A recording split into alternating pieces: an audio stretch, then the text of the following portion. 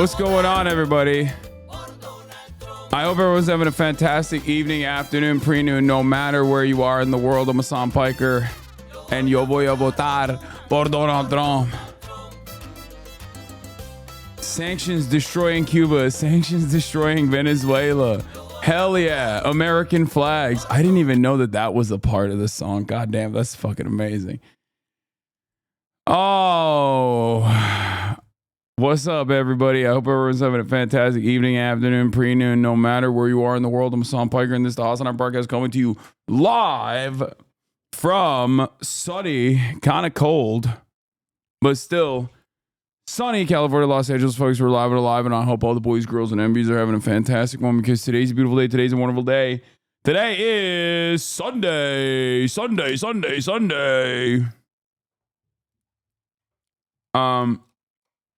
We're live and alive on Sunday. How are the biceps? It's not my biceps that are a problem. I'm gonna tell you about everything in a second.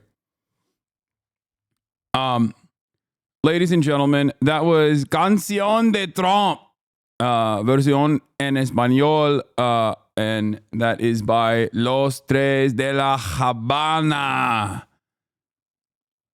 Okay, but Kai was the boss of the park today, for real. Yeah, we'll talk about that in a second. It is November 3rd, 2024. November 3rd, 2024, 2 days out from the elección. Okay, yo voy a votar por Donald Trump. You absolutely smoked the turn and burn, but you did look pretty sad.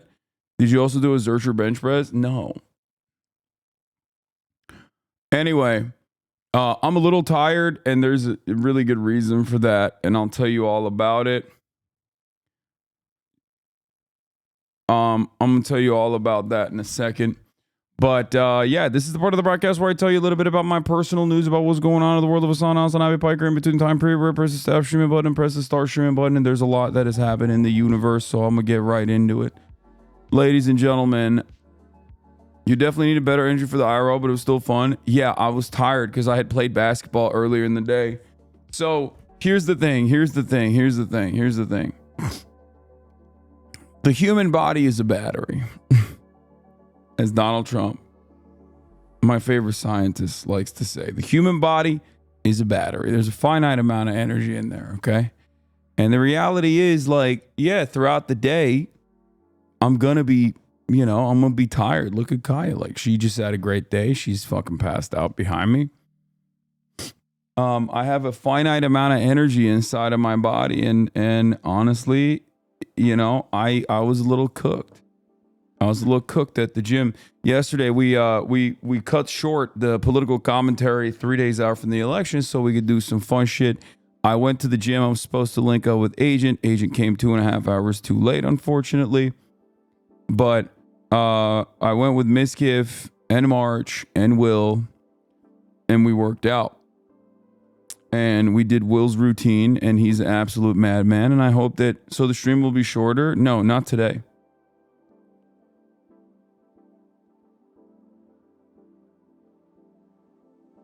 What is this? I know the risk of getting shot by both of their communities for saying this, but I think Hasan and Miskiff are cute together. That's what Twitch Himbo said.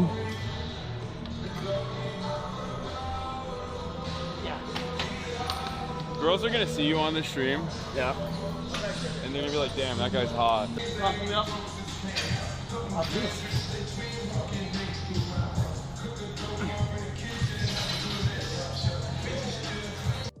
Dude, this is so funny. The way his little legs get like buckled up when he can't fucking push through a workout. But anyway, you knew what you were doing? Yeah, I think we did a decent job. I am fat. Look. I'm fucking you up in the gym right now. I'm doing more reps, slower reps. You were just sitting there on your phone the entire time, looking at your watch, waiting to post it next to Instagram story. Can you finish your set? Yeah. Are you? I'm fucking stronger than you ever been. Are you? There's an audio delay. Sometimes there is one. It is what it is. But it was fun. We got a good workout in. I don't know why the fuck I'm like hitting so many insane like workouts. I don't know what the hell's wrong with me. I'm just like, I'm going pretty crazy with it. Like, it is probably not healthy. It's probably not healthy. It's probably not good.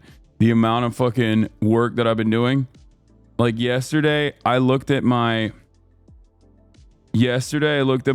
app. Like the amount of calories I burned yesterday was fucking nuts.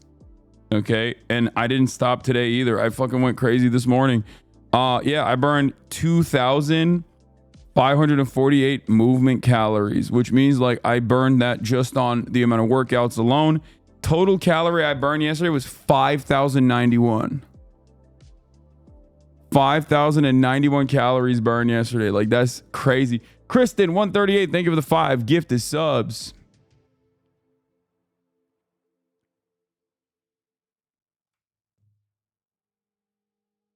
Do you have rest days? No. Yeah, dog, you need to chill the fuck out because you need to prevent getting rhabdo. I'm not gonna get rhabdo, dude. That's crazy. I don't work out that much. Bro, did you even eat that much? No. You're still 225? Yeah. I did get misgiven myself after the stream ended. On my end, we pulled it over to Will's stream. 5,000, that's on par with Michael Phelps. No way, that's actually 5,000 calories, my brother in Christ. No, the amount of calories I expend just obviously being myself is like probably around 3,000 calories anyway. Why do you think you're fat? I mean, I have a little bit of body dysmorphia. Also, Michael Phelps's workouts were like 8,000 calories, I think. And yes, I do use creatine. Did you not make him get sushi? Nah, Agent was not allowed to have anything anyway. His chef was like, no way. And also on top of that, his chef seems strict. No, it's good. It's good that he's strict. That's his job. But beyond that, yeah, we did a lot of workouts. We did a lot of workouts. You literally have an eating disorder. Please get that checked out. Dude, shut the fuck up. Like, okay, take another week off sheltered, Rosebud. Oh my God. Like, you can say I have body dysmorphia, which is correct, but you can't say I have a fucking eating disorder. What the fuck are you talking about? Like, dude, people who like are just like, I'm woke. I can say whatever I want. Just like speak out of turn in the most insane ways possible sometimes. It's like, the fuck? Check yourself, please.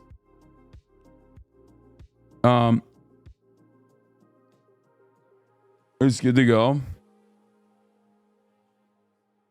Okay. March is here. He set up the PC so that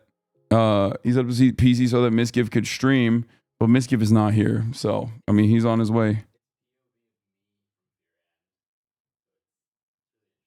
Okay. I mean, he knows how to make screens, I'm sure. All right, bye, March. Thank you. All right. You're live on a Sunday? Yeah, I'm always. Weighing your chicken tastes good when you don't have a bitch in your ear talking about ED. Yeah, it's crazy to say I have an eating disorder when like my disordered eating, if other people also followed through on, would be infinitely healthier. I track my macronutrients. I don't have like orthorexia or whatever it's called. Like, I simply track my macronutrients and micronutrients. I supplement with fucking vitamins and shit. And I was just about to explain to everybody that because I had a fucking massive day of working out, I was like, yeah, let's have some fun. Which is why I got misgiven myself chicken katsu Japanese curry.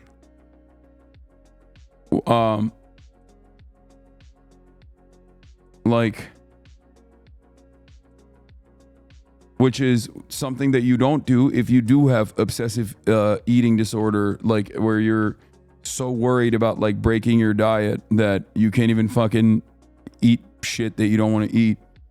Most annoying part of food weighing is scale shit to me. I mean, it doesn't matter. Yeah, I'm a disciplined eater. It's crazy. Objectively, the way I eat, if more people ate the way I ate, we would have an infinitely healthier country. Like, the amount of protein I consume is definitely not normal for the average person, but I'm a very big guy and I work out a shit ton. And I've noticed throughout my 33 years of living on this planet that if I don't actually eat a certain amount of protein, it fucks up my recovery and it literally causes me to injury. It causes me to be injury prone. But beyond that, I eat a decent balance of carbohydrates and protein and fats. I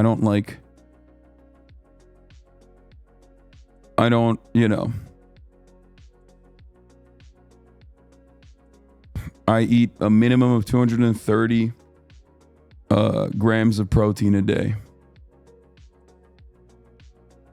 But yeah, no, I didn't get pork katsu. I got a chicken katsu for both me and Miz. It's from this place called Chubby Curry. It's so fucking good.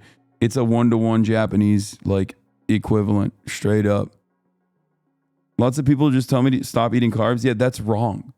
You need to have a healthy balance. I've never been an advocate for like just a carnivore diet or any of those fucking fad diets that are stupid that will cause you to like lose hair, cause your cortisol levels to spike, all this different like issues that come along with it. I've always been an advocate for eating a balanced diet.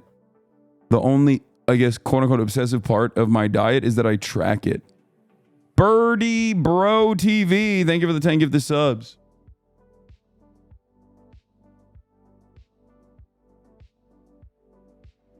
I don't even do like keto or nothing like that. I don't even do OMAD anymore. I do 2 meals a day. I don't eat brekkie. I skip breakfast. That's the one part of my diet that like maybe some people might disagree with, but I skip breakfast. I work out fasted, usually, unless it was yesterday, but I work out fasted usually. And I eat one big ass meal full of chicken and protein when I'm hungry. Oftentimes it's after 3. I use an application to track my macros and all my calories and shit. I'm convinced that the carnivore diet content is adjacent to the red pill content in the algo. Too many girls I know started carnivore and added MAGA trad vibe. Yeah.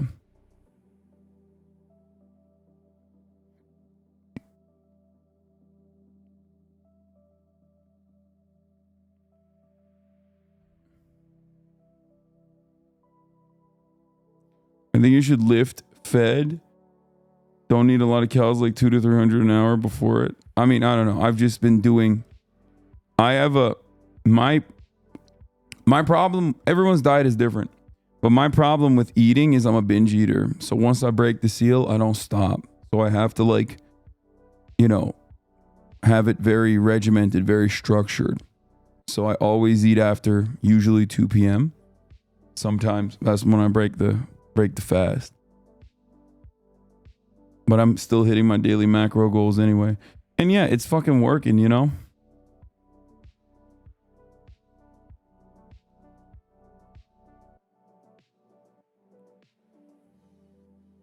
But Tim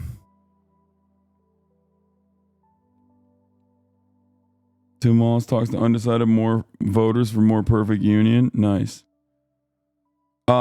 Anyway, so last night I didn't really do much. I hung out with Miz. We had some chicken katsu. It was absolute bomb. I went to bed, woke up early, and I didn't realize. Let me tell you how fucking structured I am. Okay, let me tell you what my regimen looks like.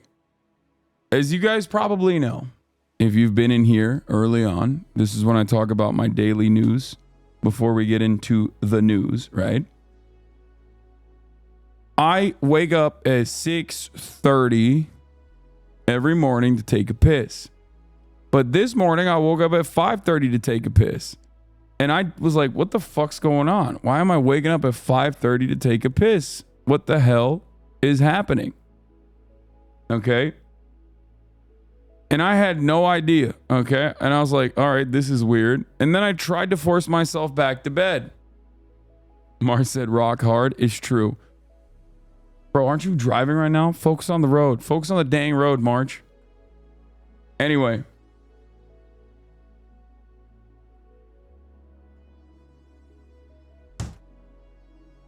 So, yeah, I wake up rock hard, take my morning piss. I go back to sleep and I'm just like, what the fuck is this? Why am I up so early? Is it because I'm like really excited about the election? Like it's finally going to be over soon. And I guess like sometimes it's like that. Like that someone said STI. Yeah, dude. I wake up every morning at the same time to take my morning piss. And that must mean I have a sexually transmitted infection. Fucking stupid idiots. Anyway. So I take my piss. I try to go back to sleep. And it's like, I feel like time is running really slow. I'm like, what is happening? It's like barely 8. Because usually that's like when I go out and work out, right? And I'm like, what the fuck is happening? Like, it's like almost like 8 a.m. and I don't know what the hell is happening. I get in the car and only then do I realize, because my car hadn't like updated the time to daylight savings, that is fucking daylight savings. So that's a fun little story. Anyway, I played basketball this morning. I was cooking, playing my heart out, 5-on-5 full court. But while I was playing 5-on-5 full court, I had a situation. Where this dude, I'm coming off a fast break. I go up for a layup left-handed. I jump up off balance, and this dude just trucks me. Like literally while I'm in the air. Both legs are in the air. And he just goes, not even for the ball at all, just straight up for me, for the body. I fucking fly off. Okay? I fly off. I was able to flip and like recover pretty fast, but I still hit the ground. On my ass, on my right ass cheek, basically, playing against Draymond. Yeah, it was crazy. I mean, I know the dude. It's fine. He's like a cool dude. I don't think he did it on purpose. But, no fight. No, but I got up. I kept playing. And then I was doing full court press right after that. And I pushed with my, like, as soon as I exploded to try to intercept the pass coming in, I felt like I felt the pain in my butt. And I was like, all right, I'm done. I'm done for today. Sounds serious? I can check for any damage? Nah, it's fine.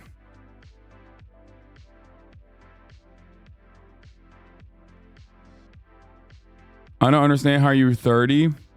Dark MAGA coming for you. It's fine. No, I didn't crack nothing. It's fine. It's fine. It just squished it a little bit. It happens. It's a little bit of a muscle bruise.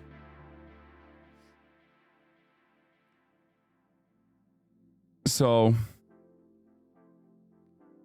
did you cry? No.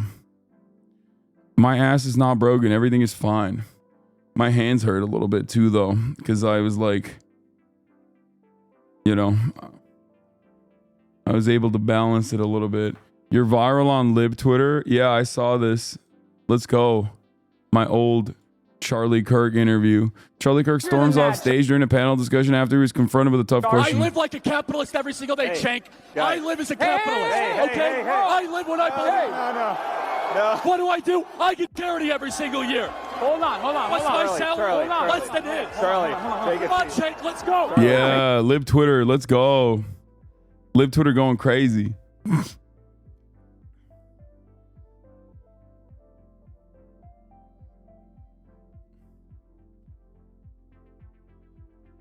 The libs also think Chinese, Charlie said a slur for Chinese people. It's gonna make the libs like him more though, because the libs also fucking hate Chinese people. I desperately need to start working out. It honestly started to affect my mental health. Do you have any tips for someone who only has 20-pound free weights and can't get to a gym? Yes, dude. Learn how to do calisthenics. Okay.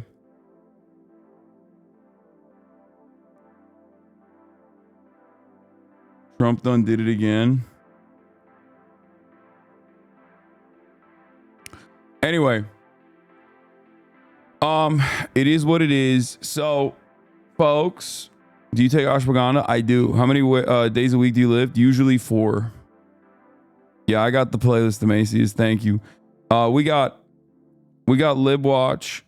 We're gonna do SNL Watch. Obviously, we're gonna do Poll Watch. Before we get to Lib Watch, I think I'm gonna start it off with the seltzer poll, and we're not talking about the Alka-Seltzer. Okay. Now, something very big people were waiting on. Okay? People were waiting on something real fucking big. Oh shit. Before I forget, let me blast off that I'm live. I forgot. Holy shit. What is happening? I'm all over the place today. Goddamn. Goddamn. Can we do a meat watch? Sure. Okay.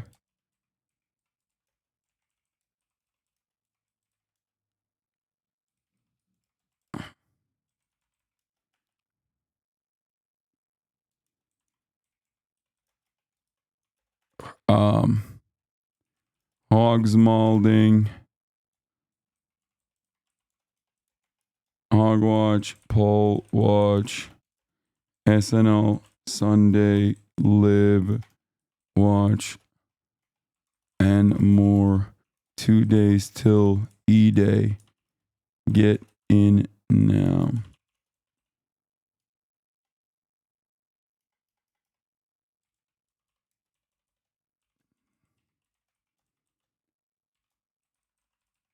Okay, twitch.tv/HasnAbi. What's Meat Watch? Don't worry about it. Do we have a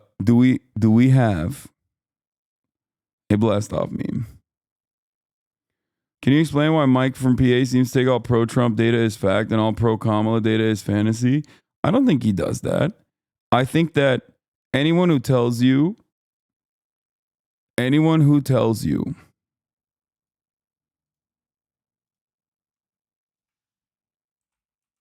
that they are exclusively doing poll watch and not like doing vibes-based analysis on top of that is lying.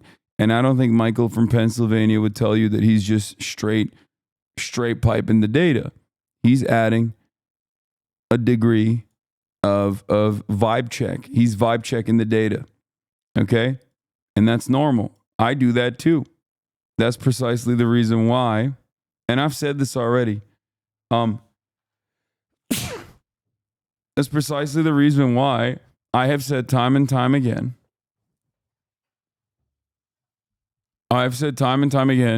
that in spite of running a dogshit campaign, like I kept telling libs to fear not.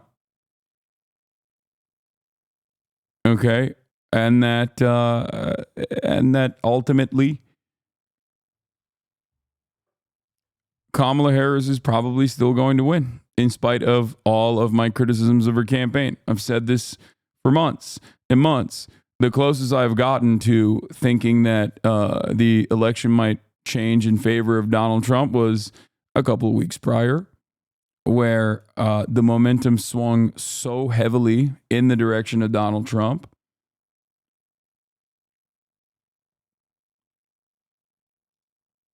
You know? And I think that this does not mean that like Kamala Harris is absolutely 100% going to win. You know, you would have asked me a couple months ago, I would have given Kamala Harris a chance as a much higher likelihood as I did. A great example is almost every poll has AZ Trump like +2 to -4, but the demographics, population growth, voting patterns, and ground game all heavily favor Kamala. So it's a best tilt our toss up. Depends on Phoenix turns out in the end. That's it. People read too far in either direction, polls only versus other data only. I think I have a pretty healthy balance in this. I look at the polls. I do a little bit of poll watching, but then beyond that, I also do a little bit of vibe checking.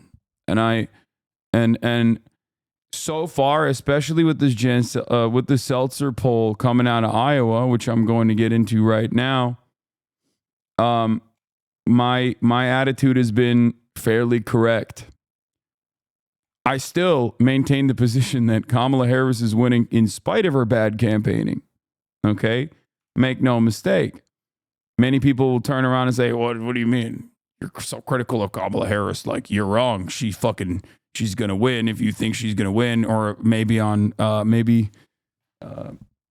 she wins and then you're going to be like, well, fucking Hasan, I told you so. Like, she was going to win. She did a good campaign. You were wrong. It's like, no.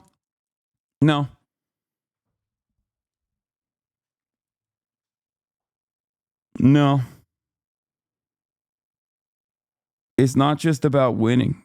It's about how you win. It's about what margins you win with. It's about what base of support you are capable of activating in that process. And I think Kamala Harris should not even be on shaky ground at this point. That's my point. That's my issue. This should not be a close race.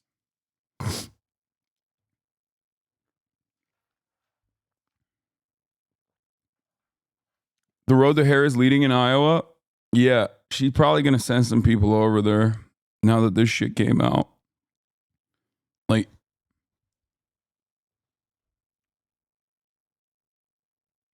once you saw the polls not move after Trump got shot, you've been saying it's Kamala's election to lose. I mean, Trump gets shot.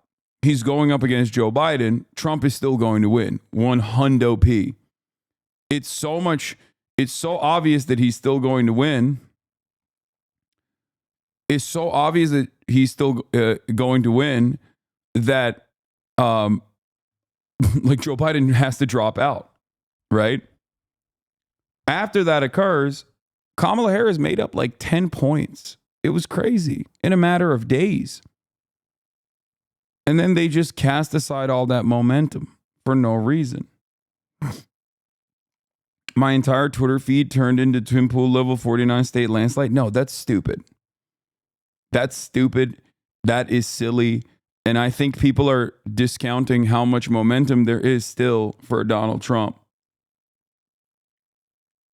But I assume people are just like joking anyway. I don't think they're being serious. But yeah, Seltzer's considered the gold standard, except she was demoted to the silver standard, I believe, for one of the caucuses that she did not participate in. Even if her poll is wrong, right? Like, she has a pretty solid track record. She has a incredibly strong track record of being off by like basically 1 point. You know what I mean? That's the thing.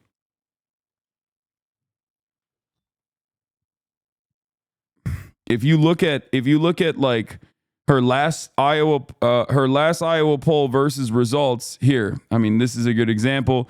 2022 Senate, R plus 12, R plus 12. 2020 president, R plus 7. Turns out it was R plus 8. 2027, R plus 4. Turns out it was R plus 7. 2018 governor, D plus 2. It's R plus 3. 2016 president, R plus 7, R plus 9. 2014 Senate, R plus 7, R plus 8. 2012 Senate president, D plus 5, D plus 6. So as far as like pollsters goes, I mean, that's pretty. So governor is always going to be different. The gubernatorial race is unique. But beyond that, I mean, this is as reliable as you can be. You know what I mean? There is nothing you don't get more reliable than that in terms of polling.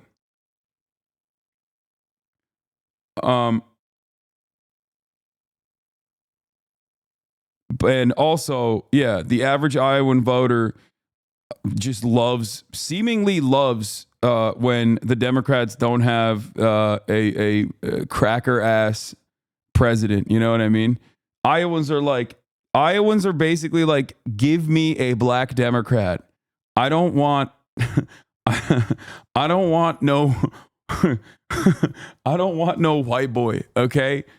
What the fuck is this shit? Which is funny because it's like 98% white. They do.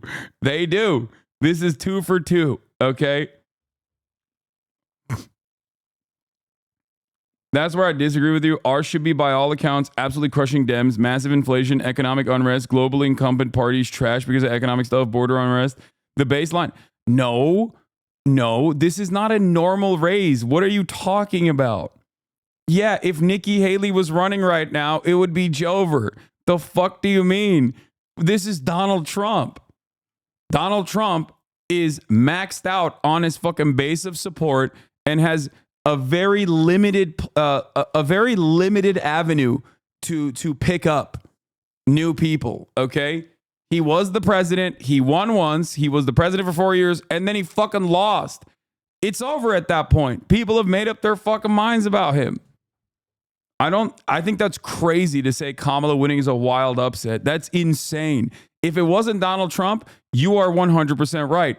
But it's not it's not someone else. It's Donald Trump. So if you're going up against Donald Trump, a person who already lost an election, okay? A person who already lost an election, yeah, it's pretty nutty that it's like this close. I cannot comprehend how anyone, you are a sellout unless you react to Candace Owens' podcast series covering Kamala's ethnicity. What?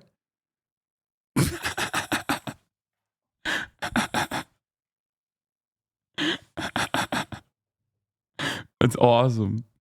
Yeah, dude. I don't give a fuck. What are you, crazy?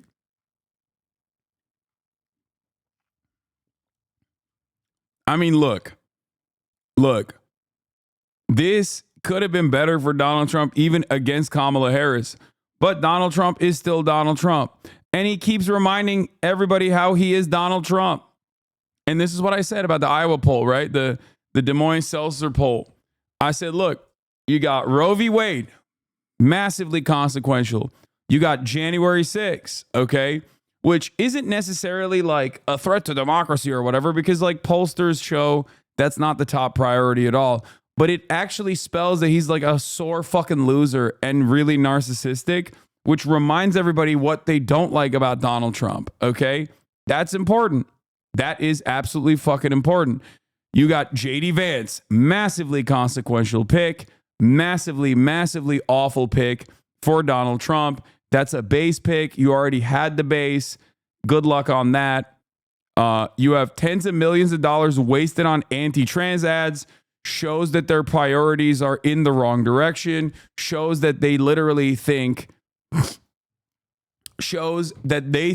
that these are the top priorities. It's like, you're fucking stupid. Just talk about the economy, jackass. You fucking idiot. Talk about the economy. Talk about how you're anti-war, but you won't do that because you're Donald Trump. Then you have anti-immigrant screeds instead of messaging discipline on economy. Dog shit tariff plan, which was effectively countered as a mass sales tax, which I really liked. Kamala Harris's campaign has had a couple big W's. That was one of them. Okay. On the communication front, that was a very, very effective way of deflating the whole tariff thing because it was objectively a stupid economic policy anyway. Threatening to use the military on enemy from within, and these are the results. Every normie lib I know thinks the anti-trans ads are effective. I don't know why. Just stop talking to fucking liberals, please, okay? The reason why normie liberals think it's effective is the exact same reason why they think Kamala Harris is brilliant for tacking to the right. Because they're 1, stupid, 2, terrified of Republicans, and 3, they kind of like Republicans at the same time, okay? That's why everything liberals advocate for, everything liberals talk about comes from a place of fear, okay? Yeah, here it is. Seltzer poll has Trump with just 28% of senior women and losing senior men by 2 points straight into the garbage. Similarly, this guy is saying it's thrown into the garbage. I don't think it's garbanzo at all. I think it's valid. I think The normal whites theory is undefeated. Normal whites don't like this shit. Okay? Need a good self poll on top of the survey plus the Kansas R plus 5-1 to fully establish the Trump KKK racker KKK collapse narrative. Ohio polling, where there's no real incentive to herd, corresponding with the Washington primary more than the rest of the Rust Belt, it has been noted.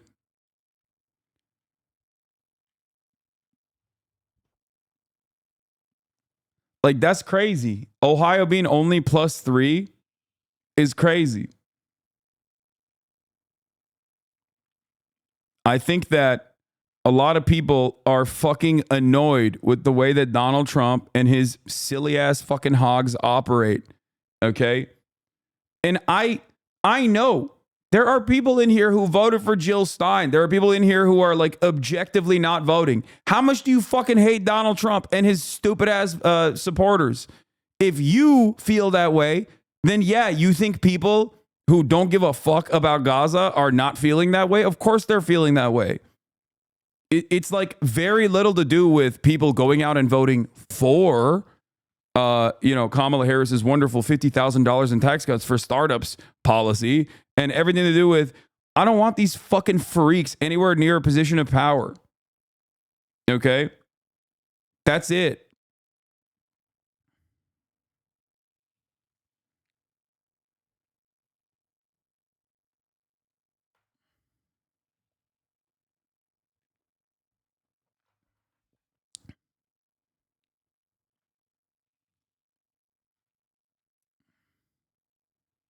MAGA is claiming Diddy paid Ansel. Wait, what?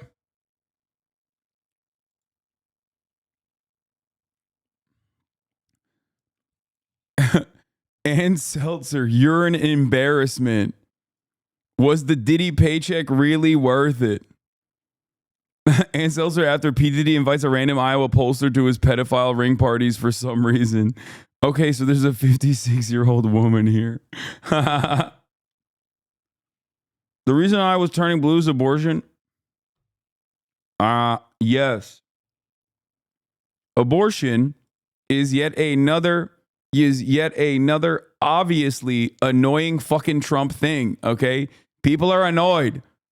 People are mad. People are grossed out by the way that the Trumpian Republican Party operates.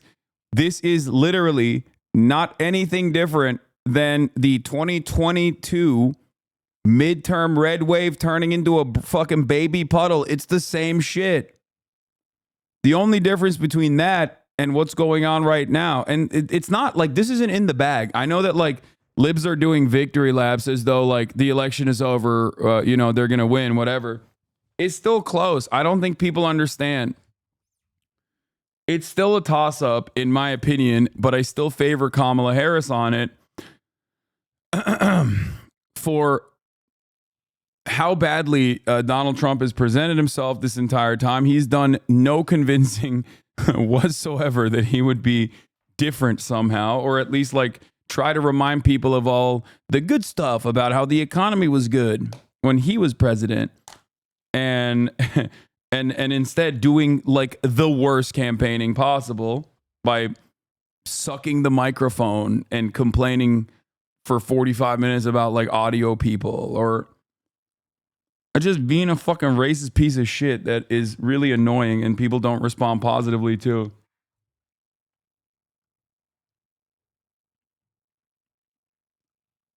I live in Kansas. I wouldn't be surprised if Kansas goes Kamala. Momentum is huge here, and Kansas remembers defeating the... What? No, I don't think Kansas is going to Kamala. That's fucking nuts.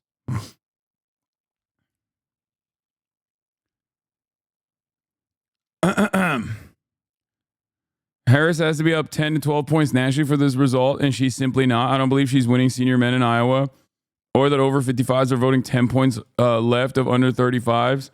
Polling is just broken. I don't know how to process this at all.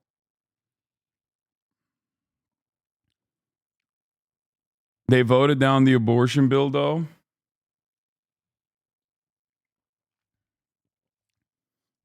Yeah, but that doesn't. But that was separate. Is there a ballot measure in Kansas for abortion this time around? Final New York Times polls, Edinger Momentum was waiting on them too. Shows a tie in Michigan and PA.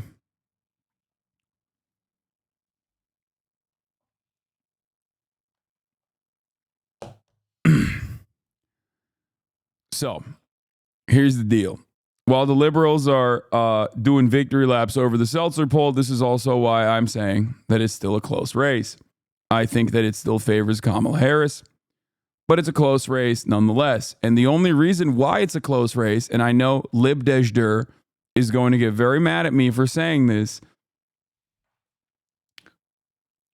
but it's because Kamala Harris has not done enough messaging and communication beyond harm reduction for the base voters.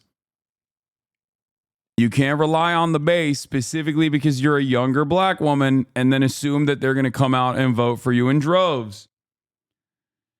That's it. That's it. That's the only reason why it's a close race. Donald Trump is an unimaginably bad candidate. He is not a strong candidate. He's a bad candidate. Okay? J.D. Vance is also not great either. This is why I said she should have been communicating a different message forward for the black voters, brown voters, young voters in general. Okay? But she didn't do that. She didn't do that at all. And these are some of the consequences. If she does not bring the same margins from the Philadelphia base of support, young voters, college educated voters, like voters that are going to college, college students. Like if you don't get turnout from your base, you're kind of cooked. It makes things infinitely closer for no reason. And that's where we're at. And I think that's why these polls are showing this insane tie this close out.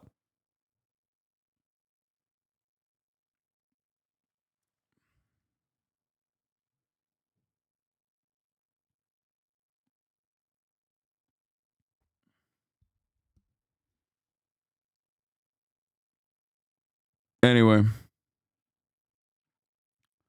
how late will you be planning on streaming the election night? The entire election night. I'm going to be streaming everything.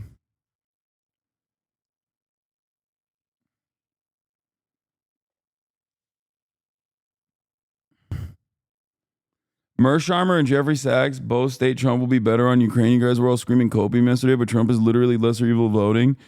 Yeah, I don't think that Donald Trump is going to be quote unquote better on Ukraine because America's position on Ukraine is not motivated by like an interest in stopping the violence or whatever, or even defending Ukraine. It's motivated by, as Zelensky correctly pointed to, the Scranton, Pennsylvania artillery shell facility that we created, or numerous other factories that are now manufacturing additional weapons. Okay? This is it. That's what it is. America has ramped up production and manufacturing in an effort to continue doing war. This is very positive for the military-industrial complex. It's just not going to happen. You're not, like Donald Trump is not going to put an end to that. Okay?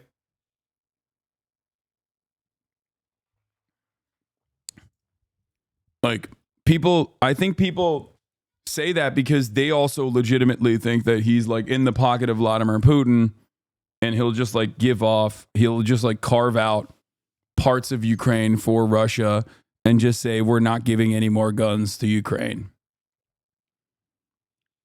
But the reason why we're giving guns to Ukraine is not because we are interested in Ukrainian emancipation.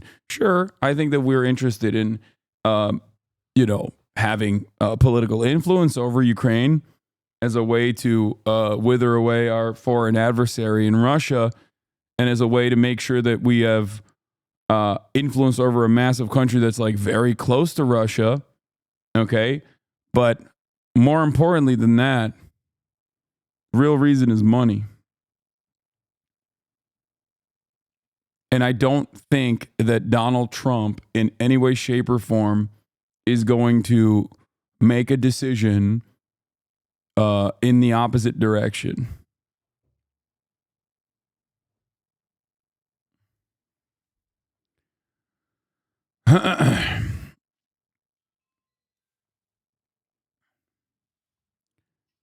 Anyway, Miz is here.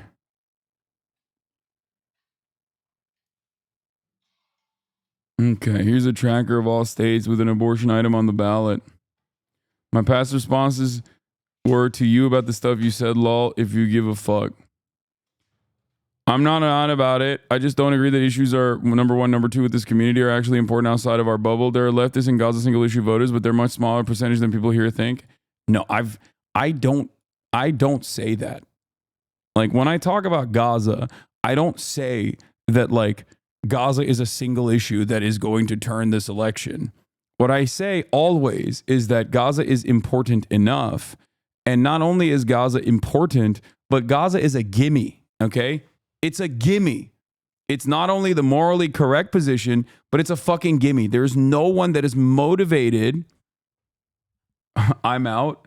Shut the fuck up, chatters. He's going to stream on his own. I'm letting him stream.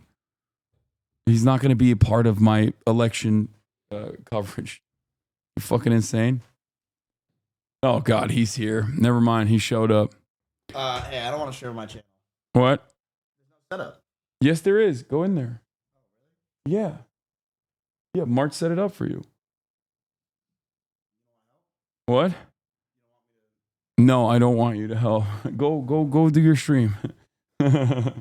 How long are you going to stream? Okay. I told me I have to rage. No, I don't care. Have you shown Missy the oh my God I will vote yet? No. All right, let's continue. Hi, Chad.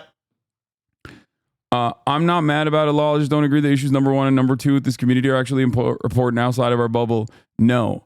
That while there are people in this community that will not be voting for Kamala Harris over this reason, in terms of the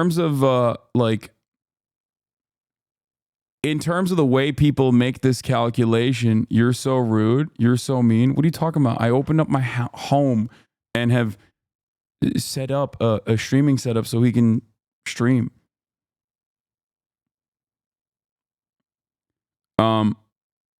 I have time and time again said that it's a gimme in the sense that it would change the calculation. It would change the way that people are responding to her. It would help her. It would help her look stronger on an issue. It would help her literally fucking separate from Joe Biden, and Michigan would not be as close. Okay? There are leftists and Gaza single issue voters, but there are a much smaller percentage than people here think. I do think she should have played the base more, but her strategy, in my opinion, was a good one for a year where fundamentals were anti-D. No. And I didn't mean just Gaza. It was bad phrasing. There's a lot of big issues here that are lesser outside of the U.S. I think that her communication on immigration has also been bad. And that is something that I think they recognize as well, which is why in Phoenix, she presented a very different attitude on immigration when talking to a bunch of young Mexican and Latino voters in Phoenix, where she was like, immigration is, we're going to do something about amnesty. Like, she's not the U.S. outside of us in this community. Yeah. She did the we are children of immigrants shit that Democrats remembered for some reason, which is something that I've said before. Like, if you want more support in the Sun Belt, like, you have to you can't have this attitude.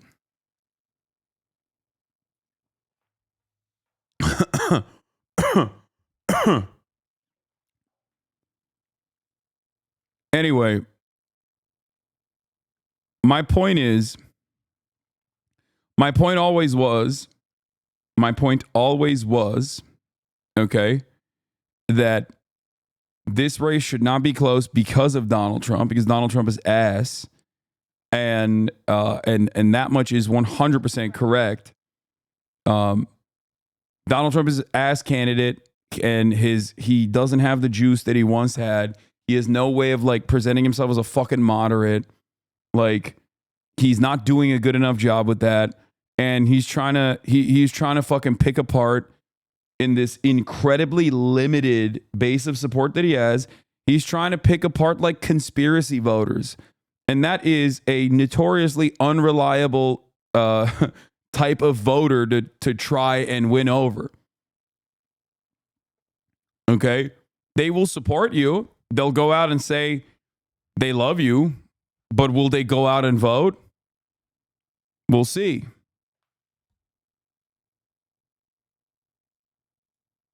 Yeah, I'll clap them.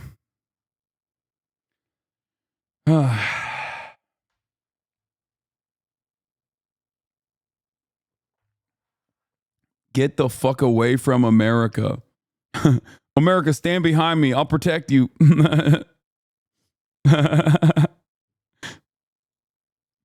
Anyway, let's take a look. Let's do some poll watch and we'll talk about seltzer.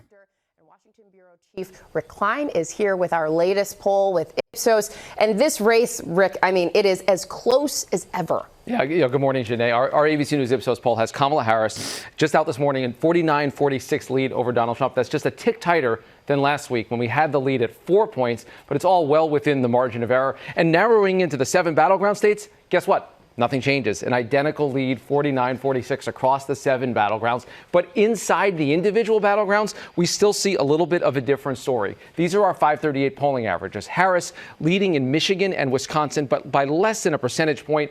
Right now, trailing narrowly in the polling averages everywhere else, including Arizona. That's 2.5 points. But again, all of this is within any polling margin of error, and there's new polls even out this morning that would suggest a tighter race, even if that's possible here. And there are signs of discontent everywhere, particularly among voters for Donald Trump. But among all voters, 74% say that the country is on the wrong track going into Election Day. That includes half of Harris supporters, and wait for it, 98% of Trump voters say we are on the wrong track as a country. And 60% of voters say they are still dissatisfied with the candidates. And we finally found an area of bipartisan unity. 61% of Harris supporters and 57% of Trump supporters agree that they are dissatisfied with the candidates they are voting. Damn, dog. Damn, dog. I thought people loved Harris's campaigning. I thought that they thought that she was fucking hot shit. That's crazy. I wonder why people are saying that. I wonder how we got here again, dude. How the fuck did that happen? Now, listen, and I've repeated this time and time again. She is not Hillary Clinton, okay? She doesn't have the metric ton of dissatisfaction, distaste, anger, resentment, hatred, and conspiracy theories that Hillary Clinton had, which is why it was fucking insane for the Democratic Party to be like, this is the candidate, and you're going to shut the fuck up, and you're going to vote for her. Okay? She didn't have that. She doesn't have that, which is why, this is not the end all be all, okay? Not the worst thing. She, however, is not a very good campaigner. She's just not. She's not very, doesn't have a lot of riz. She's black. America's racist. Oh, no, for sure. That definitely plays a role. America's also sexist too. But guess what? Guess what? What do I always tell incels? Okay? You don't look at the situation. You don't look at a situation that's like built against you and turn around and say, well, any guy can be 7. I do say that. You got to play to your advantages and you got to overcome your disadvantages, That's it. I would never be like, oh, this person is a black woman, so she shouldn't run for president, especially if they have dope policies. You know what I mean? It don't matter. Like what? You think she didn't realize that America was racist and that she was a black woman running in a racist country? No, of course she knows that. What the fuck? That's precisely the reason why she didn't do the I'm with her style bullshit in the way that Hillary Clinton did. Okay?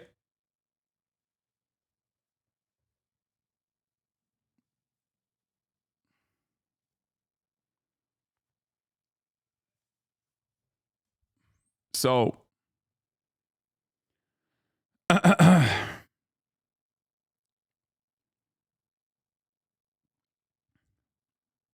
don't think the race is going to be close. I don't understand why they don't factor in the Supreme Court and Congress when they talk about the country being on the wrong track. No. Country being on the wrong track is an understandable predicament, understandable position for people to take. I mean, do you think the country's on the right track? I don't. You know what I mean? I don't think the country's on the right track. I get it. I get why people say that because it's not on the right track. This fucking, the wheels have fallen off this bitch. Voting on this week. Wow. And Rick, as for the battleground states, what are the candidates eyeing? You consistently said that Hillary ran a bullshit campaign. What was it about her that made you a supporter of her back in the day? What do you mean? I was incredibly critical of Hillary Clinton and talked about how dog shit she was. But I also understood what it would look like for Donald Trump to be president. And I was right. And that's why I was like, yeah, no, you can't, you know. I like that you said a major supporter of Hillary Clinton. I was like, no, this is unacceptable. You cannot have Donald Trump become president. That is devastating. That is devastating for the country's future. And I was right. Okay.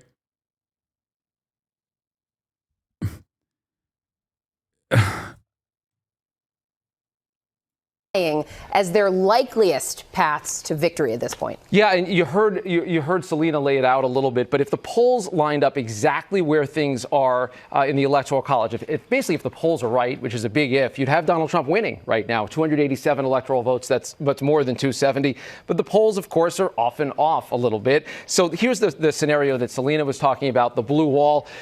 Wisconsin, Michigan, and Pennsylvania, if they all go for Kamala Harris, that is 270 electoral votes exactly. That means the presidency for her. For Donald Trump, a couple of different paths, but the likeliest, let's say he carries Nevada and Arizona, where he's been leading in the polling averages, Georgia and North Carolina in the South, historically more Republican. He just needs one more state, and it could be any of the big three. Pennsylvania, the likeliest and the biggest prize. That is the biggest battleground, and it is close to a must-win as we see for both candidates. There's agreement on that this year as well. And Rick, you know, we were talking about this behind the scenes this morning, that poll out of Iowa that now shows Harris leapfrogging, leading Trump. I mean, 3%. What can we? So like, this is because Seltzer is like a very reputable pollster. Like people were looking at Iowa being deep red, normally. People were looking at this poll and being like, oh, it'll be like +5. If it's like +5 Trump, that is good for Kamala, right? That means that there is a lot of still like resentment for Donald Trump from the base. Maybe some people are not going to go out and vote.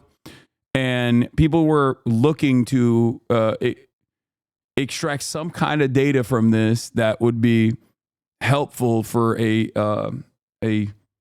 like national snapshot of what the broader electorate looks like. So for this poll to just fucking come out +3 for Kamala Harris, okay, it was nutty.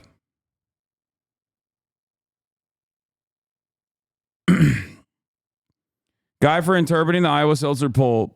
Trump +0 to 5, great sign for Harris.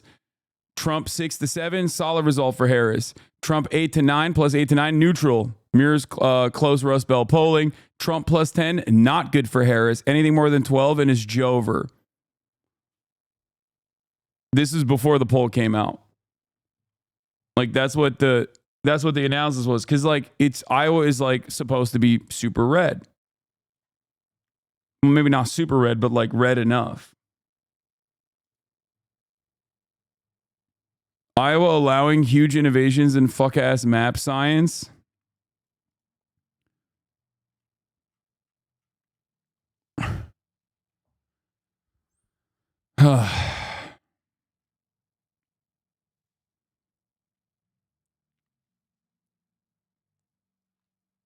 Caitlin Clark is Iowa's GOAT. Huge asterisk, +3 within the margin of error. So it was better to call this a dead even poll than Harris ahead by 3. It doesn't matter. The point is, this is unexpected. This doesn't mean that like Texas is going to fucking turn blue or whatever. Okay? This doesn't mean that at all. What this simply says is that Trump's base in like deep red places, at least like in the middle of the country, is kind of withering away a little bit in comparison to like places like Florida where he's obviously cooking. Okay? Like, I don't think Kansas is going to fucking turn blue. Like, that's not what I'm saying at all. I'm simply saying that things are not looking good in Trump world. And you can tell that things are not looking good in Trump world because they're freaking the fuck out over this. And early voting data showing like a lot of women coming out and voting also does not look good for the Trump world, because the Trump world keeps complaining about how men need to go out and vote. Please go out and vote. If you don't vote, you're gay. Like,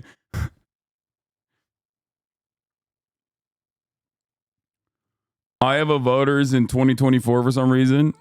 Black woman is speaking. Listen and learn. Listen and learn.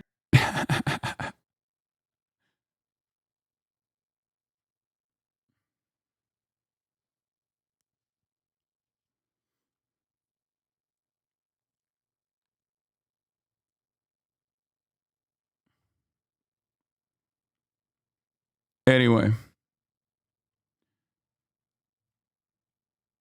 Do you think the other big pollsters are just hurting with the conservative Harris lead? I mean, that's the assumption right now. I mean, that's like, and pollsters have said as much. Like they do have a Trump bump that they baked in because they don't want to fuck it up. I'm really glad it's close, and they keep saying it's tied. It will get more people to vote. Remember in 2016, they said Hillary had a 90% chance to win, and I think it hurt her chances. A lot of people just decided not to vote. Yeah, there were a lot of issues there. I think the lack of motivation to go out and vote wasn't because Hillary's definitely going to win. I think it was people also despising her and despising Donald Trump too, but definitely despising her.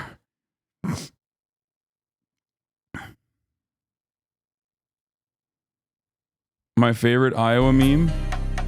Pennsylvania. We're the nation's closest swing state. We don't like Trump, but Kamala hates fracking. This is so difficult. Iowa.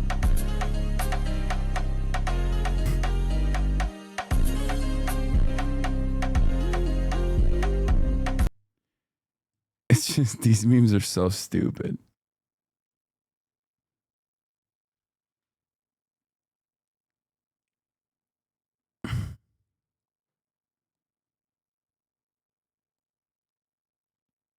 Anyway.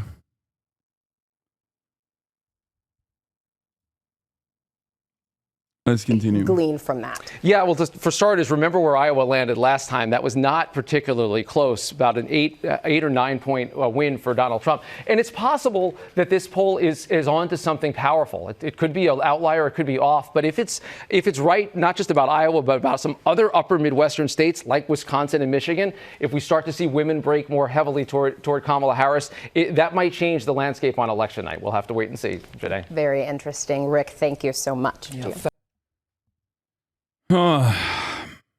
News. Oh man, libs are libbing the fuck up. You can tell the right wing doesn't think they're doing well. Your boy Alex Jones is back. Yeah, that's, dude. You know. Oh my God, he looks extra red. He kind of looks better now than he ever has, but also in this video, he looks super red. Other key findings in the Iowa poll: independent women back Harris by a 28-point margin. Senior women support her by more than a 2-to-1 margin, 63% to 28%. 97% of them support Harris, while only 89% of Republicans support Trump.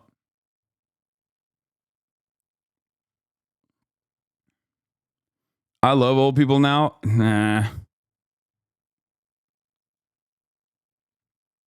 Iowa had abortion protected by state courts. Then just days before Dobbs, the Iowa State Supreme Court struck that right down. The GOP passed a 6-week abortion ban. It was upheld by the state Supreme Court this summer. This is the first election since that ruling. And here's what I think is being slept on this fall. There's a state Supreme Court justice in Iowa who's on the ballot in Tuesday. He sided with the majority in his 4-3 upholding of the abortion ban this summer. As a reminder, there are also state justices who upheld the abortion bans this year on the ballot in Florida and Arizona. In Arizona, the GOP has put a constitutional amendment on the ballot that would nullify those elections.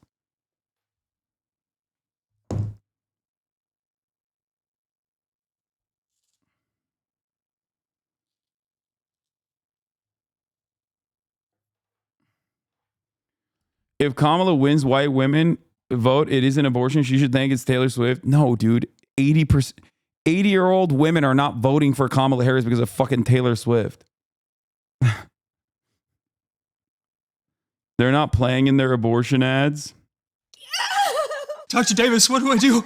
John, she needs an abortion or she's going to die from the pregnancy. Sorry, that's not happening. What are you doing? Who are you? I'm your Republican congressman. Now that we're in charge, we banned abortion. No exceptions. You can't do this. She's dying. I won the last election. Okay, this is crazy because it's like, this is kind of funny, but it's a real thing that's happening. So it's kind of fucked up to make this. It's kind of fucked up to make it in this way where it almost feels like comical. Like, this is not hyperbole.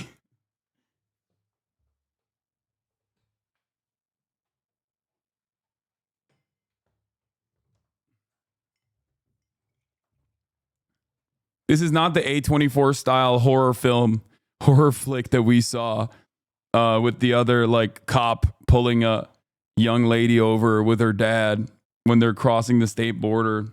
So it's my decision. But don't worry, you can still have children, just not with her.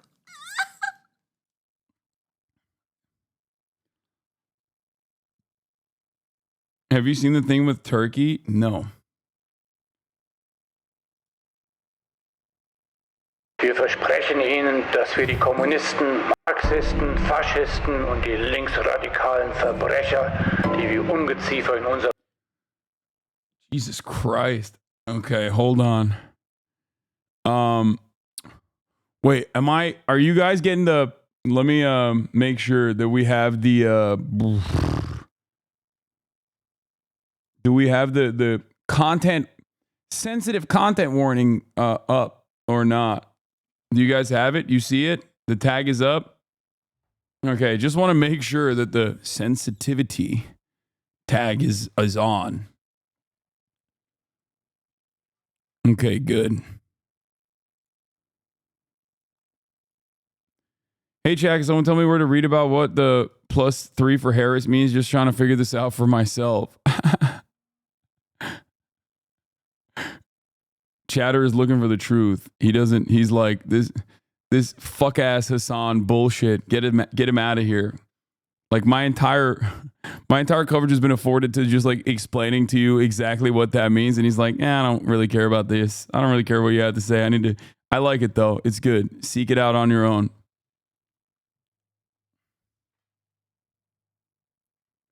unserem Landleben ausrotten werden. Aber wir holen sie nicht aus den verseuchten Ländern.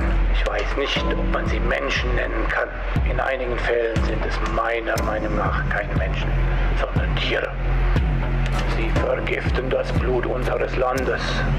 Yeah, they're poisoning the blood of this country is like a direct verbatim Hitler bar. So that's like, that was pretty crazy.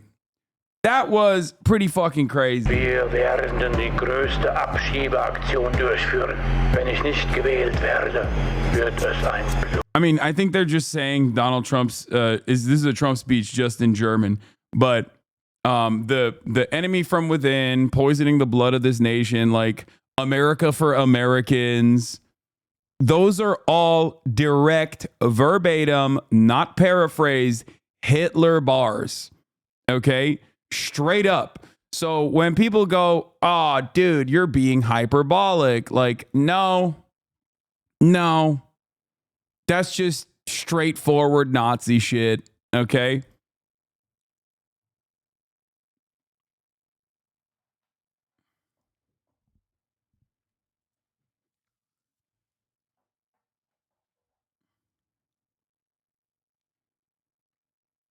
Blutbad geben.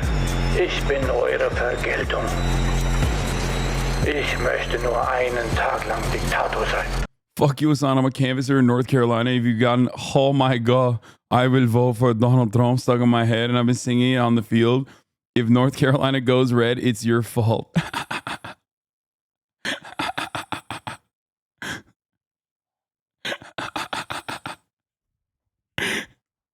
North Carolina plus 10 red. I made every North Carolina canvasser have the fucking song stuck in their goddamn heads. It's not my fault. It's a banger, dude. What do you mean? What the fuck do you mean, dude? You can't be getting mad at me for that. Oh my God, I will vote. I will vote for Donald Trump. Oh my God, I will vote. I will vote. I will vote for Donald Trump. We don't do ad breaks anymore. We just do I will vote for Donald Trump breaks where I tell you to subscribe for $6 or for free with a Twitch Prime. You know what I mean? Or you can get gifted a sub as well.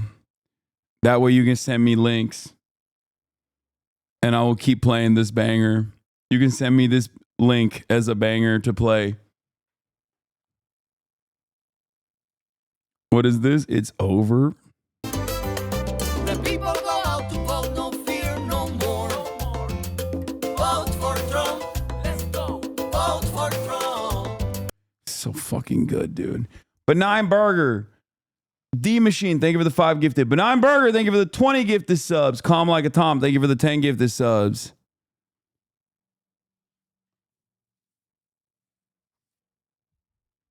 Oh, God. Oh, no. They were expecting thousands of people at the JD Vance rally with Don Jr. in Pennsylvania. Only tens of people showed up. Oh, no. Oh, no. Socialist Thug Jane, thank you for the 5 gifted. Not a good sign.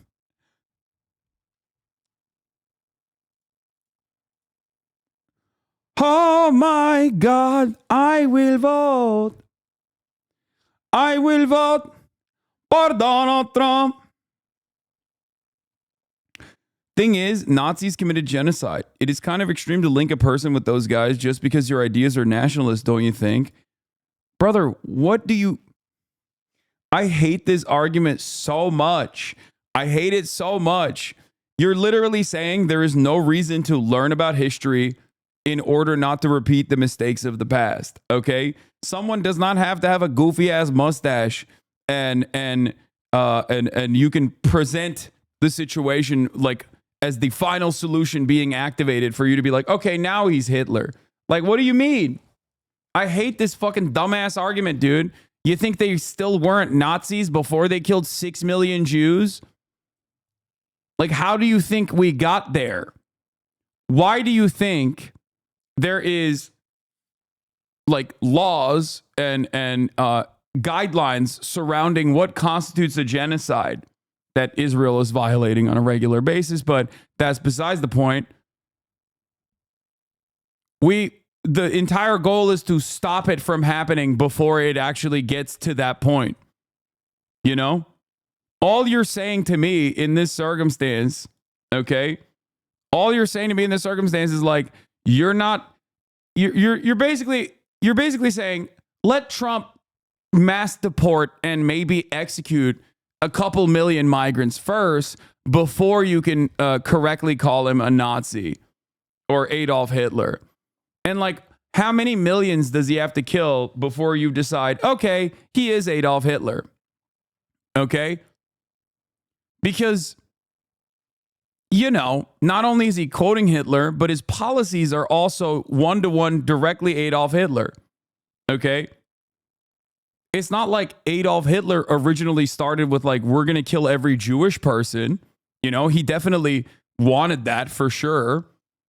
But the original goals of the Nazi government was to do mass deportations as well. Okay? Like, you don't arrive at let's execute every single migrant before you arrive at they're dehumanized, they're not real humans, they're eating cats and dogs, they're doing barbaric, horrifying rapes. Okay, you kind of have to get there. You kind of have to gear the crowd up to be open to the mass execution policies. There's a reason why it's called the final solution and not the first solution. Okay.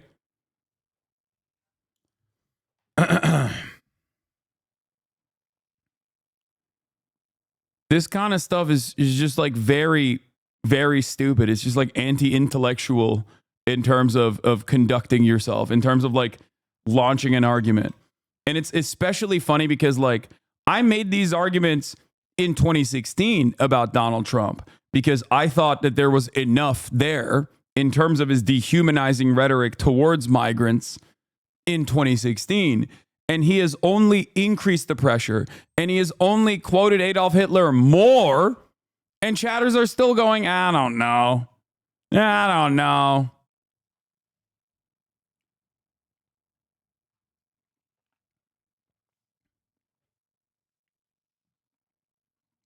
Radical police, radical, wee woo, you're being too radical for Twitch, informed Hank Clancy. Yeah.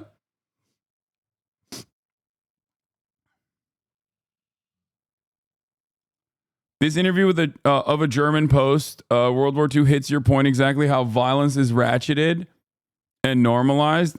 From Milton Mayer, what no one seemed to notice at a colleague of mine, philologist, was the ever-widening gap after 1933 between the government and the people. Just think how very wide this gap was to begin with here in Germany, and it became always wider. You know, it doesn't matter. It doesn't make people close to their government to be told that this is a people's government, a true democracy, or to be enrolled in civilian defense, or even to vote. All this has really nothing to do with knowing one is governing. What happened here was the gradual habituation of the people, little by little, to being governed by surprise, to receiving decisions deliberated in secret, to believing that the situation was so complicated that the government had to act on information which the people could not understand, or so dangerous that even if the people could not understand it, it could not be released because of national security. And in the sense... and in their sense of identification with Hitler, their trust in him made it easier to widen this gap and reassured those who would otherwise have worried about it. The separation of government from the people, this widening of the gap, took place so gradually and so insensibly, each step disguised, perhaps not even intentionally, as a temporary emergency measure. I mean, this is like post 9/11 America and the normalization of like American war, no matter how bloody or how deadly. There's a direct comparison here with Israel as well and what Israel is doing currently. There's a direct comparison with like post 9/11 America and America's like attitude change. But yeah, in terms of like the way that Donald Trump talks about immigrants and how he lies about immigrants without any sort of pushback whatsoever, you know, it's legitimately terrifying. And there are still chatters in here being like, I don't know, man. You can't really call him a Nazi. Like, yeah, you can. And you should. Because it's correct. Des Moines Register is out with a brand new poll conducted by J.N. Selzer's firm. This, as you know, is the gold standard of polling in Iowa, and it shows Vice President Harris with a 3-point lead over Donald Trump in that state. Harris has the support of 47% of likely voters to Trump's 44%. That result within the margin of error. A gulf had opened up between the Jewish minority and the general population. The latter, while not mobilized around strident and violent anti-Semitism, was increasingly apathetic, passive, and indifferent to the fate of the former. Origins of the final solution. Yeah. Slowly but surely, you increase the pressure that you and you consistently dehumanize the outgroup over and over again, and people just kind of turn a blind eye. This is why I am genuinely terrified about the liberal rhetoric surrounding the issue of immigration. With no counterbalance, with no pushback whatsoever. What about the squirrels, though? What squirrels, man? Shut the fuck up. Oh, my God. Why are people so goddamn annoying? What is that? The fucking one squirrel that was euthanized or some shit? I know, it's fucked up, okay? Shut up. Yeah, they killed the squirrel. I know. It's really fucked up. I agree. But like time and place, dude. Fuck me. Jesus Christ. Oh my God. Some of you are literally the Hawk Tua understanders in the chat. How is it any different than that shit? It's just like literally another another one of those things that like coworkers love and talk about endlessly and relentlessly, and fucking chatters are badgering me with it. It's viral on the conservative side of Twitter and has not broke through to the liberal side. Nobody cares. I just like don't understand why we're having this conversation right now. Joining us now, pollster Jan Selzer. Coworker ass chatters in the fucking chat. Jesus Christ. All right. Jayan, obviously you are bringing, we're coming on air right now with this polling. And I mean, we could just put it up on the screen for folks because I didn't have this on my bingo card, as I like to say. Vice President Kamala Harris, 47%, Donald Trump, 44%. Take us inside your poll. What is new here? We know that there's a majority of Iowa men in this poll that say they prefer Trump. A majority of women prefer Harris among likely Iowa voters. This seems like something is happening. It does seem like something's happening. Now, we've been living with the numbers day by day as we've been gathering the data. So we've had a little bit of time to get over the initial shock. You know, Iowa is a very Republican state.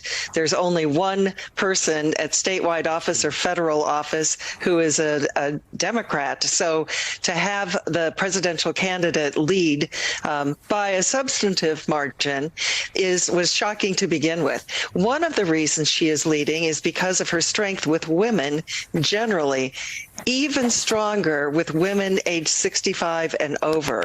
Her margin is more than 2 to 1. And this is an age group that shows up to vote or votes early in disproportionately large numbers. So it's a bit of the boost that Kamala Harris has gotten this time. You know, for me, this is very telling of a lot of the effort and the importance of a little thing called ground game. And when a campaign... Okay, why are you talking about Iowa? What kind of... I'm sorry. I don't know if I'm wrong on this, but what kind of fucking ground game does Iowa have for the Democratic Party? Is there like a tremendous amount of work and tremendous amount of effort being placed? Maybe tomorrow and today. But like, what is the Democratic Party's ground game in Iowa? I'm sure they're pumping a shit ton. You're wrong. I'm sure they're pumping a shit ton of ads. They have a lot of money, dude. The Democrats have a lot of fucking money. The leftover Obama squad put in the BAM bag together. Local Iowa Dems have been working hard, to be honest. Don't they have infrastructure there because of the Iowa caucus? Surely there's lots of volunteers there.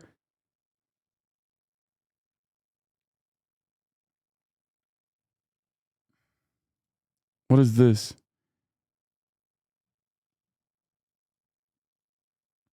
Ohio Sheriff's Lieutenant in hot water as a social post. I'm sorry. If you support the Democratic Party, I will not help you. And the problem is that I know which of you supports the Democratic Party, and I will not help you survive in the end days.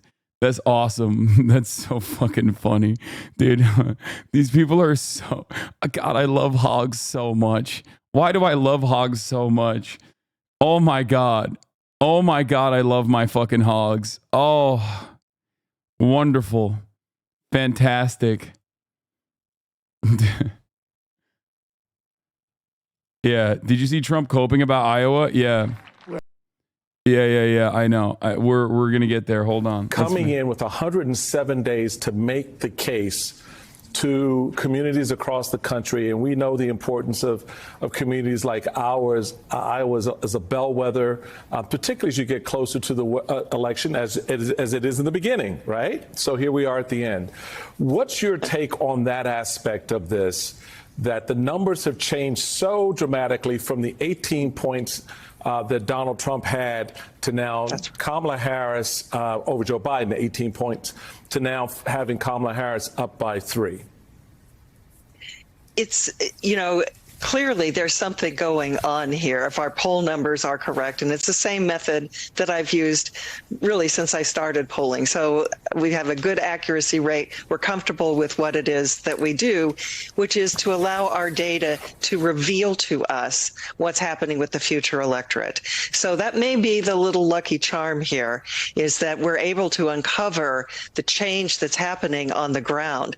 We certainly know anecdotally, as you drive around the metro area, you see far more, I guess I'd say far fewer Trump signs than we've seen in past cycles.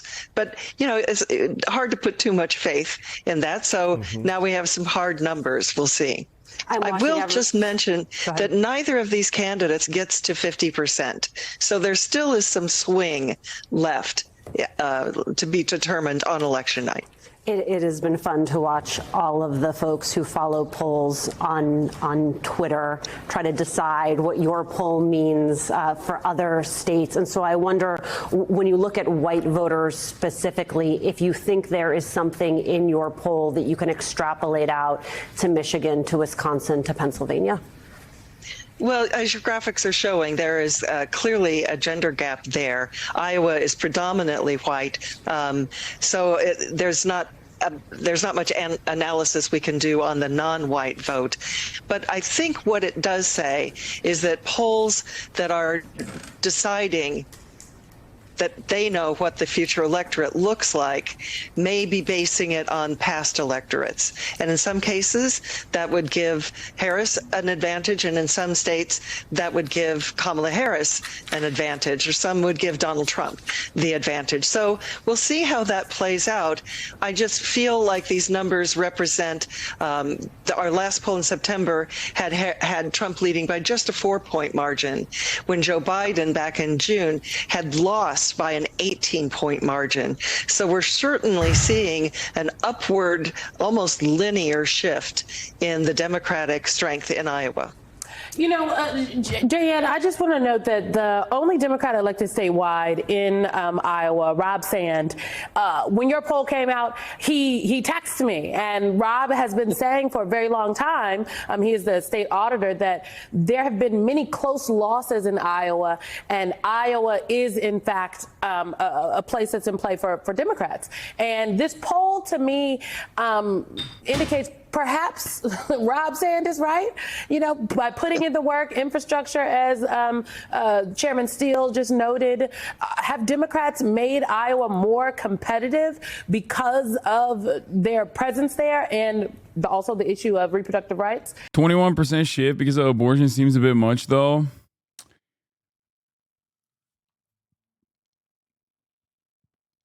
The only way to analyze this is, one, the women voters, older voters in general, and also the fact that Trump might be depressing Iowa voters with his rhetoric in general.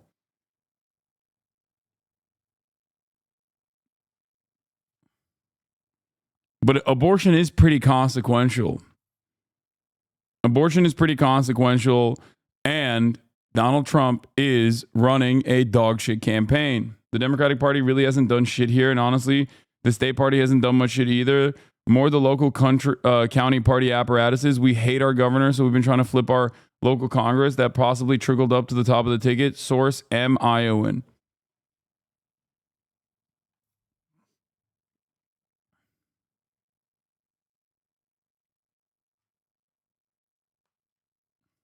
Because that was something that bubbled up on the ground throughout the state, namely led by the governor herself. Right. Well, I would mention that Rob Sand is that one Democrat elected statewide. So he's got his finger on the pulse of what's happening in the Democratic Party. As we were trying to determine, this is a very short poll because there's no time left to write lengthy stories with lots of data in them. So we don't have as much data as we might like about why this is happening. But our farmers fucking hate Trump. He actually ruined their lives for years. I've heard this a lot, but if that was the case, then Donald Trump wouldn't have gotten 53% of the vote in Iowa to Joe Biden's 44%, 45% of the vote. You know what I mean? Like in 2020, Donald Trump still won Iowa convincingly, right? So I have heard this argument. That tariffs weren't popular for the farmers. But you also have to remember, like, there aren't that many of them. That's number one. And like, it demonstrably did not move the results. And you also have to remember, a lot of these rural voters are not fucking farmers, okay? They just LARP as farmers, but they're not. Yeah, hold on. Let's just finish this and then I'll get to like the way that Trump is behaving and why I think it's like hurting him. Okay? Because Donald Trump is also going kind of crazy. He's going nutty mode and it's not good. It's not looking too good for him in Trump world. Trump world is coping pretty fucking hard on this shit. And yeah, we'll do hogwash later as well, okay? Let's continue. Census from the reporters who work this beat I haven't done is that the SNL yet. 6-month abortion ban went into effect just this past summer. And so I think as Iowans are starting to see the consequences of that, I think it has gotten people interested in voting. The thing we noticed in our September poll that shrunk Trump's lead by 14 percentage points, he lost no actual ground. He had as many respondents supporting him in September as he had in June, but the size of the likely voter pool had increased, and most of that 85 respondents went to Kamala Harris. So Jan, let's talk about sort of the why, because that's the world I like to live in as a former party official. Is okay, why are voters doing what they're doing? Organization, as we just talked about, you and Simone, that sort of planning that is all good and smart. It's all critically important. But the why narrative tells us a lot of the inside thoughts of the voters. And there are two aspects of the messaging here that feeds into the why. For the Trump people, the narrative that they tried to get up and out in front of voters was, are you better off, right, than you were 4 years ago? For the Harris campaign, it was a different kind of approach. It was, okay, I want you to size the two of us up. And you tell me which one you think is going to be better suited to take care of the nation's interests over their own. And I'm curious as you look at, I'm sure you're going to peel back on these numbers a little bit more, but do you get a sense of the why in that space that the voters looked at the messaging here as a way to sort of the carrot that led them to where we are right now? Well, I think that question about are you better off, that people tend to think, well, that's your pocketbook. There are other ways that people are not better off. And again, I go back to the Dobbs decision and the 6-week abortion ban, which put women of childbearing age into a danger zone, some might feel it's that way. The thing I need to point out, and it was pointed out to me by one of the Register reporters, is that this change, I think, is largely organic. That is, the presidential campaigns haven't visited. They're not putting money into this state. So that it's not that this is something that has been created by the campaigns themselves. I think was largely written off, which is why this poll is such a surprise. So I think there's something more organic that people are deciding for themselves. This is the time I'm going to get off the bench. I'm going to show up, and that it appears from my data. My boyfriend is a registered Republican and he has stupid head ass Trump stickers on his car. He said to me today, don't worry, he's not going to win. Damn. Another truth nuke. Another truth bomb coming in hot. Trump supporters are depressed. She's saying what you said 5 minutes ago, lol. Yeah, because she's a pollster and I understand what the fuck she's talking about. I already gave you the analysis as to why these people are these people are fucking popping off. That is happening more on the people deciding to vote for Kamala Harris, the Stop Democratic jacking candidate. yourself off. What do you mean? As a former pre-med student at Johns Hopkins University, I appreciate organic chemistry. Jay Ann Seltzer, thank you so them. Turning now to our brand new NBC News poll, national political. How did no one see this or predict this before? I think that there are a lot of people who don't want to fuck up as they have done. There is a crisis in consistently underestimating Trump's chances because of his capacity to hit low propensity voters and drive them out to vote. Okay? Having said that, however, I have kept telling you over and over again for the past couple of months that, like, while Kamala Harris is running objectively a bad campaign,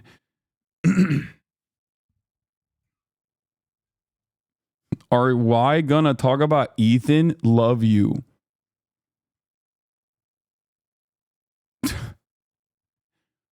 Chatter, it is November 3rd. I cannot begin to explain to you what is about to happen in the next 2 days. I am a political commentator. I think we're going to keep talking about the election. Please take a deep breath. Okay. Serious question. Do you think it's also media cherry picking to increase viewership and fearmonger? No. Correspondent Steve Kornacki is here to walk us through all of the numbers. Steve, this is the moment we have been waiting for. What does this poll show us? Yeah, I mean, fittingly, isn't it? At the very end, we find a tie nationally. 49% for Harris, 49% for Trump. Really, that's what we found when we last polled this a couple weeks ago. We go under the hood here and look at some of the other numbers there. There's this question of enthusiasm. A couple notable things here. This is the share of voters who are calling themselves very interested. Do you like the cultivation of your current community when it comes to politics? Yes, I do. I love my community, and I love the community that I've cultivated. I think it's wonderful, and it basically keeps me alive. Okay? Interested in this election. You can see it stands at 77%, which is down from 2020 when we had that historic turnout. Also, interestingly here, I don't think that these guys are keeping it 50-50 for some secret, like, material interest to keep the eyeballs on the election, or because they think that they want to, like, draw turnout. I think they are polling people and they're adjusting the polls with a Trump bump because of previous polls always consistently underestimating Trump because of his likelihood of because of the ways in which Donald Trump brings low propensity voters to come out and vote for him. That's it. And I've been saying this already. I think that the reason why they're doing this is because they have underestimated Trump too many times, and they don't want to underestimate him again. So they're trying to do their very best. They don't want to look like they got owned.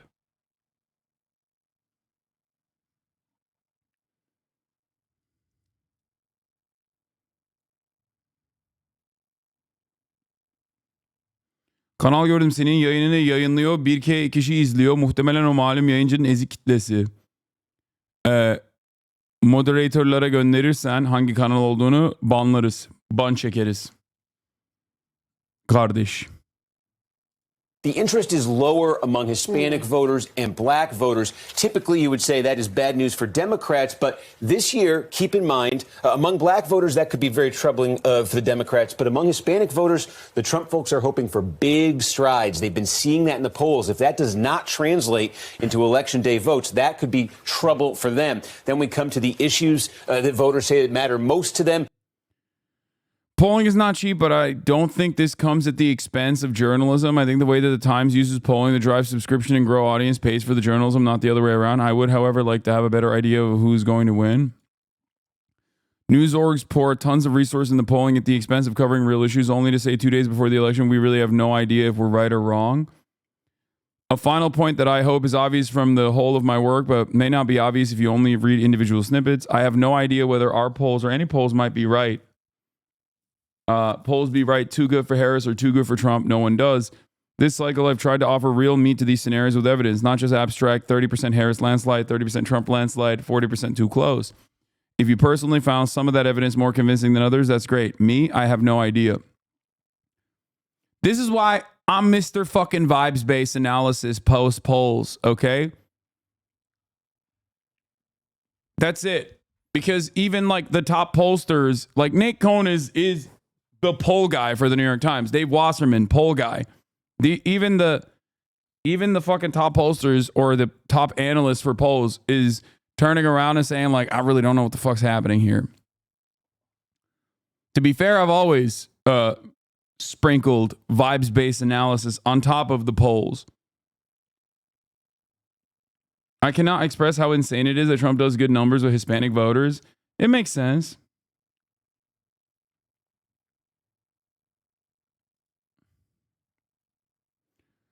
New from the election center, a very clear picture. What?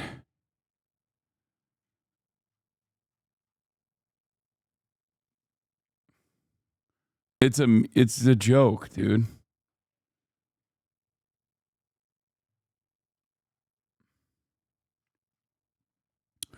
Quick summation of some of the points. There is no reason to believe pollsters fix what went wrong in 2020. There is some evidence. Non-response bias may be better, but also evidence is still there / no reason to assume it's gone. Unknown whether waiting fixes.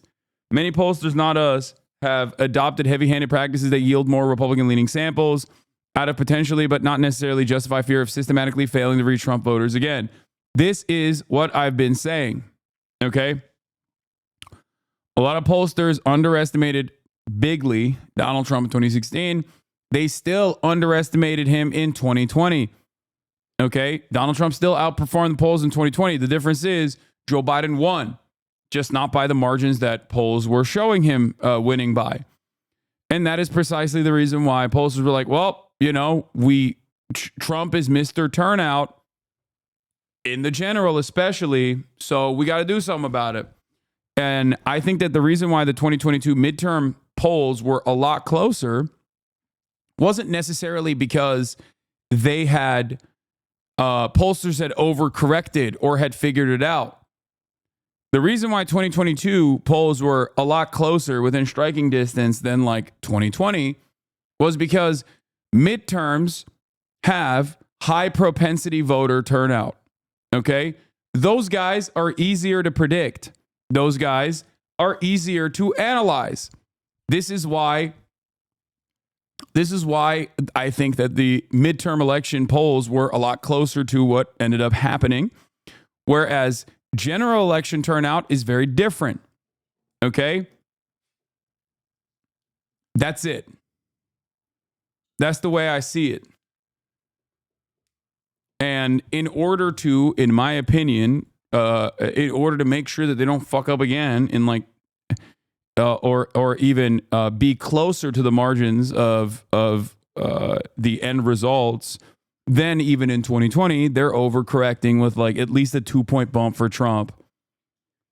And considering how close of a race this is, that obviously matters a lot.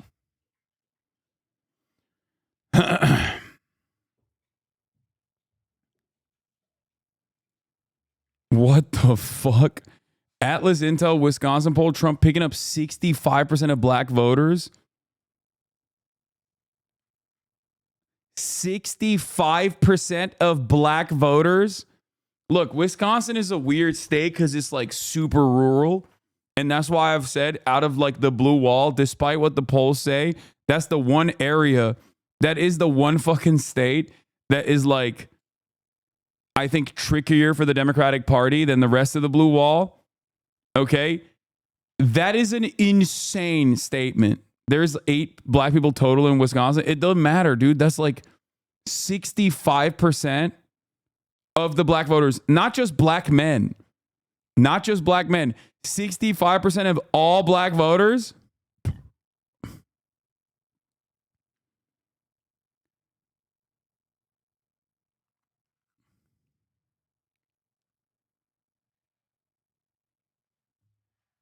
That is not, you know, just specifically avoiding Milwaukee. Yeah.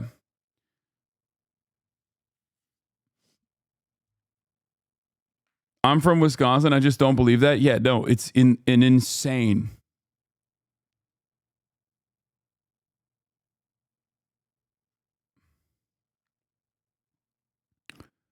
It also is weird because like 64%, 65% of black voters, only 24% of Hispanic voters is also crazy. And the Asian voters are split 50-50. Like, what the fuck is going on in this poll, man? This is nutty. Misogyny voting for Trump is nasty work. No, this is not real, dude. What the fuck? Dude. There is not a... Okay, remember what I told you guys about how there is not a single state in the United States of America, the continental United States, that is majority in favor of heavy restrictions on abortion, okay? I stand on that. I'll stand on that even if I don't see a fucking poll. And I was correct. I was right when it came to Alabama, even though I hadn't seen a recent poll in Alabama, right? Remember that? This is another thing that I will tell you right now, okay? I have not seen any polls. I have not seen a single fucking poll on the Wisconsin black population, okay?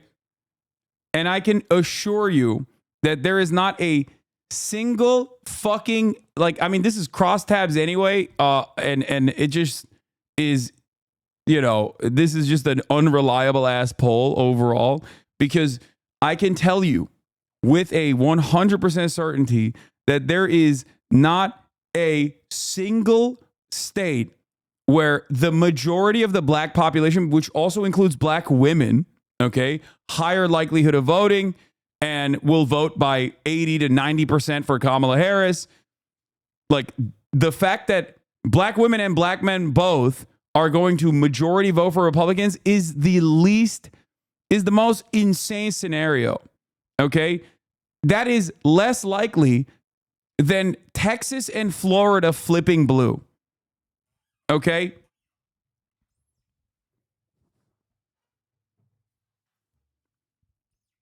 Stop sending me the fucking 2014 religious landscape study. You're so...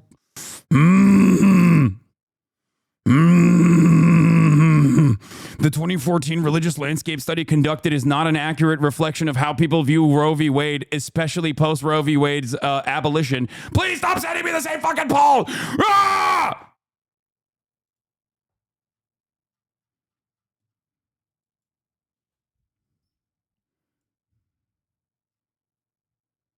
You guys hear me say something, turn around and Google something else.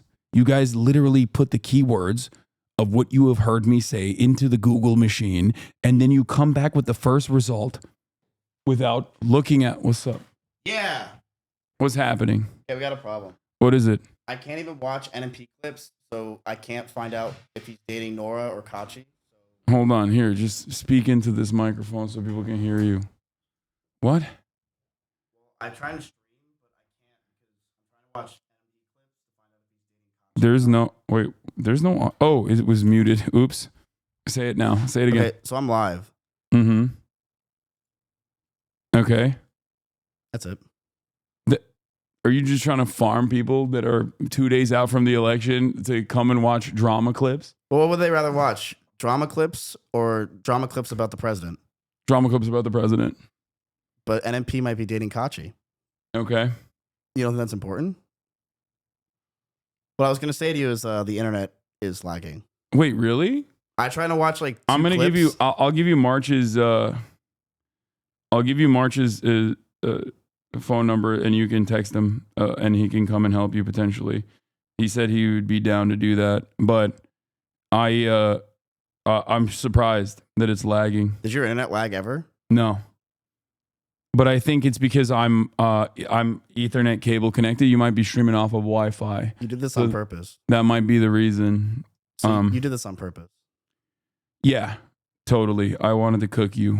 Well, if you wanted me to help with the election, you just had to ask. We could do stream together. Okay, I'm sending it to you. I sent him his number to you. Okay. Text him, and he'll try and help. Chat, I will say this though. Hasan a few years ago was not the best host. Because you were always on your phone. But you told me you deleted Twitter, and off stream, Hasan was actually very fun to hang out with. And positive. Yeah. I'm in a much better mental space for sure. Like he bought me nowadays. food, we hung out. Dude, how good was that fucking curry? It was the best curry I ever had in my life. Yeah. Like on stream, he's a very negative man, but off stream, he was just extremely nice and positive. Yeah. In spite of everything else that's going on. Okay. Now show me the NMP clip that you. What showed him is last the time. NMP clip? I don't know. What was the one that you showed him? I don't know. The one that got him on the news. The Houthi clip. No, I can't show that, dude. What do you mean? I got a warning for showing that. You did? Yeah, which is crazy because like it's allowed everywhere. Twitch's standards for moderation are so much higher than every other website, which is why it's like really funny when people are like, Twitch is anti-Semitic or whatever the fuck. Like they're so stupid for saying that shit because Twitch literally has a more rigid standard. Twitch literally has a more rigid standard for like what is allowed on the platform than any other website. And normally that shouldn't even get you banned. Like that video, showing that video should not get you banned. It doesn't get you banned on YouTube. It doesn't get you banned on Twitter. It's literally on every other website. But in this circumstance, it's like, it's Twitch's hyper rigid rules. So yeah, he was really fun to hang out with off stream chat. He got me chicken, like really nice guy, and very sweet. That's all I wanted to say. All right. Thank you. Well, we're gonna get back to poll watch. It was really funny when they unbanned Fresh and Fit for like a week, and all the YouTube creators were calling Twitch racist, while Fresh and Fit is not banned on YouTube. Lamont. Exactly. Really fun off stream. Got me chicken. Great guy. All right, bro. You're gonna scratch the fucking ground. Great. He's trying to clip farm. I can't wait for this to be on LSF again. Yeah, I already muted you. Get the fuck out. Go back to your stream. What are you doing? You just left this goddamn stream open. Gave Miz the PC that doesn't have Windows activated. It's not my fault. It's the one PC that we have that's like working right now in the house.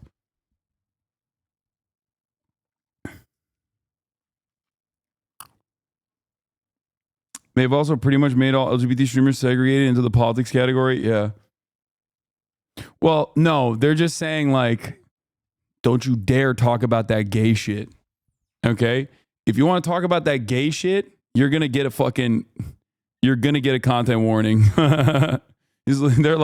They're doing don't ask, don't tell. Twitch's policies are blast from the past where they're like, hey, content warning.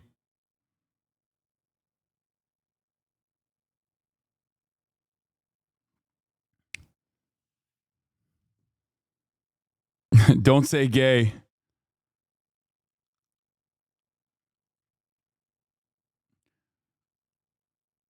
Wait, so you even have a secondary stream set up for your streamer friends? It's kind of awesome. Yeah. Yeah. If you're gay, if you're queer, your existence is not political unless you start talking about it. Okay? Unless you start talking about that gay shit. In which case, don't do it. Because you will get content warning. What is this? The garbage truck bit only hurt Trump more with Puerto Rican voters. Oh my God.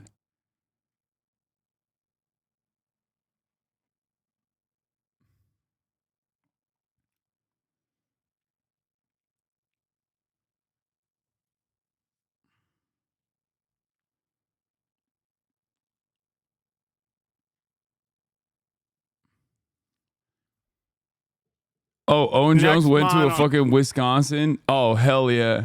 Putting British people in hogland is always my favorite type of content. I'm always in favor of that. We should torture British people more like this, okay?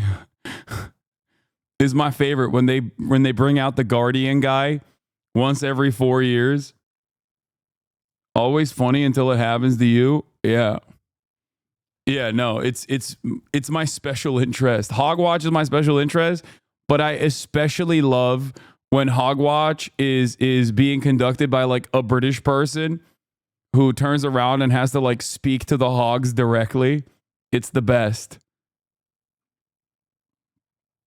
Because even if you straight up are a British hog, you still are not as hogged up as an American hog. I know this is cringe, but you can't do cross-tab diving unless the group you're looking at has what is called an oversample. Otherwise, the number of people surveyed is too small to be statistically representative. However, an odd result in the cross-tabs doesn't discount the overall sample. Makes sense. And how they rate the candidates. And I think, again, notably, Harris continues to do best on abortion, 20-point advantage there. Trump continues to do best on inflation, cost of living, an advantage there of 12. This is something to watch on Election Day because, of course, she's actually doing better on abortion than Trump is doing on inflation and cost of living. We'll have to see how that pans out with the voters. Absolutely. And we can continue and take a look here. This other issue, we've talked about it in our last poll, too, the dueling approval ratings. This is sort of an albatross for Harris here.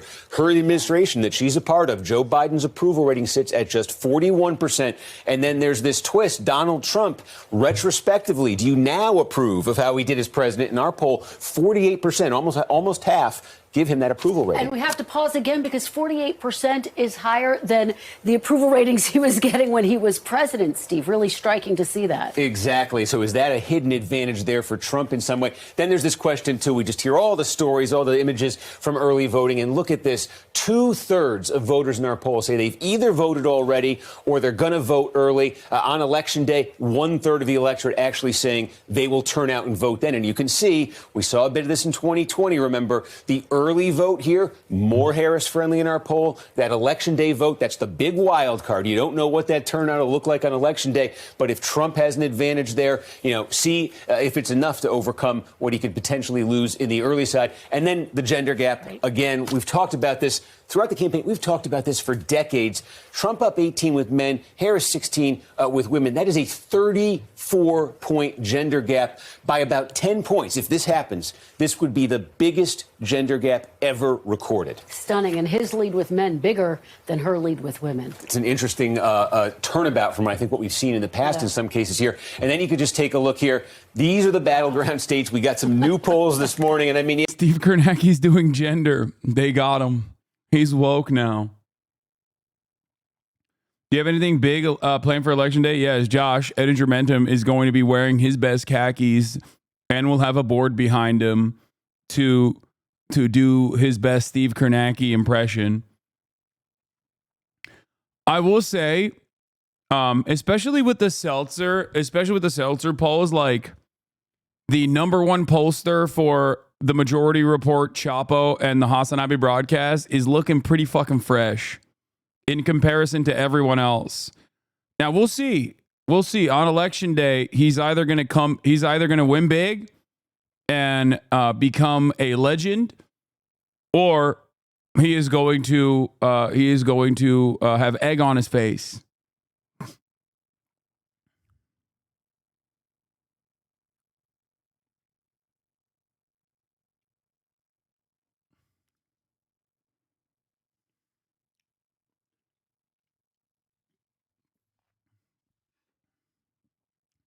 He's not going to be here.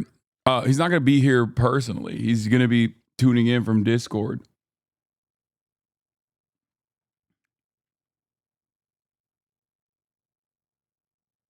What crossover ep DSA LA? Why did you film it like this? Like, oh my God, DSA LA, you fucking boomers. Jesus Christ. Why is there Vaseline over the camera? Yeah, what can you say? These are the averages. And look, the most lopsided, quote unquote, 1.9 points for Trump in Arizona. So razor thin in the battlegrounds. Yeah. Thanks for watching. Stay updated about breaking. This is funny. I kind of want to watch this. When was the insurrection? House divided. My parents split. My parents and I are split between Trump and Harris. Will you be bringing the gay on Tuesday? Yes, I think so.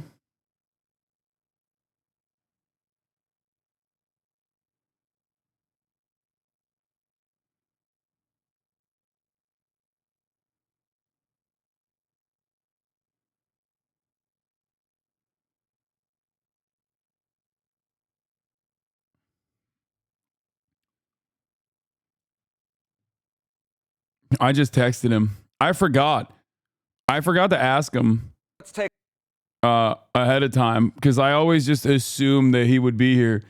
Luckily, we already have a content warning in terms of like talking about politics, so him bringing up gay shit won't be, won't get a slap with an additional content warning. Are you taking the Tuesday off? Yeah, yeah. What are you, fucking crazy? I was looking at something that I think is interesting, I guess. But I was looking at my stats leading up to the election. I was looking at my stats leading up to the election from 2020. And that was, remember, COVID, right? And the stats leading up to the election, my max viewership, like one day before the election or 2 days before the election, was around like 28K. And I guess I was wrong because like even back then it was during COVID too. And it's interesting to think about because like now I'm 40K average, but leading up to the election, then it goes it skyrockets after post election for like the week or maybe even the month after. And I was wrong. Like I was wrong that I thought that the numbers were looking bad in comparison to like the last election cycle.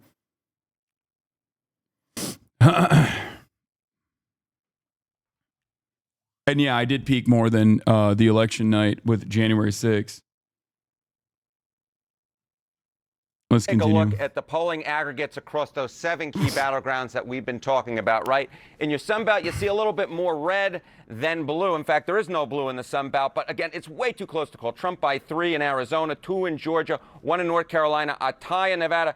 Come over to those Great Lakes and a little bit more blue here. But look at this, just a point in Michigan. But in 2021, there was a long period where you were 40K. That's why you're probably confused. Yeah. Less than a point. When you're breaking out this symbol, Jessica, the less than, you know how close the race is. And then, of course, in Pennsylvania, I was canvassing the other day while wearing your merch, and everyone out with me said they'll be tuning to you on election day. Hell yeah. Your numbers for the Never Kevers were hilarious. Can't believe people cared so much about that shit. Yeah, it was really funny. What was your peak during the Kevin McCarthy Speaker of the House situation? Hashtag Never Kever. Yeah, there was a lot of fun. There's been a lot of fun moments on this broadcast. Let's be real. We'll see. We'll see what happens with the election.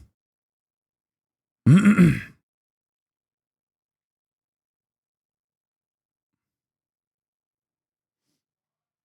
you think they're purposely making the election look close when it's not? No, I'm not. I'm not thinking that. I do think that they are slanted in favor of Donald Trump a little bit, but that doesn't mean that they're doing it for like some secret reason. It is close. I think it is definitely a close election. Now, same day voter turnout is important. What is this? What is it going to take for Mike from PA coverage? Oh yeah, dude, of course. Dude, especially, listen, Michael from Pennsylvania, especially if fucking Kamala Harris is winning, you know I'm a fucking posterize your ass.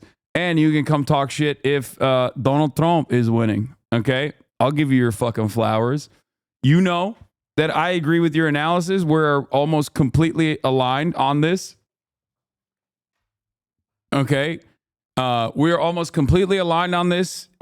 You are, I would say, like you and I are right in the fucking center where I have been leaning in favor of Kamala Harris winning the election and you've been leaning in favor of Donald Trump winning the election for the exact same reasons that we've talked about. The predictions for an unknowable outcome are close, but the results won't necessarily be. It's just not going to be reflected in any of the predictions because that's not how it works by definition.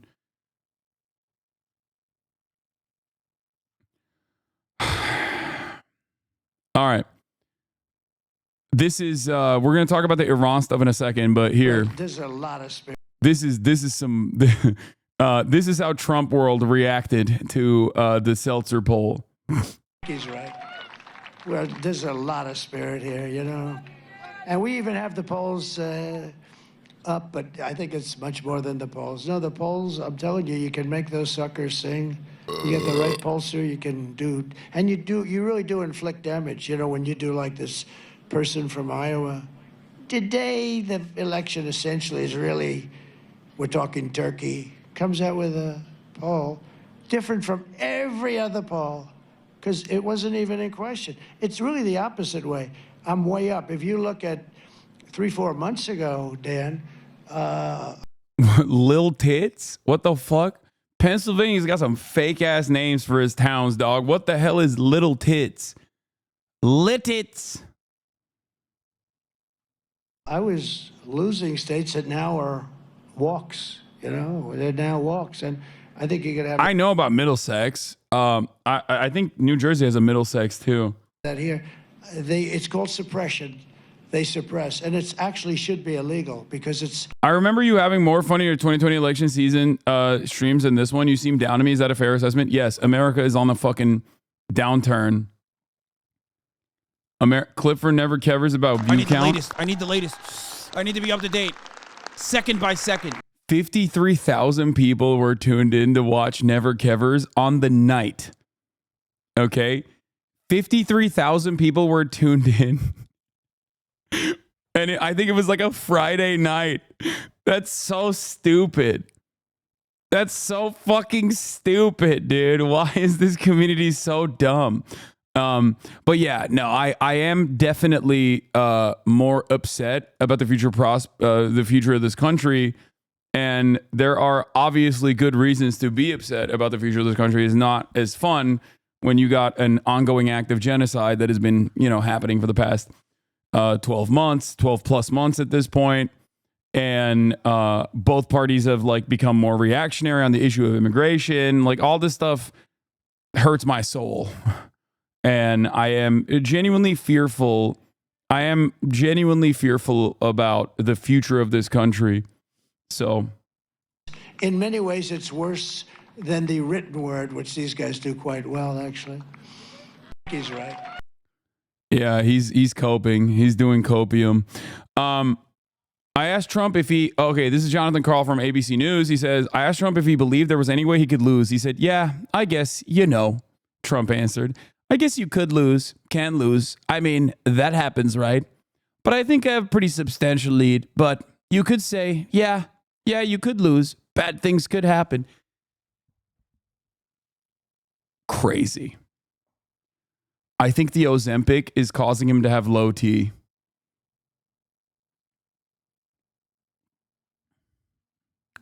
That's a wild take. That is a wild take because Trump world has been running with, we're winning every state. We're going to win New York. New York is a swing state now. It's so funny that he's depressed. There was an Emerson poll at the same time where he was up 10, Lamau. That's what I'm saying. I think, oh my God, a chatter is correct. Remember what I told you guys about the golf thing? You're right. It is no golf. Oh my God. Oh my God. It's the no golf. Oh my God. It became true. The prediction is real. Him not being able to golf anymore because of fucking credible threats to his life is literally causing him bodily harm.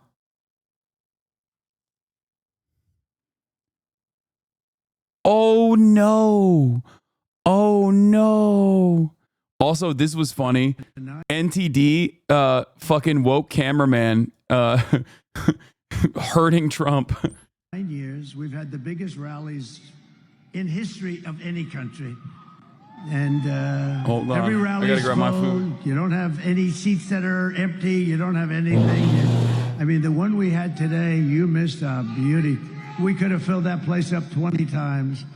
I mean, that was beautiful. And the Virginia rally, did you hear about the Virginia rally? That was, Glenn Youngkin did a great job, the governor of Virginia. and they had a crowd there that was incredible. And then we came here, and we don't want to be late, but it's very hard when you do these things. It's very hard, and you don't mind a little bit. We weren't very late. Just a few minutes. You can't be doing a full minutes, pan. depending on your definition of when it's going to start. But you know, we've been doing. I was talking to some Grand people. Tex, thank you for the 10 In a way gifted. it's sad, and in a way it's beautiful. It's just beauty. We could have filled that place up 20 times. I mean. He's like, the crowds is so crazy. We've filled the entire arena. It's never been this full. It's never been this full ever. That was beautiful. And the Virginia rally, did you hear about the Virginia rally? That was Glenn Youngkin did a What?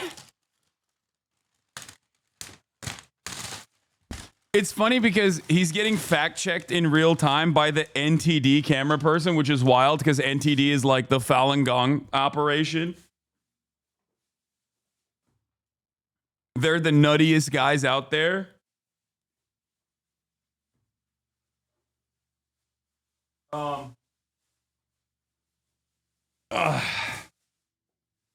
Boys, my food is here. NTD and Epoch Times are like the Falun Gong op. Keep going, it gets better. Hold on, I'm gonna fucking keep going. Calm down, Jesus Christ, y'all are chill the fuck out. These are like, this is Trump world shit. This is like right side broadcasting, going against what Donald Trump is saying by showing the rally sizes not being as big or the room not being as filled. The governor of Virginia, and they had a crowd there that was incredible. And then we came here, and we don't want to be late, but it's very hard when you do these things. It's very hard, and you don't mind a little bit. We weren't very late. Just a few minutes. Depending on your definition of when it's going to start. But you know, we've been doing. I was talking to some of the people. It's sort of, you know, in a way it's sad, and in a way it's beautiful. I was talking to them, and I said, you know, this is coming to an end. These rallies are coming to an end. We've been doing them. Oh my God, they're showing people leaving. Oh, dude.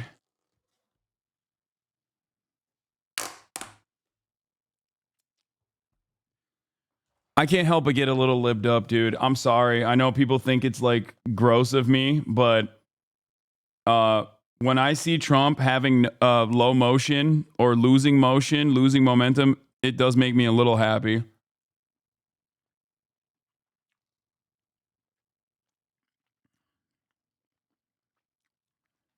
Years. We started a year before, and we've had tremendous success. In 2016, we did phenomenally, right? We went in, they gave us a 3% chance, and sort of like amazing, right? 3%. That means 97% for crooked Hillary and 3% for me. And I was saying, well, I went to Iowa, and I had 48,000 people, and she had about 300 people. And then we went to another one in another state. We had 49,000. I think it's funny to say that about Hillary Clinton when Kamala Harris has had larger fucking crowds and larger rallies than both Joe Biden, which happened during COVID, so it's a little different, and certainly than Hillary Clinton.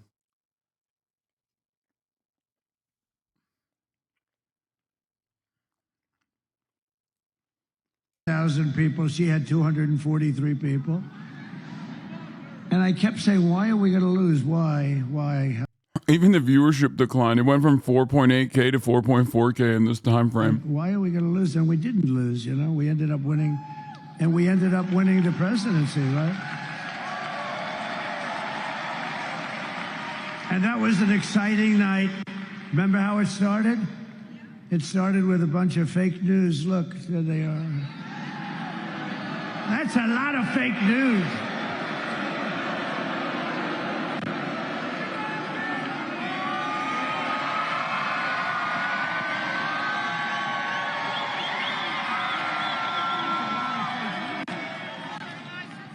It's a hell of a lot of fake news. The fakers, I call them now. I'm sort of lightening up. I'm starting to like them, too. I don't know what it would be like to get good publicity. I really don't. They treat me so badly. Wait. They cut it off?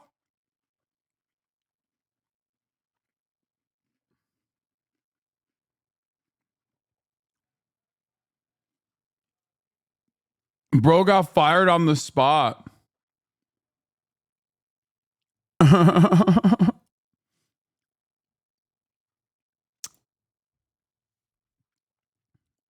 That's crazy. Okay, another point for panic. They've activated Alex Jones. You know they're not going to just give up easily after the impeachments and the Russian collusion crap and all the fake indictments and the lawfare. This is common sense. So I'm saying be ready for the Civil War conditions and the not certifying it, and Carville saying we need an armed uprising against Trump and Trump supporters. I mean, these people are going for broke. And mainline Republican supporters aren't really ready for this. Trump is starting to get it and was talking about all this just minutes ago. You know they're not going to just give up easily after the impeachments and the Russian collusion crap and all the fake indictments and the... Why does he look so red? Oh, here's another indication. Does he hate Trump? No, he loves Trump. That was, I think, what killed Alex Jones a little bit. Alex Jones used to be like anti-Bush. He was like, Bush did 9/11. Like, he was that kind of guy. And Trump totally brought him into the base. And he became this like annoying party defender, like party loyalist. And you can even hear it there when he's talking about like what we must do.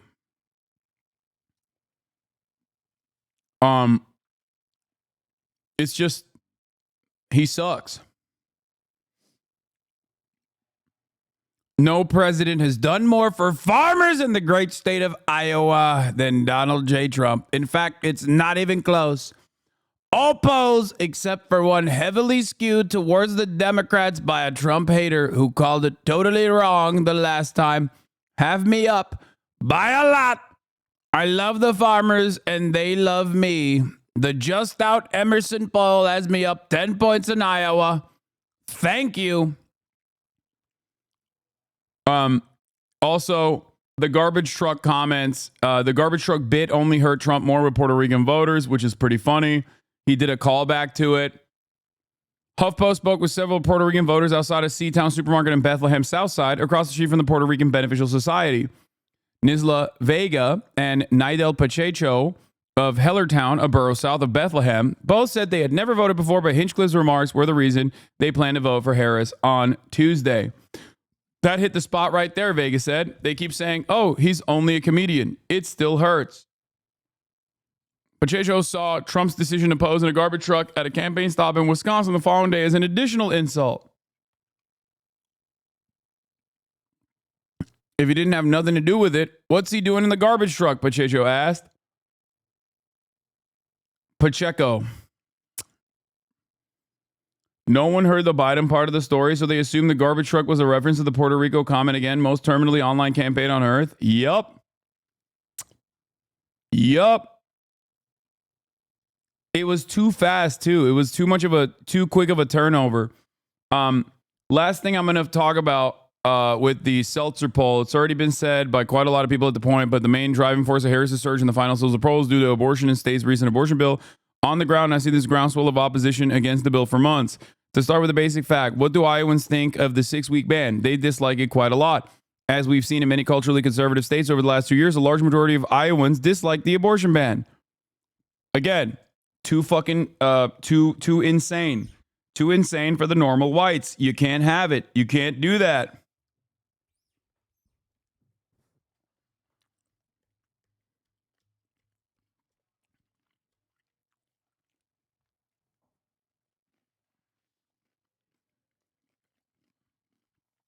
Can't be doing that. Even a plurality of men oppose the bill. And an incredibly large majority of women in the state oppose it. Okay?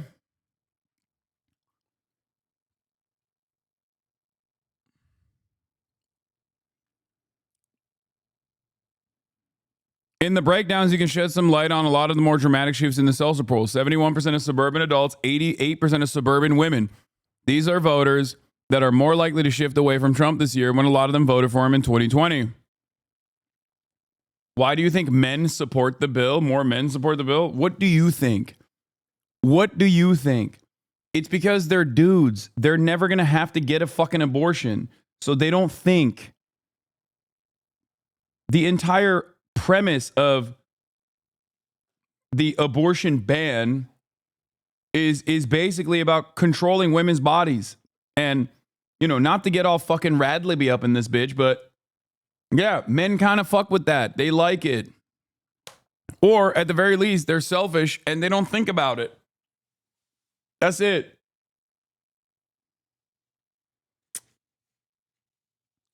Yeah. For them, they either A, don't give a fuck because it's like, it don't bother me. I don't give a shit. Yeah, it seems like life is alive. We should preserve it or whatever the fuck.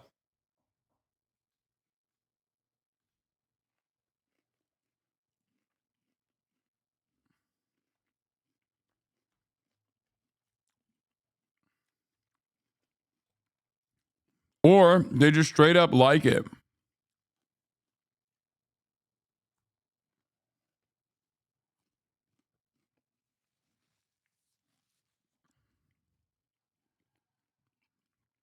Even pro-life advocates believe the bill is uniquely harsh. It single-handedly helped crash Kim Reynolds' approval rating. There are things Seltzer and many other people around here pointed in regards to the results of the final poll. And while it's easy to sift through the crosstabs and call bull, there are very good reasons to believe that the overall shifts are happening. To end, I'd like to note one little part of the Seltzer poll I found interesting. We didn't see Trump lose support. We saw Harris gain support. She surged with new voters and independents. In my opinion, that grants the poll different credibility than if Trump had lost a lot of ground. If you want more decent Iowa politics coverage, I might try to focus on it. Okay. Now let's get back to Harry Enton. We're doing poll watch, baby. Important Pennsylvania. Todd. Why is caring about things that specifically affect women rad-lib and therefore bad? Genuine question. No. I consider it rad-libby to make like hollowed out reductive analysis to be like, oh, men are bad.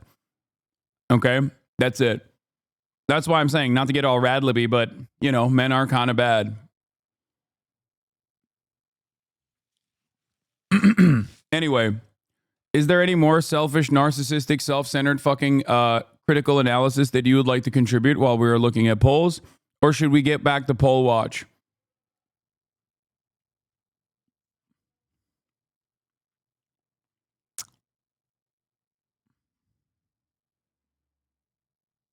I love this. The increased interest in the election has brought back some of the most annoying fucking type of rad-libs and people who are ostensibly leftists.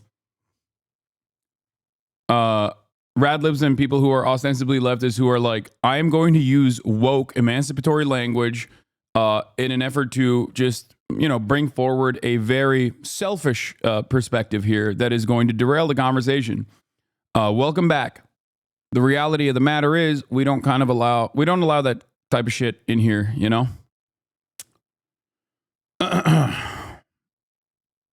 It doesn't work that way here. Let's continue. ITIED. That's the bottom line of this election.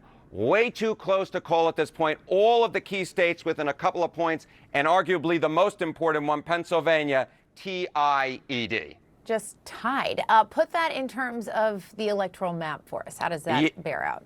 Yeah, how does the electoral map bear out? Well, if the results match the polling averages, guess what?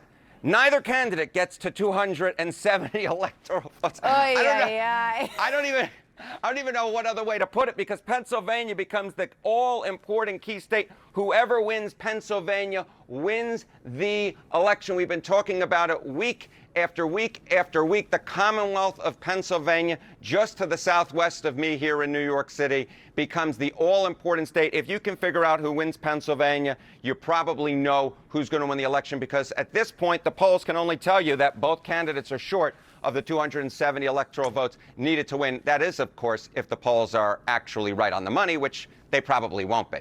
Okay, explain that to us, because they're not perfect. No, they are not perfect. So, let's go through history, right? Let's go back since 1972 and look at the key battleground states and say, how off were the polling averages? The polls aren't perfect. They are a tool. They get you in the neighborhood. But when the race is this close, when all the key battleground states are within 3 percentage points, that's within the average error band. The average error band for state polling average since 1972 is, get this, 3.4 points. 3.4 points. And then if you talk about a margin of error, right, like a 95% confidence interval, we're talking about more like plus or minus 9 points. All of the key battleground states are within this error band, and they're actually within the average error band as well. So let's kind of talk about what happens if you have an average error and apply it to the electoral map, right? Well, if we have an average error and Donald Trump benefits from the average error, guess what? He gets way past 270 electoral votes. He gets to 312. Why? He carries all the Great Lake battleground states. He carries the Southeast battleground states of North Carolina and Georgia. And he carries Nevada. This is dumb. Like, this is such a stupid way to do this, especially when there's so many fucking polls that are like,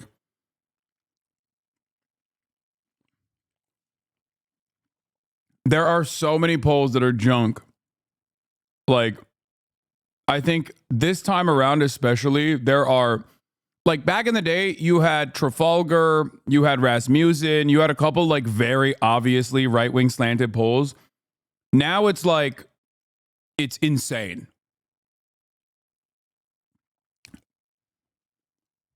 And yeah, if you try to fucking extrapolate any sort of like average data, like average, if you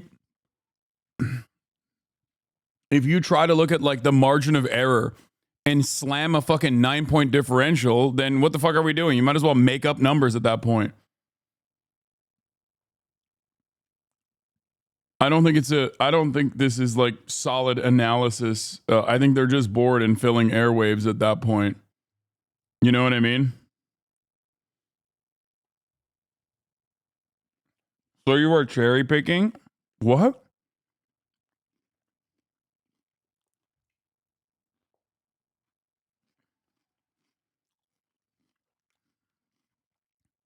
I think poll grading kind of matters, don't you think? Like,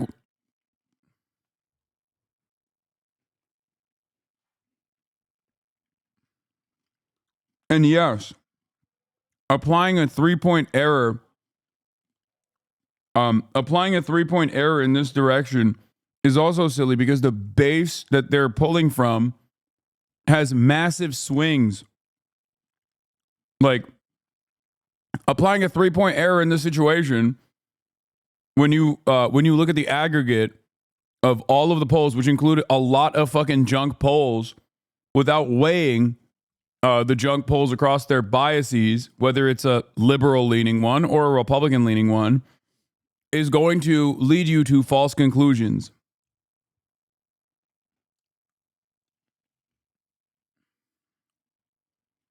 I think. And Arizona out west. But of course, Jessica, there's no guarantee that the polls being off would necessarily benefit Donald Trump, even though they did both in 2016 and 2020. Because they could, in fact, the polling miss could benefit Kamala Harris like it did the Democrats back in 2022. If there was, in fact, a polling miss that benefited Kamala Harris, an average polling miss, she'd get north of 300 electoral votes. Look at that. She'd get to 319. Why? She'd carry the Great Lake battleground states, right? She'd carry Wisconsin, Michigan, Pennsylvania. She'd carry the Southeast battleground states, Georgia and North Carolina. And she'd carry the Southwest battleground states of Nevada and Arizona. So the bottom. Yeah, no shit. Yeah, it was a close race. If it swings 3 points in one direction, Kamala Harris wins big. If it swings 3 points in the other direction, Donald Trump wins big. I know.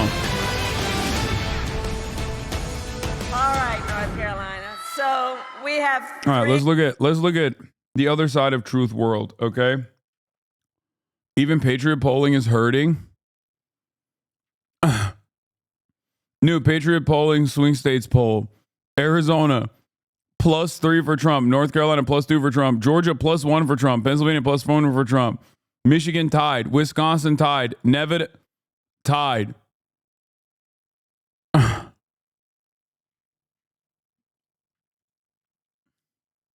Patriots, rise up. I thought this would have been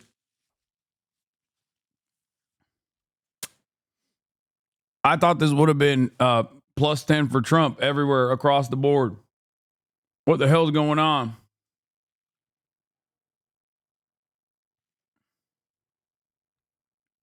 This is a verbatim transcription of Trump's meltdown at a rally today. Let's be honest, if your grandpa was speaking like this, you'd help, you'd seek help, not give him the nuclear codes. Yeah, the problem is a lot of people are just as stupid.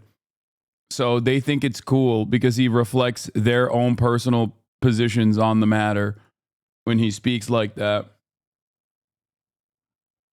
3 days left in one of the most consequential elections of our lifetime, and we still have work to do. This is a very important state, and we have to get this solved. We have to get you out, and we can't take a chance of losing the great state of North Carolina. We're not going to lose the great state of North Carolina. So here we go now, 2 days and counting. Remember we were starting this thing like 60 days ago? Home stretch right there. State of the race. Come on over here, Jimmy. This is what our forecasts have been looking like, and this really goes back more than a month. All right, we think everything in gold and or yellow is a toss-up, right? But about a week ago, we had Arizona lean Republican, so we gave it that little rosé red color there. I don't know what's going on in Iowa, Dana, right? I mean, we've got it likely Republican. You know, Trump won at 9 points in 2016, won at 8 points in 2020, so we'll see how that goes. Here's another thing to look at, all right? You know, this is New York Times from overnight, okay? These are all the swing states. Everything's super close as best as we can tell. Look, someone's going to be right, someone is going to be wrong. That's just what it comes down to. They've got Trump ahead in Arizona. They've got her up a point in Georgia. They got a dead tie in Michigan. They got Carolina Harris leading there by 2. They got Harris up 3 in Nevada, but if you look at some of the early voting in Nevada, Republicans have done a very good job of turning out their voters. In fact, they've got a lead right there by about almost 5 points right now in the early voting in Nevada. Pennsylvania, flat out tie right there. I'll come back to that in a moment. And they've got Wisconsin up too. So what do we know? James Blair might know a few things. Political director, RNC, Trump campaign. James, good morning to you. Just give us your state of the race right now. What does your campaign see? We're very optimistic right now. We feel good about where things are. Right now, obviously, what we're watching is people are voting. And what we've seen is historic early voting by Republicans outperforming 2020 or even 2022. So from our perch, things look pretty good right now. I'm sure we'll go through state by state, but some highlights. North Carolina, we won the early vote. That's never happened. Every time they talk about this, I believe Austin further on the early vote cannibalization theory.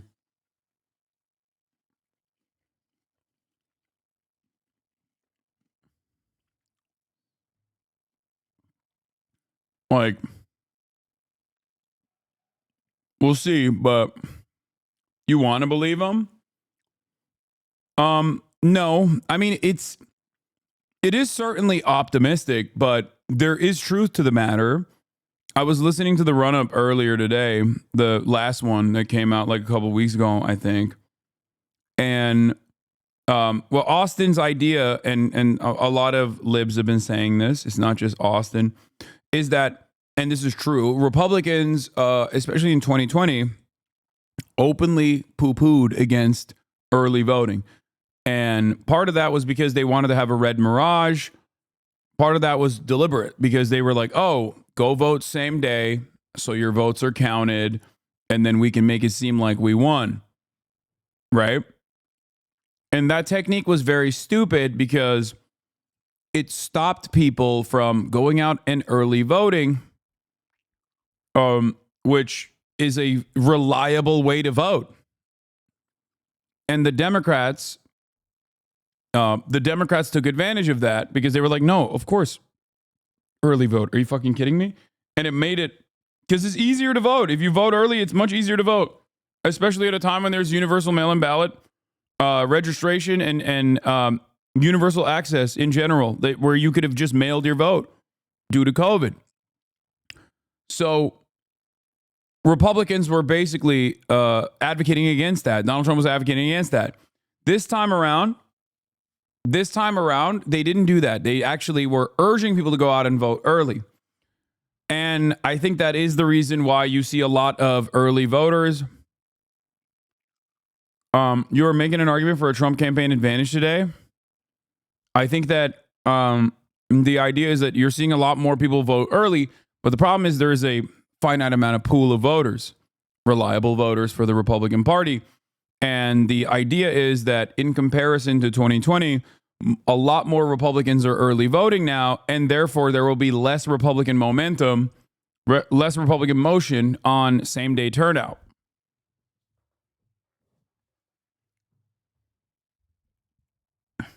So we shall see if it's true or not on election day, but I feel like it might be correct. Happened before. In Nevada, the mail dumps are coming in and they're not as blue as the Democrats would like them to be, and there's not as many of them. So lots of good signs in our direction right now. Okay, I want to read this from Nate Cohn. This is on the New York Times polling that I showed our viewers here. Across these final polls, white Democrats were 16% likelier to respond than white Republicans. That's a larger disparity than our earlier polls this year, and it's not much better than our final polls in 2020, even with the pandemic over. It raises the possibility that the polls could underestimate Mr. Trump yet again. We do a lot to account for. That's so funny because the entire underlying premise of Nate Cohn's article is that they're just adding like 2 points to Donald Trump across the board due to fears that they're getting it wrong. Like, that's the entire point. They're saying that, like, oh, Dems are more responsive to our polls, so we have to like manage it by tilting the scales in the opposite direction. For this, but in the end, there are no guarantees. How do you read that? I think it's covering. I think that they know where things stand. Look, in all of those polls, in all the battleground states, I heard Carl before this talking about the recalled vote, they've set the electorate to the left of 2020, which doesn't comport with what we know, which is that all of these electorates. This is such a funny way to lie to your own audience, by the way. And it's the entire issue with like the way that Fox News does news coverage. Because like if you just rob the entire article of its like underlying premise and only show that aspect of the article completely out of context, you're fucking stupid. You're telling your audience a lie, and they are going to be shocked and maybe even angry when the election results don't match the reality that you've presented it as. They're going to be like, how could this have happened? Fox News told me we were winning bigly. And I think that might be part of the reason why they're doing it. But it's still pretty dangerous and very annoying. And that's why I get super fucking mad at even some of my haters who just like lie about my or who have wrong analysis, right? And I'm like, if you're watching these other fucking content creators who were like riding with Biden until the last moment, right? Like, don't you even feel a little bit resentful for being duped into believing something so fucking stupid? Like, do Fox News watchers at this point ever feel resentful to be like, I feel duped, I feel misguided, I feel like watching Fox News led me into thinking something entirely different? Now, I don't think they do that because there's no self-reflection involved, obviously. And the other reason why they don't do that is because Fox just doubles down. Have moved to the right just on a registration eligible electorate basis itself. And obviously we see that starting to manifest in the early voting patterns. So I think that they're sort of putting some cover out there because they're going to underrepresent President Trump's support. What they essentially are saying there is we got too many Democrats in the survey. We don't have enough Republicans. We know that, but we're going to publish these numbers on the eve of the election anyway. So the pollsters have told us that they've accounted for this because of the miss in 16, the miss in 2020. We'll see whether or not that happens. Wall Street Journal has been a big target for your campaign. Young men could boost Trump to victory if they show up. That's the headline. What are you seeing out there in the battlegrounds?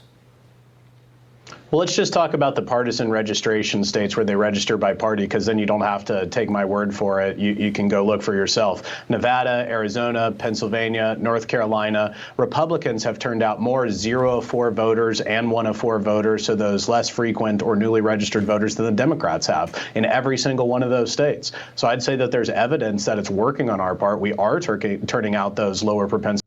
I mean, they could be young men, or they could just be conspiracy guys, or they could be young men who are conspiracy guys. Voters, be they young men or otherwise. So everything you can measure right now suggests that it's going well for us. My sense is on Tuesday, we're going to be spending a lot of time in Pennsylvania.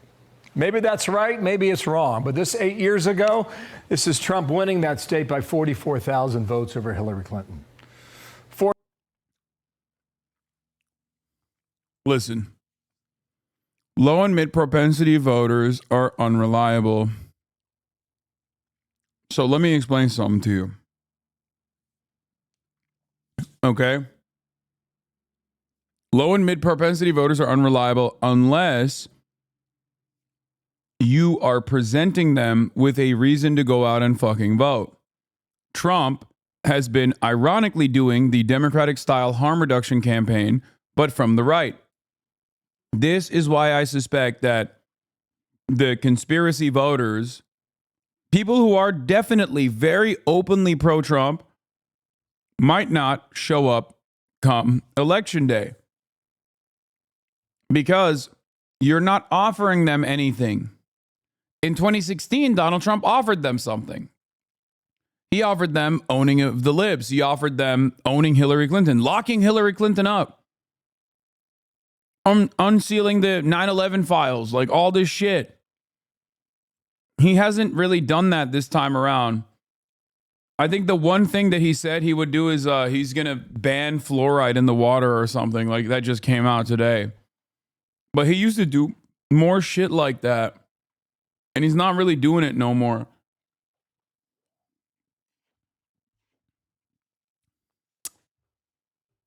He's just constantly talking about how shitty Kamala Harris is and how she's a dumb broad. And while that might be enough for people to be like, yeah, I'm pro-Trump, I don't fucking care about her, she's a whore or whatever. I don't think that like that's enough of a motivator to get people to go out and vote. 4 years ago, this is Biden winning the state by 81,000 votes in 2020. We'll see, but it's just my sense that the Keystone State will be very critical and key come Tuesday. How much can your campaign do in the closing 48 hours? A lot. We can keep getting out the vote. And let's talk about Pennsylvania. Right now, there's nearly 700,000 registered Democrats in the state of Pennsylvania who had cast a vote by this point in 2020 or 2022, and they haven't cast a vote yet, and they don't have mail ballots. That's a huge hurdle for them to climb. Secondarily, again, we've talked about the voter registration before, Bill, but just to put a fine point on it, there was 685,000 more registered Democrats in the state of Pennsylvania 4 years ago than Republicans. Today, that number's been cut to about 280,000. So a huge swing in our direction. James Blair, thank you for your time. I know you're working day and night. Thanks for coming on today, and we'll see who's right. Thanks. I'm Steve Ducey. I'm Brian Kilmeade. And I'm Ainsley Earhart. And click here to subscribe to the Fox News YouTube page to catch our hottest interviews and most compelling analysis.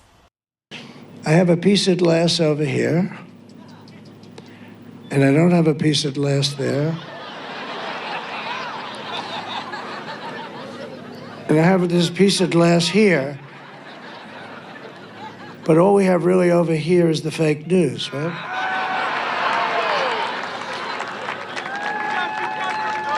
And to get me, somebody would have to shoot through the fake news.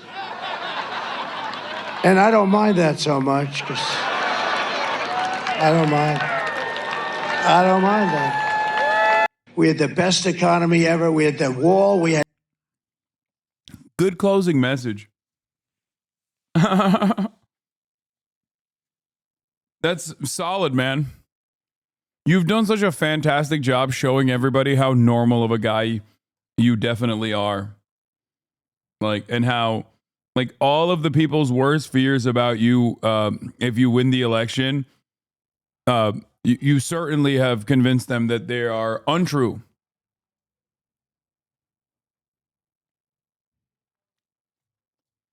Good job, sir.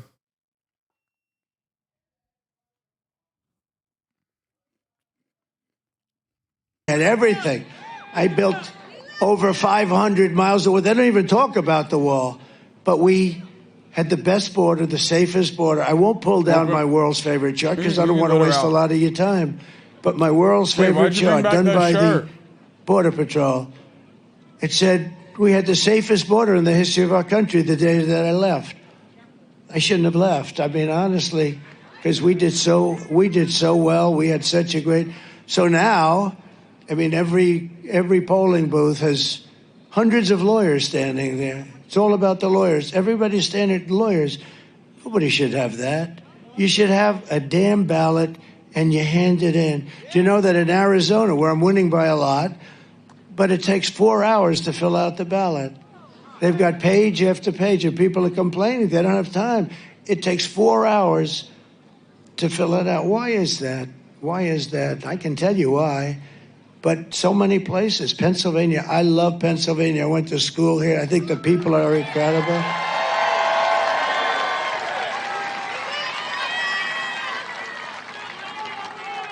But they found, as I understand it, I mean, I don't know what's happened in the last day or so, but in Lancaster, they found 2,600 ballots, all done by the same hand. In other words, the same exact penmanship, the same. No. This is not good, man. Oh, my God. Oh, fuck. This motherfucker knows he's going to lose. And the more he knows he's going to lose, the more he's beefing up the fucking election is stolen shit already. All right, buckle in.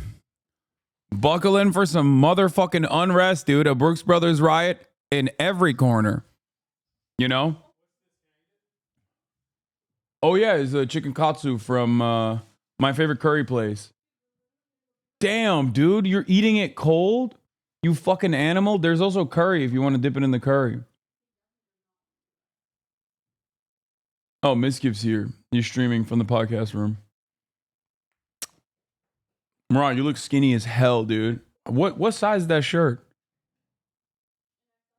God damn. Same hand, the same everything. It was all done by the same pen, the exact same pen. And then they go and they say, well. Yeah, I'm going to be honest. Like, call me libbed up, whatever. This is very dangerous rhetoric. He is very clearly, very deliberately trying to. He's kickstarting the process. Like, when he thought he was winning, you didn't hear this shit that much. But now that he fears that he is going to lose, he's already started sowing the seeds of doubt, which is kind of stupid to do, especially like right before the election. You're depressing voter turnout again. I guess, like, even from your own personal, like, even from a self-interest point, like, this is literally what he did in 2020, this dumbass. Like, he depressed his own voter turnout to a certain degree because there were people who were like, well, my vote's not counting. Or people who went out and voted on election day. But this also simultaneously is just like hogging up the hogs. This is a conspiracy theorist. Come here, Hannah. Shake my. Elections are about having better lawyers, how he views it. Trump and PA told supporters he shouldn't have left. the White House in 2021 in a speech where he also repeated unfounded claims of widespread election fraud and said election is all about the lawyers. Oh, these people are such fucking freaks. I hate this shit so much, dude. They're so unbearable. They're so fucking unbearable with this shit. Oh my God.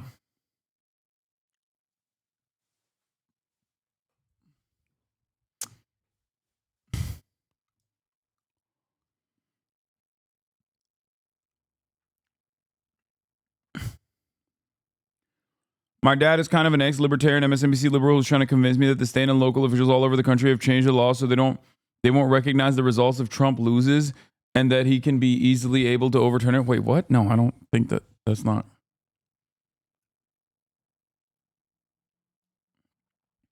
I work for a cybersecurity company. We're tracking a big Russian misinfo campaign on social media in Pennsylvania. The goal seems to be to prime the Republican base for a stolen election. Looks like Russia doesn't need to bother. Trump is doing it for them. Dude, the amount of people that I've heard like openly say the election was stolen in 2020 still to this fucking day is so dire, dude. This is why we need re-education camps, okay? I'm sorry. You might say, oh, tanky Hasan, re-education camps, gulag.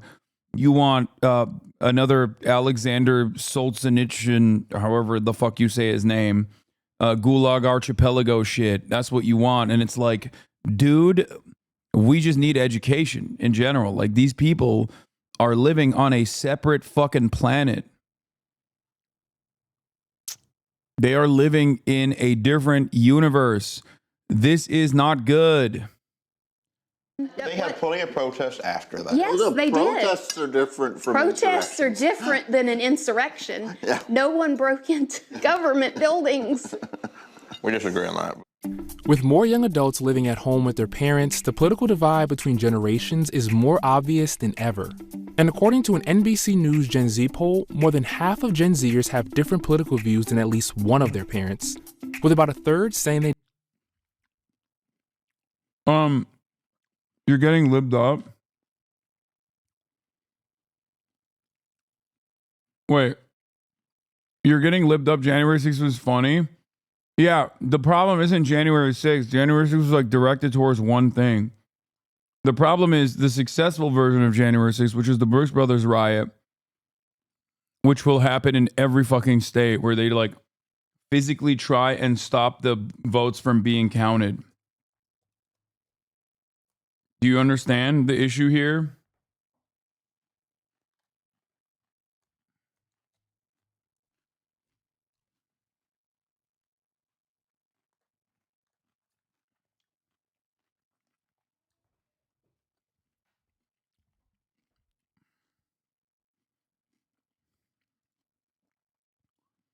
Remembering during 2020 there were different parts of America screaming count the votes and stop the votes at the same time? I do remember that, yes. Those votes with my AR-15.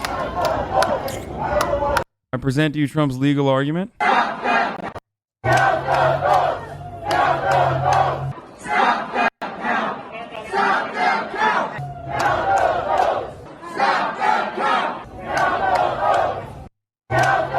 That's pretty good. That's pretty funny. Retweet by Dave Weigel.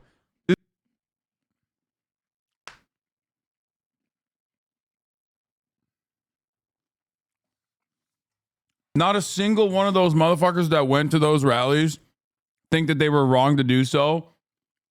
And they personally believe that, like, the election was stolen.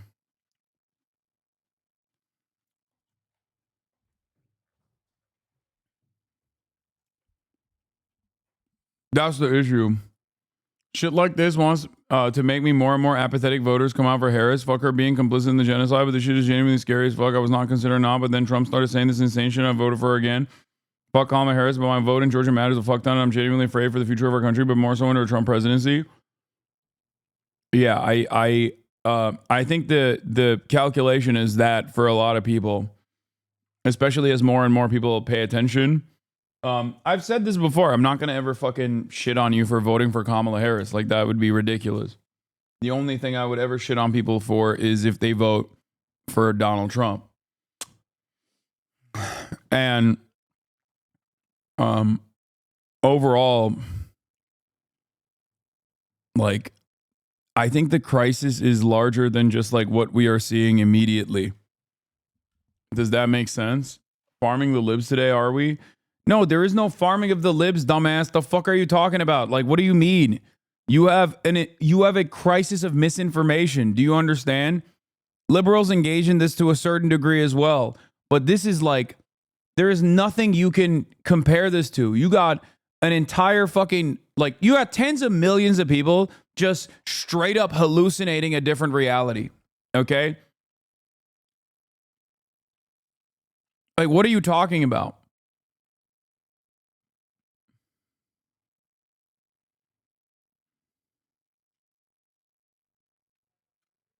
I don't think it's okay to say you will never talk shit to those who vote for Harris. I mean, your vote is your vote. I understand why people do the harm reduction voting. What do you mean? I have maintained this position over and over again. I'm never going to stop. I'm never going to tell you not to vote for Kamala Harris. And I said that from the jump.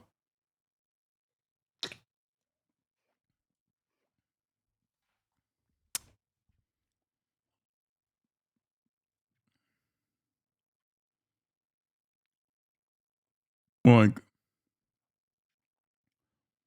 there's never been a moment where I've even remotely considered the positive side of a Trump presidency. The thing I will shit on you for is if you personally come in here and you're like, I voted for Kamala Harris because I'm saving this country. I voted for Kamala Harris because she's going to stop the genocide in Gaza. Like, all that stuff is ridiculous. You're nonsense. You're pushing nonsense. I won't let you like outflank the campaign's own communications because I'm always going to be truthful. Like, I'm always going to be honest with you. That's it.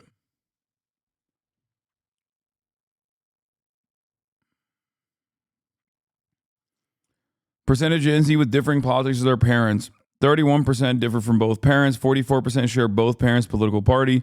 24% differ from one parent. They differ from both parents. We went to the battleground state of Georgia to see what this looks like for actual families. I'm curious, have those conversations ever gotten tense? Oh, those conversations get tense all the time. We'll get into it, and then, of course, here in the middle of the night, mom just yelled downstairs, "Why don't you be quiet?" 22-year-old David Dilley lives with his parents Lyle and Brandy and his two brothers. This will be his second time voting for former President Donald Trump, while his parents... I plan to vote for Harris. Me as well. We've debated on how we feel about vaccines. We've debated, border crossings. And there's areas we kind of... God damn.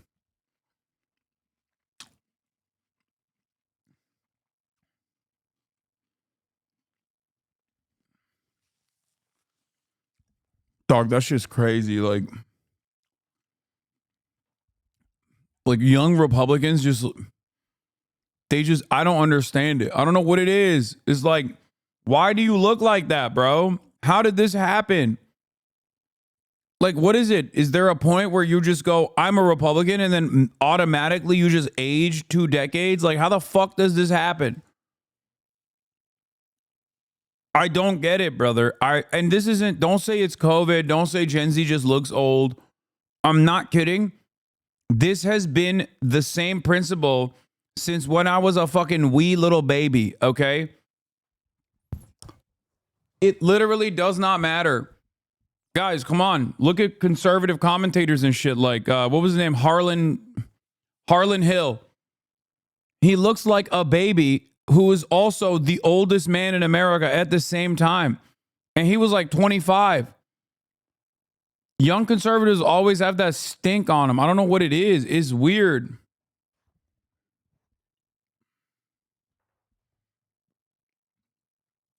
Agreed on the middle, okay? But we usually end up disagreeing at the end of the day. When you learned that your son wanted to vote for Trump, he voted for Trump in 2020, how did that land for you? I was a little surprised. I would never place a vote for Trump. The way he represented a member of the news media.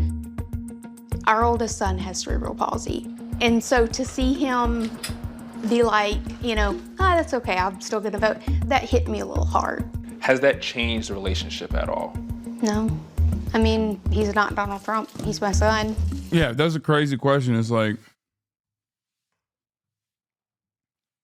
yeah, dude, the parents are going to hate their child now because he's fucking voting for Donald Trump. Like, yeah. Here's a hog talk / stitch that proves your point. I'm a white dude for Harris. Of course my wife lets me watch her and her boyfriend make love. How old do you think this dude is? 30, 35. He's 22. That's insane. In milk years? White dude for Harris. That's insane.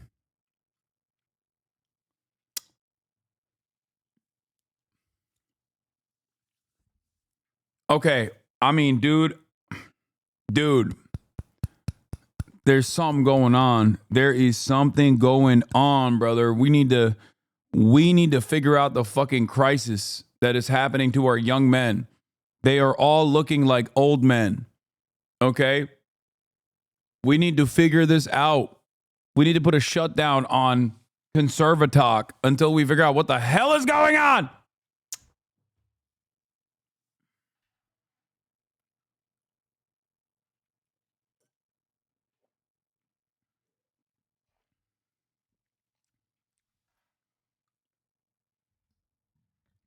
Bro, been through 2 divorces, leave him alone. It does. It looks like he has. How's that even possible?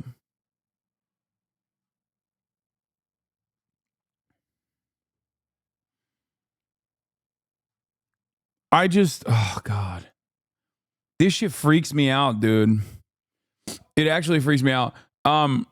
Anyway, this divide, by the way, this like generational divide is pretty funny, but it's also legitimately terrifying because I feel like in the future, like we currently have a rural, suburban versus urban divide in terms of how people vote.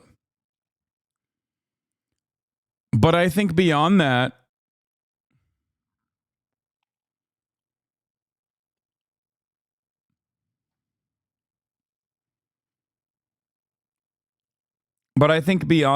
there is going to be a gender divide, especially in the next generation. It's kind of fucked up.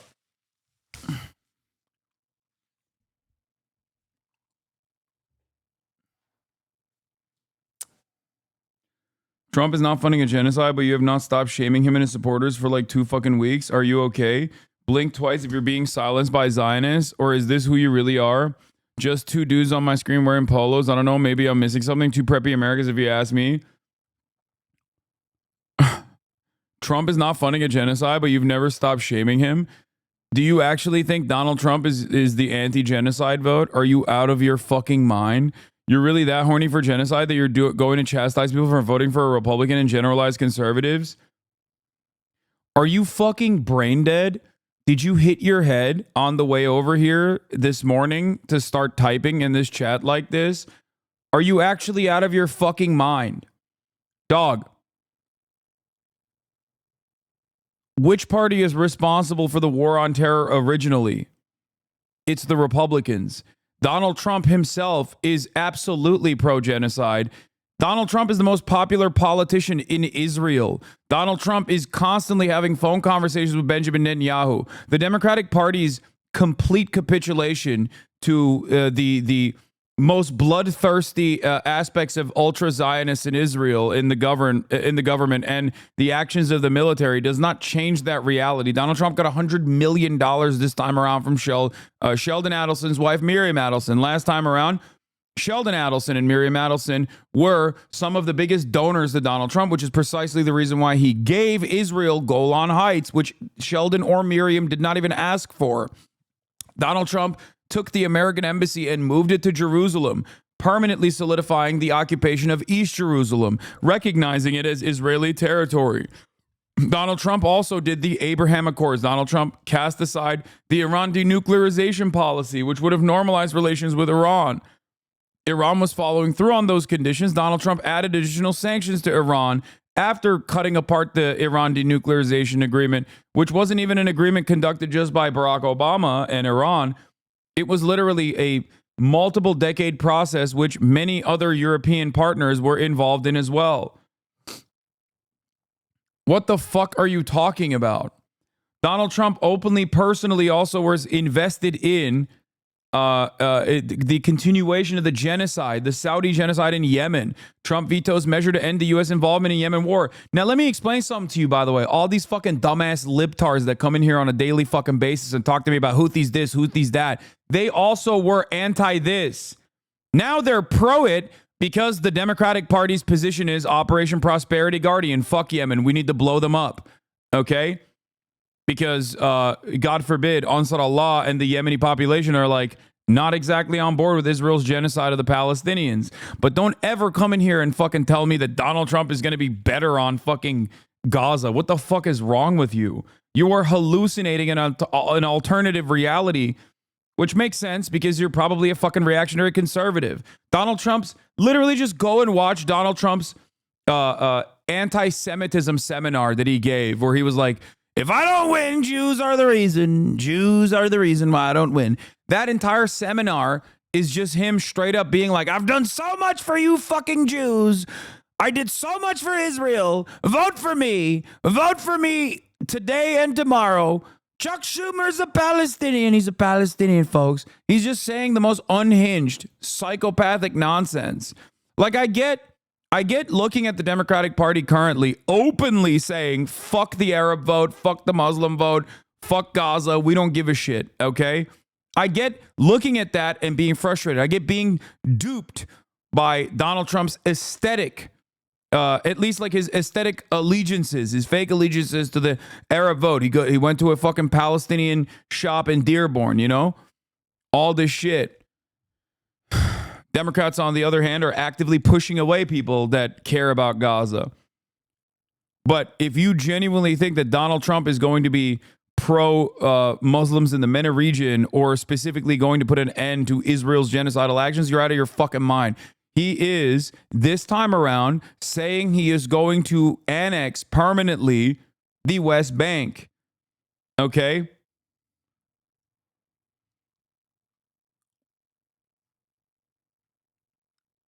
That's what Miriam Adelson wants this time around. He's going to do the Esther Project, which is Project 2025's extension to specifically anti-Israel advocates and activists in the United States of America. He wants to do fucking... the Heritage Foundation wants to use RICO charges and mass deport people who are anti-Israel. Okay? This doesn't change the calculation or the reality that the Democratic Party is also actively pursuing pro-Palestinian protesters like Attorney General Michigan Dana Nessel did. Okay? This doesn't change the reality that Chuck Schumer wants to adopt the IHRA definition of anti-Semitism, which is a fucking insane thing to do. It is completely antithetical to free speech, but beyond that, it's completely unacceptable in terms of a definition that you could support ever, okay? It means criticizing Israel as anti-Semitic unconditionally. And Chuck Schumer has said he wants to sneak that into a must-pass defense bill because he's a ginormous piece of shit. But once again, if you come in here and you act like this fucking dipshit is pro-Palestinian, you are a sucker, okay? You're a sucker if you think the Democrats are pro-Palestinian too, okay? Just saying. You are a sucker if you come in here and you tell me Kamala Harris loves the Palestinians. She wants a two-state solution. Kamala Harris is working tirelessly around the fucking clock to stop the genocide in Gaza. You're a fucking sucker. That's not correct, okay? They have made zero inferences to that reality. They've openly communicated that the power that they have over Israel, the influence they have over Israel, they will never utilize, okay? But you're out of your fucking mind if you think that Donald Trump is pro-Palestinian. Give me a fucking break.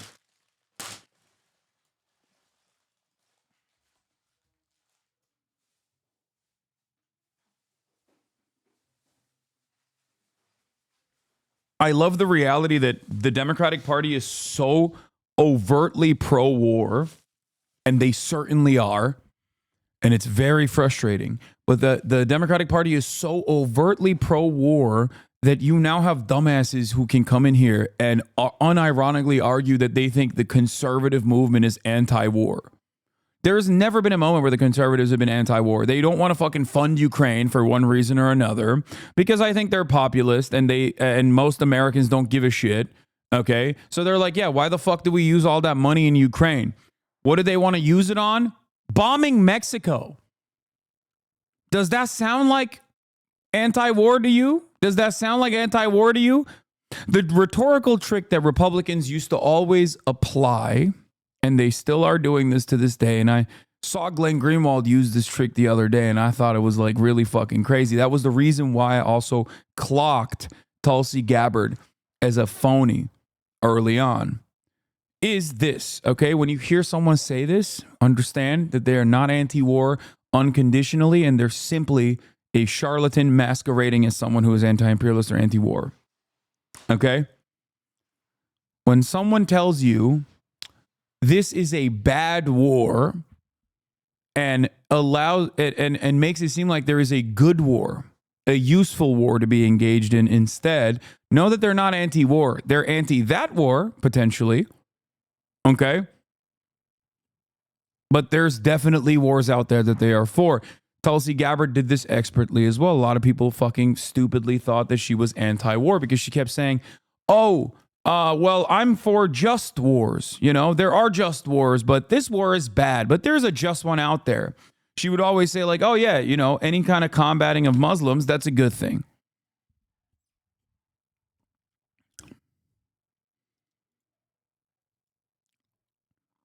What?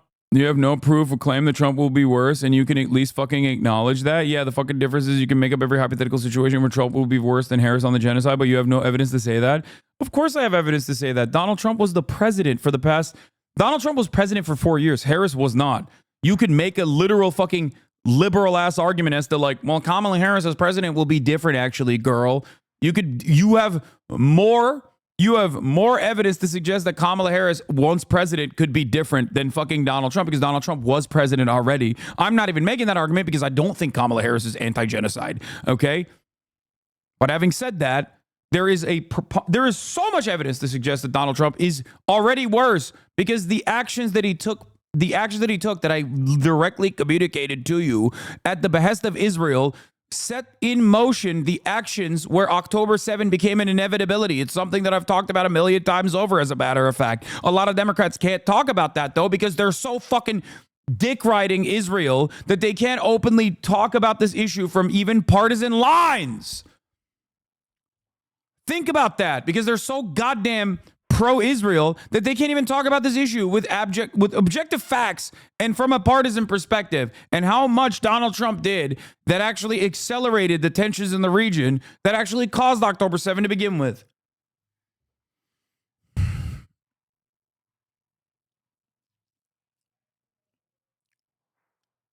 You have no proof to claim that Trump will be worse. You can at least fucking acknowledge that. But do you condemn conservatives? Do you condemn Hamas?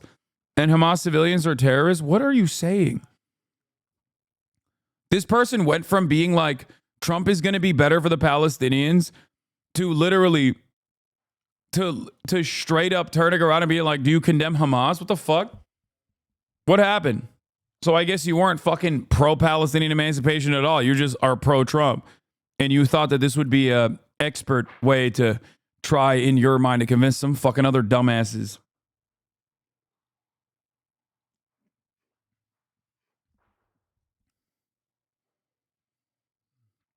Yeah, the neocons are all endorsing Harris because they think Trump will be exactly the same. There's no deeper ideological reason Dick Cheney is riding with Kamala is just for shits and giggles. No, I think that the Democratic Party has adopted the framework of the neocons 100%. But if you think that Donald Trump is going to be fucking any different when it comes to war with Iran, you are the most delusional person ever. What the fuck are you talking about? Dick Cheney wants managed fascism. Donald Trump represents chaotic fascism. That's why Dick Cheney and many of these other fucking neocons are on board with Kamala Harris rather than Donald Trump.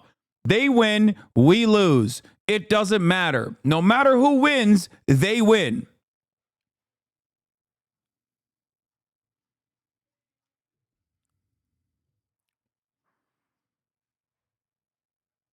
I never fucking said that Trump would be better. Nope, I'm very pro-Palestine and registered to vote.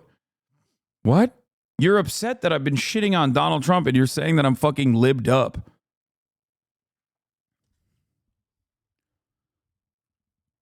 This is awesome to hear said out loud. What do you mean? This is what I talk about every fucking day.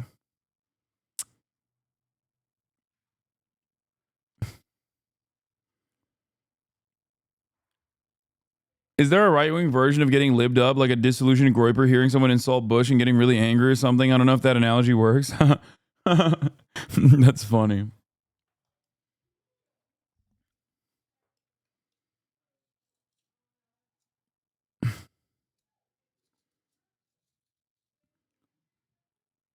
You're really that horny for a genocide that you're going to chastise people for voting for a Republican and generalize conservatives is what you said. As in, the implication is that the anti-genocide vote is a vote for conservatives, and you are delusional for saying that.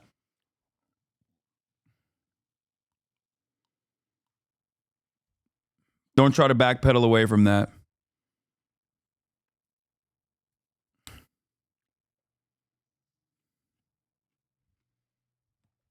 Anyway.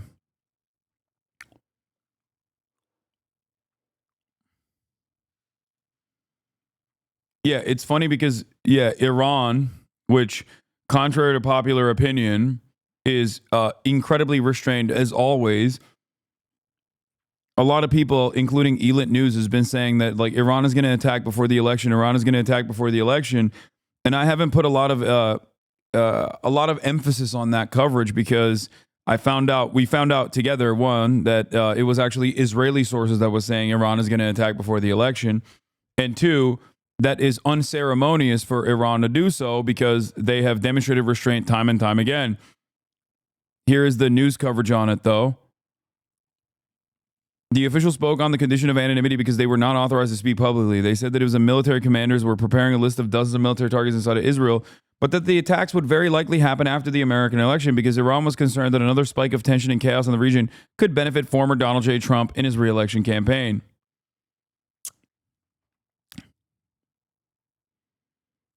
What? Just like Ukraine, right? What do you mean?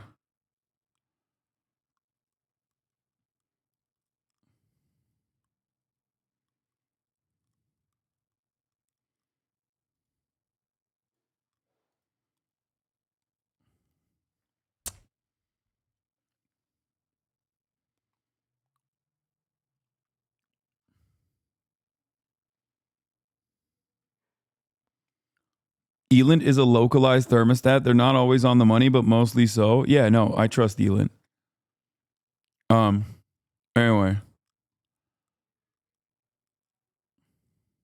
I don't mind saying, yes, I will be voting for Trump, but it's not so much because I like him as a person. It's just some of the ideas and policies will help my life. My life will be better due to them, and my family's life will be better due to them. I just wish he was not so much in charge sometimes, that's all. A lot of the arguments are part of me trying to iterate that there's human sides to all of this and try not to take that out of the conversation. And when he doesn't accept that, to me, that is a little disappointing. It's like, where did I go wrong? What did I do? What did I miss a step in, raising him? David and Darius Shockley are also from the Savannah area, but politics play out differently for them, with Darius on the far left and his dad David on the right. Can you describe your son's political ideology from what you understand? How do I say this? Wait, what? It makes no sense. I don't agree with half the stuff he says, but at the same time, I'll listen to him say it. I tend to instigate a little bit some conversations about politics whenever I read something on the news. I like to bring up with my parents and ask them about them. Darius, how will you feel if Kamala wins? How will you feel if Trump wins? Kamala, relieved, hopeful. Trump, devastated. I can't even think of a word because there's no way I can describe the pain that I will feel. Hearing how emotional your son gets when he talks about the possibility of Trump winning, does that affect you at all? Yeah, it's a little disturbing. It's just a little disturbing that it would be. My dad once said at a dinner, if he was white, he'd vote Trump, and it was so silent. What the fuck?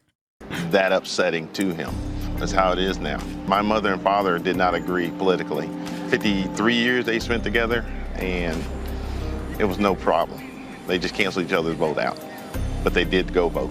Both families say the country has gotten too divided when it comes to politics. What advice would you give to people who still live with their parents, but they have very drastic, different political preferences? Just get over it. Your family's not going to agree 100%. You will never agree. If you hope in this life you will find somebody you agree with 100%, you'll be searching for your entire dang life. Let's up with you. Amen. Amen. Just a scoop of that. What are you all united on? Your family. I don't care who you're voting for. If you're a good person, you can sit at my table. It's extra crazy that his brother has cerebral palsy and he's voting for the guy who made fun of a dude with cerebral palsy. Like, on the optics alone, like, that shit makes no damn sense. Like, you are directly.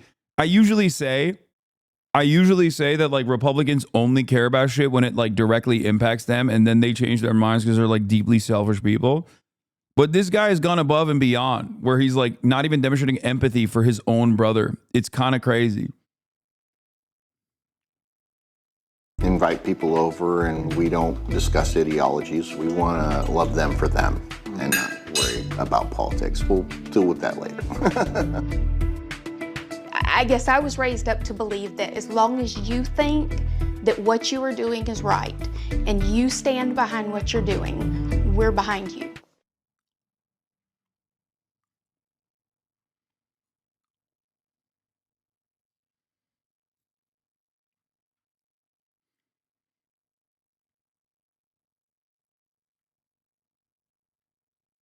I don't know. I just like. Dog, my dad to my face said he doesn't give a shit about the world he leaves behind for me because he won't be in it. That's insane.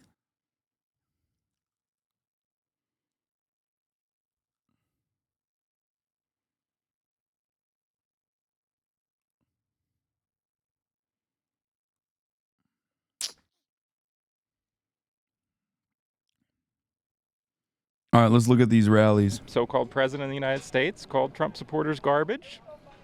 So we showed up as garbage. Yeah, I mean, dude. Not exactly demonstrating fucking mental sanity here. Okay? That's weird, dude. You're fucking weird. You're so goddamn weird. Oh my God, if only the Democratic Party was communicating how weird this shit is. How, like, mind melted some in the conservative movement are in the post-Trump world, you know? We're going to wear that proudly because we are Trump supporters. And so, can you tell me how wearing the garbage bags proves that you're not garbage? Oh. Just as the back says. Right. But Biden can call us garbage. Trump calls us Americans. Trump calls us Americans. Right, but you're dressed as Biden defined you, not as Trump defined you.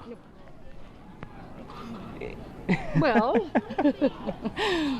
well, I think more of we're taking it as a joke at this point. Well, like it would make sense if you were wearing an American flag and you said Biden calls us garbage and Trump calls us Americans. You're wearing an American flag.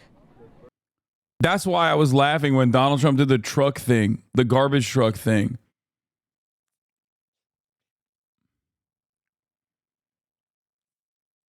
Because, like, you're kind of calling your own supporters garbage now. Like, it is, you're too angry to make, like, a funny joke out of this. This is why conservatism kills comedy in general, too. It's just like, you're so mad all the fucking time that you can't, like, ever pause and do a haha. Okay? Like, you heard the garbage and you're like, oh, they call it garbage. I'll show you. I'll show you garbage. I am garbage. I'm garbage as fuck. I'm living in filth. I'll prove to you that you're right. It's like, okay, you're just, like, they used to do this, owning, like, wearing a diaper to own the libs was the thing. Remember when Charlie Kirk wore a diaper to own the libs? God, I that's why we call Turning Point USA like the toilet paper USA.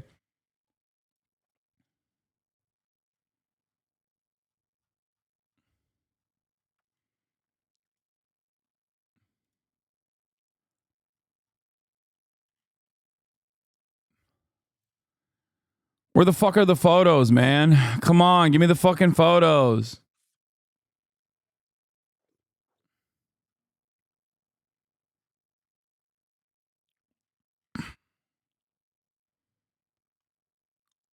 I'm sure someone can find the photos. I remember very clearly.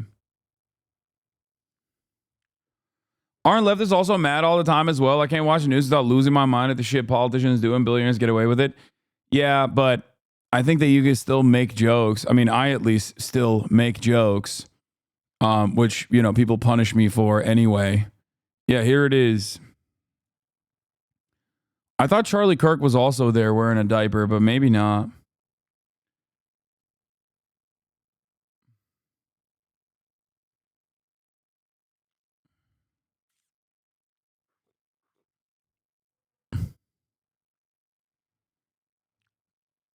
Like, it's crazy.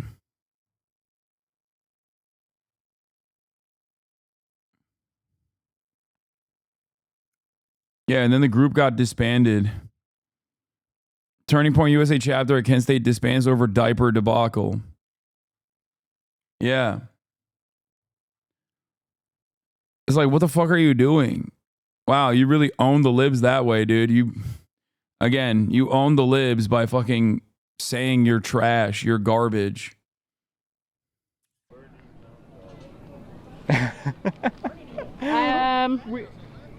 I'm confused.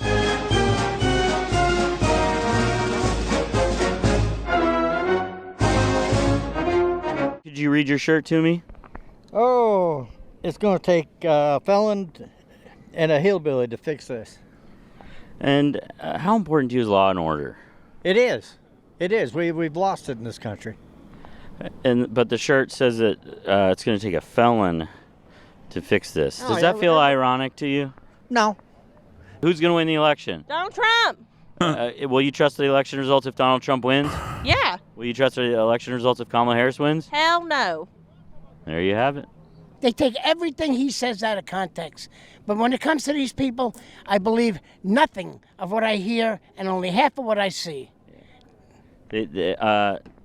Speaking of out of context, last night at the rally, did you see what he did? What'd he do? He did a I don't even want to do it. It's a little lewd. It looked like an oral sex thing. For what? But it was just because the microphone wasn't working. So? Yeah, they were taking that out of context. I'm agreeing with you. Oh, that's what you're saying. Yeah.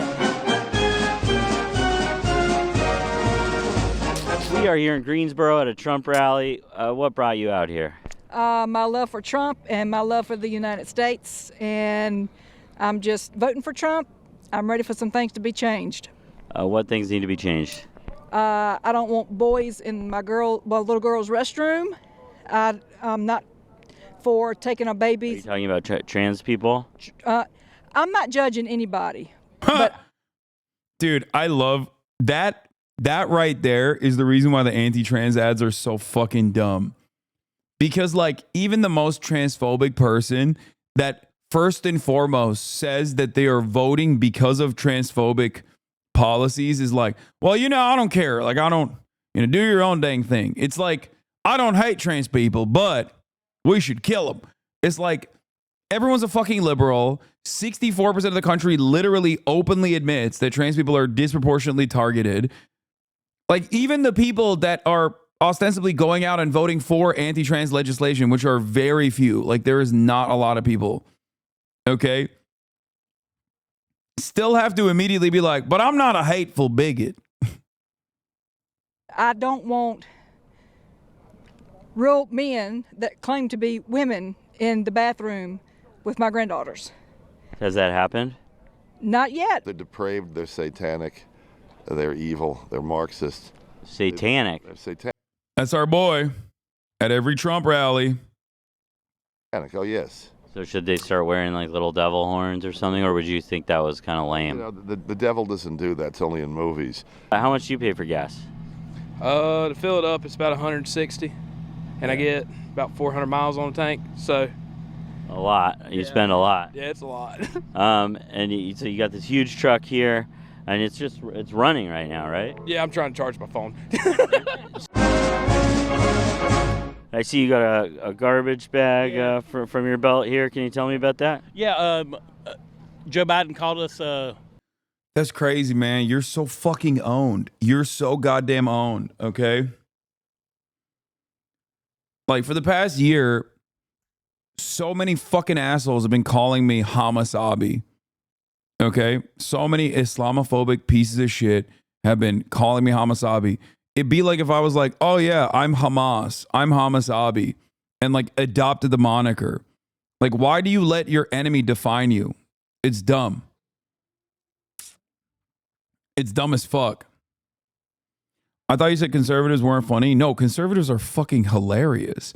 Conservatives cannot be deliberately funny. They're unintentionally funny. I like to laugh at conservatives, not laugh with conservatives. Didn't you wear a Hamas headband though? No, you fucking idiot. I did not wear a Hamas headband. They photoshopped the Hamas headband on me. The people that were saying I'm HasnAbi. Are you fucking serious? You literally saw someone Photoshop a Hamas headband onto my head and you went, yeah, this guy's definitely doing that. Yeah, dude, I wore Hamas merch. What are you, fucking insane?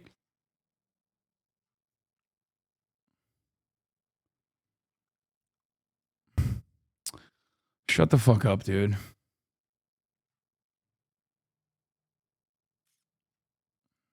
Trash.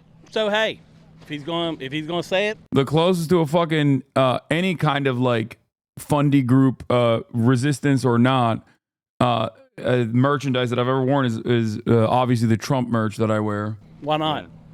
All right, so you're kind of owning that. Yeah, absolutely. If Now, he wants to call us you know, that. Trump has called liberals scum and that kind of thing. Did that bother you? No, it doesn't, because he's exactly right. Can you tell me why you're wearing the garbage bag? Because I'm proud to be trash if it's under Mr. Trump. Absolutely. Okay. We are here in Greensboro, North Carolina, outside a Trump rally, and you, sir, you're wearing a garbage bag. Why? Well, because Joe Biden called us garbage, and we're deplorables. We're garbage. We're anything they want. But what we are as Americans, we're Trump people. And do you feel like you as Trump people are garbage? Hell no. But liberals are satanic, and they bathe in the blood of the infants that they slaughter to pay homage to Moloch, their demon god. Are you being serious right now? Yes, I am. So Donald Trump says Elizabeth Lynn Cheney is guilty of treason. Retruth if you want televised military tribunals. Does that seem vague or like not a real threat? Especially he's running for president? But I don't see that he said it. This is him retruthing it and asking other people to retruth it. People are saying that Joe Biden called Trump supporters garbage. People seem to have an issue with the rhetoric. Let's check out what kind of merch we got here. Says, fuck Biden.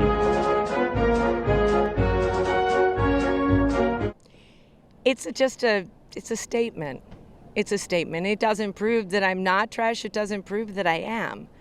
But it makes the statement that if you're going to call me trash because of what I believe in, then I'm going to stand by what I believe in, no matter what you say to me. Right. Because words are words, and sticks and stones may break my bones.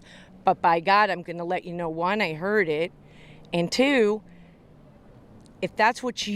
Don't say rewind. I know he asked, do you believe that, do you agree with Donald Trump when he says Democrats are scum? And he said, yes, I know all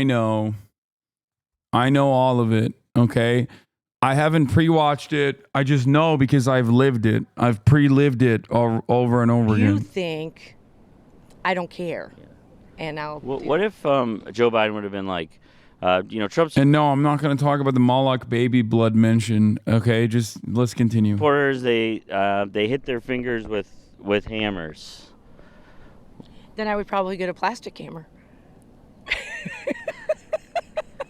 What if Joe Biden said, Trump supporters, they'll leave a glass of milk on the counter for like 6 hours until it like curdles, and then they'll chug it, and they'll have tummy troubles all day. Would you be doing that?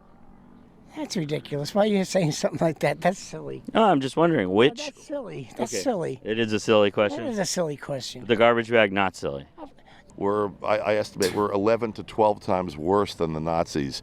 We ought to take, the liberals want to take. You consider yourself patriotic? Yes, I do. When he first took office, he had the Republicans against him, too. Because now he's almost made the party his own party. Yes. Yes, if he, Different this time. He has loyalists around he him. has loyalists around him now. So do you think if he barely loses the election, like in 2020, that he would actually be able to overturn it this time? I think if he loses the election, this country's gone to hell the rest of the way. It's no different than the oil people, those oil people that threw the oil on top of the Mona Lisa. You kind of relate to these climate protesters. I'm not necessarily a climate protester. Would you be in favor of a national ban on abortion? Yes. All across the board. No abortions. No abortions. Are those biblical beliefs? Yes. It looks like you're a local of North Carolina. Do you plan to vote in the governor's race? I already did. Did you vote for Mark Robinson? Oh, no. I don't vote straight. Oh, no. I vote for who's right. And what was your issue with Mark Robinson? Well, I think he does spew hatred. I've watched his speeches. I don't watch mainstream media, but I watch. Wait, what the fuck? So does Donald Trump. Why are you voting for Donald Trump then? She's like, yo, I don't want a black man stealing the white man's vibes, okay? Is that what it is? Like, everything Mark Robinson has said, Donald Trump has also said. I guess the only difference is that he plays with dolls and Trump doesn't, as far as we know. And I don't like how he speaks about my gay population. Or, wait, what?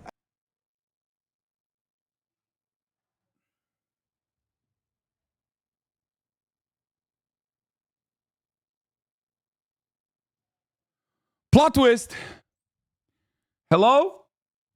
A North Carolinian Trump supporter who is a butch lesbian. That's amazing. Anti-Mark Robinson, pro-Trump. Fuck, man. I love this shit. Fuck. God, American politics is so awesome. an educator for 20 years. And Mark Robinson was just too extreme. Wait, you're a gay teacher and you voted for the gay teachers or pedophiles party? This is like a rare Pokemon, dude. I feel like we just found like a shiny Charizard, you know what I mean? That is whoo, that's so sick. Yeah, Charizard. Fuck you. Shut up. Oh my God, this chat is so stupid. Y'all are so fucking stupid. What am I doing here? Why am I even doing this? I'm quitting this job. I'm quitting politics. I'm quitting being a political commentator. I say Charizard. Everybody, chat lights up. Okay. Oh my God. Oh my God. Oh my God. Oh my God. Oh my God. Like, yeah, I said it wrong. Haha. Streamer said it wrong. Fuck you. Fuck you. Shut up. Shut up. Move on. Extreme. yeah. You consider yourself MAGA? Oh yeah, 100%. And he's too extreme for MAGA? Yes. So going into 2024, will you trust the election results if Donald Trump wins? If he wins, will I trust? Of course, I'll.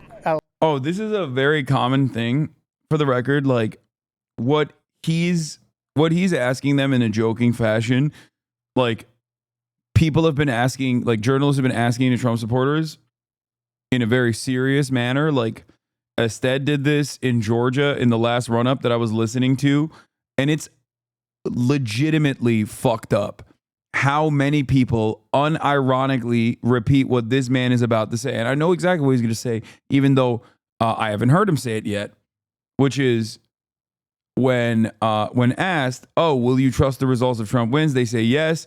Will you trust the results if Trump loses? They say no. No, it's stolen.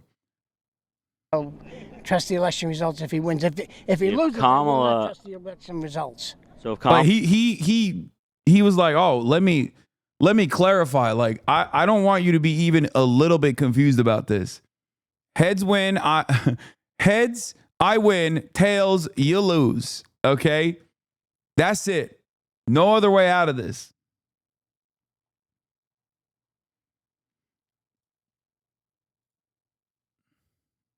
Kamala wins, you would not trust the election results. Absolutely not. But does that feel like democracy is in trouble a little bit if you're not going to accept the results if the other candidate wins? Well, it's at my prerogative to accept it or not. Certainly your prerogative, but I mean, overall in this country, are we on unstable ground with democracy if a lot of people won't accept the election results? Yes. Do you're running the truck to charge the phone? Yeah. But you're concerned about gas prices? Well, I'm not really concerned. It's one of those things you got to have it. So, but it'd be nice. Even if you got to run the truck to charge the phone? Yeah. Like, I don't feel, I'll be honest, like, I think I'm pretty critical of the Democrats. Not a secret. So when I see like liberals being dumb on Maine, like supporters of Kamala being dumb on Maine, I feel like I call it out. But there is no comparison to the number of liberals who are like, oh, Kamala is like gonna change the trajectory of Gaza, which is like one of the dumbest things that liberals could possibly say or delude themselves into thinking, right? Versus the metric ton of nonsense that you hear from Republicans on every issue.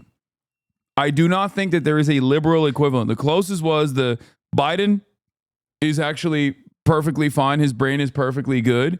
Blue MAGA guys.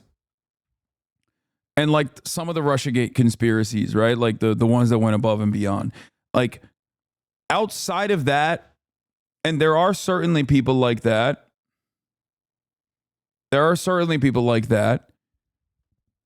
Like, there is no one-to-one comparison with the way that Republicans operate. Yeah, for each Harry Hasan is a great example of this. Okay?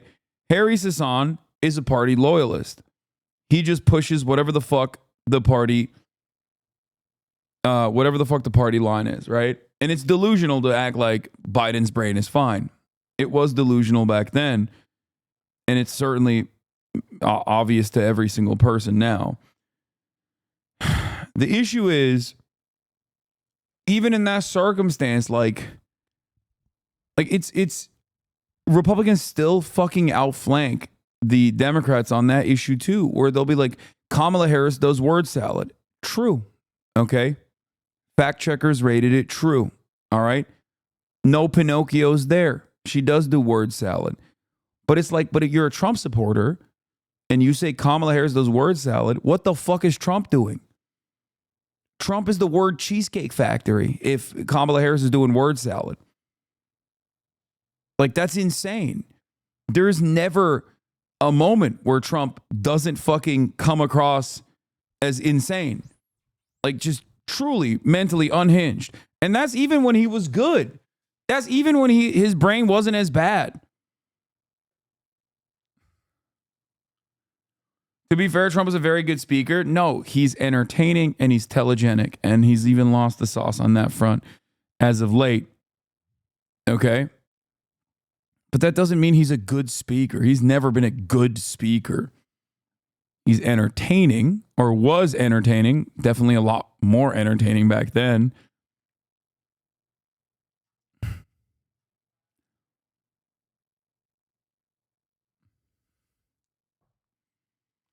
Completely disagree with you on this. Dems are rabid dogs. If they're single anti-genocide protester at their events, or you question their candidate's support of Dick Cheney because fascism, that is the definition of insanity.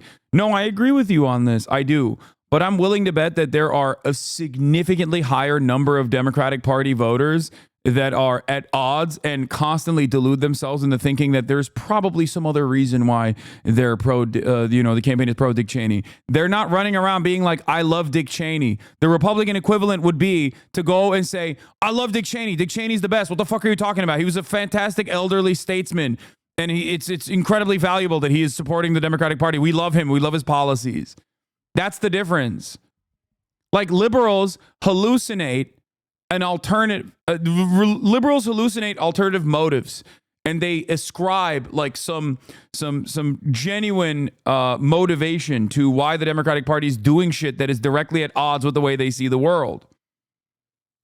They don't run around and go, Liz Cheney and Dick Cheney are woke now. They're fucking progressive advocates for justice. And that's why they fucking are voting for Kamala. Do you understand? Liberals love coping. And sometimes that coping is delusional and ridiculous and angers the fuck out of me. But again, not an equivalent to the way that Republicans operate. Republicans offensively coordinate to whatever the position is that Donald Trump has brought forward.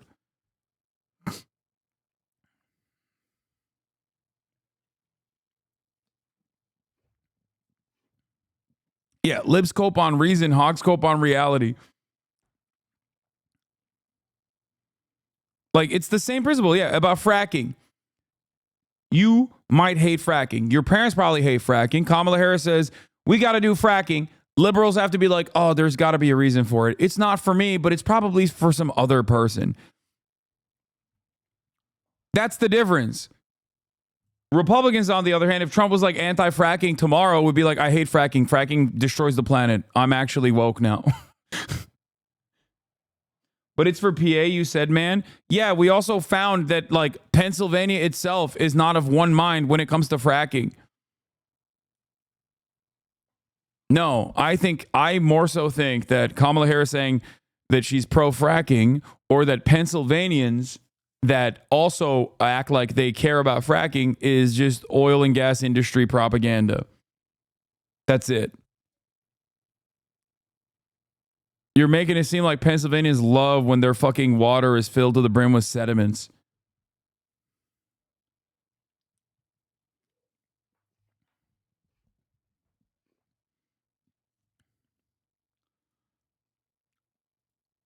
PA voters split on fracking but show widespread support for stronger regulations. October 10th, 2024. Pennsylvania voters continue to be split over fracking. Poll out this week. Survey 700 likely voters in September shows a 58% support. Wait, by the way, what do you mean split on fracking? That means that Pennsylvanians overwhelmingly, or at least by majority, support banning fracking. Even this fucking article headline is bunk. You say Pennsylvania voters are split on fracking if it's like, I don't know, 40-40, and then 20% says, I don't know. The fuck?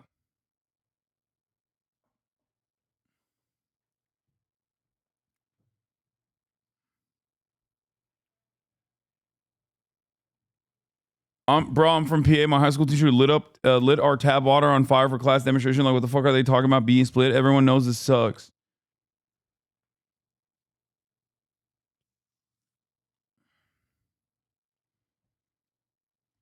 For perspective, PA has a population of almost 13 million, only about 123,000 jobs related to fracking. No, that's not even correct. That's also oil and gas propaganda. From what I understand, direct jobs versus jobs impacted by fracking means that there are like hotel workers and shit that offer rooms and service to people that come into town to do fracking and shit. You know what I mean? It's like the actual number of like people who directly are engaging in the fracking industry is much, much lower than that.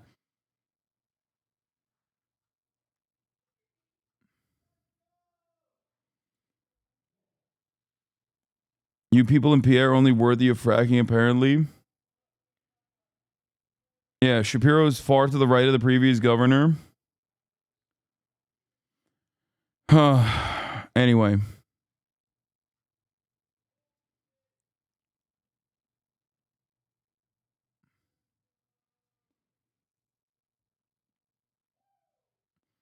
It includes any industry a dollar is spent by a worker who handles fracking. Yes. Ban this dude, mods. He's been banned already.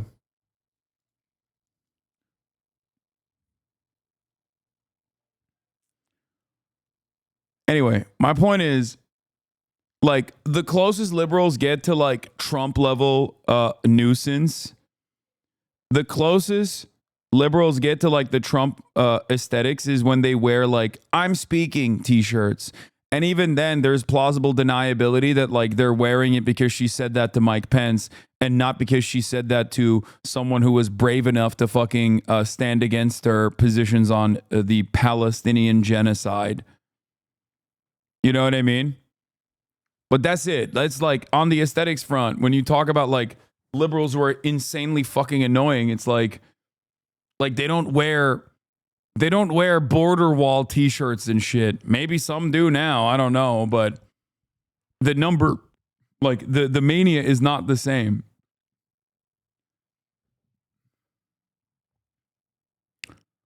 Do you actually want him to be the monarch?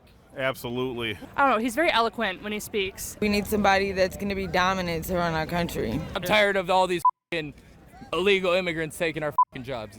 Election's going fantastic. We're actually up in all 7 swing states. I believe we're at the early stages of World War III. What is socialism? Socialism? It's basically where the rich get richer and the poor get poorer. You can shake your head. Well, I just don't, but you're having... Dude, ask a capitalist to define socialism. They always talk about capitalism. That always holds true. Okay? Ask a socialist to tell you what's wrong with capitalism. They will define it to a T. Ask a capitalist what's wrong with socialism, and they'll just keep repeating the problems of capitalism. Like, what a funny thing to say. Oh, the rich get richer and the poor get poorer. It's like, okay, do you feel like under this current administration, the rich have gotten richer and the poor have gotten poorer? And then they'll say, yeah. And then you go, do you think it's because we're doing socialism? And they'll say, yeah. This is what I mean. You are not living in reality.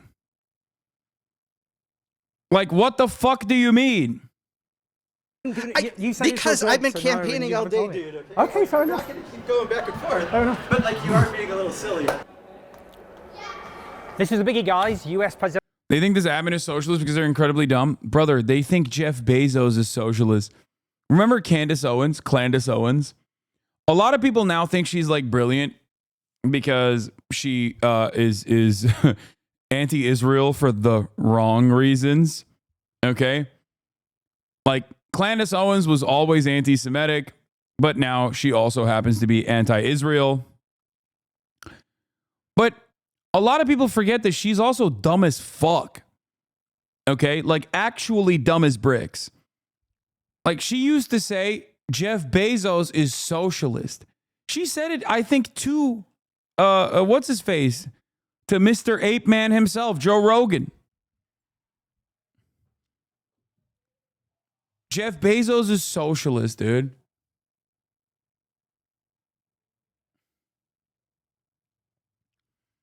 What do you do with that?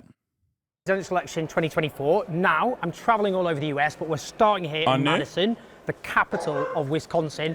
This state could decide it. This has been a swing state. It goes Republican or Democrat, but very small margins. Both candidates are throwing absolutely everything at it. Now, we're going to go to a Trump rally. I'm excited and slightly scared, not going to lie. But we're going to talk to people to get a real flavour of what this state is, what matters in this election, and that means people's wages, their conditions, and issues like Israel's onslaught against the people of Gaza. So much to talk about. I'm excited. We're going to talk to people in Wisconsin. John Nichols, preeminent progressive journalist. What an honour. Co-wrote a book with Bernie Sanders. Truth. Where the hell are we now? Where the hell we are. It's beautiful. Yes, we are in a very beautiful place. This is the state capital of Wisconsin, the ultimate battleground state, the most closely contested state in the U.S., usually. It's got 10 electoral votes. 10 electoral votes, and of the last 6 presidential elections, this state, which turns out about 3 million people for an election, or to vote in an election, of the last 6, 4 have been decided by under 25,000 votes. Whoa. So this is the place where, you know, it literally comes down to, is there a small town someplace that we should go to, and the candidates actually go. It's different than every place else. It's a state that has its own character in an awfully lot of ways. The thing about Wisconsin is it is a state that until about 125 years ago was just pillaged by corporate capital, the bankers, everybody, the railroads, and to a greater extent than any other American state, with possible exception of North Dakota, it revolted. And in 1900 they elected a guy named Robert M. La Follette as governor, and he said, "I'm going to break the machine." And what that meant was, I'm going to break the corporations. They're not going to tell us what to do anymore. And he created a movement here, a progressive populist movement that was for economic and social and racial justice before other places and before other people, that was anti-war, including anti-World War I, that was conservationist and environmentalist long before. This was the left. And La Follette ran for president in 1924. Didn't win, but basically.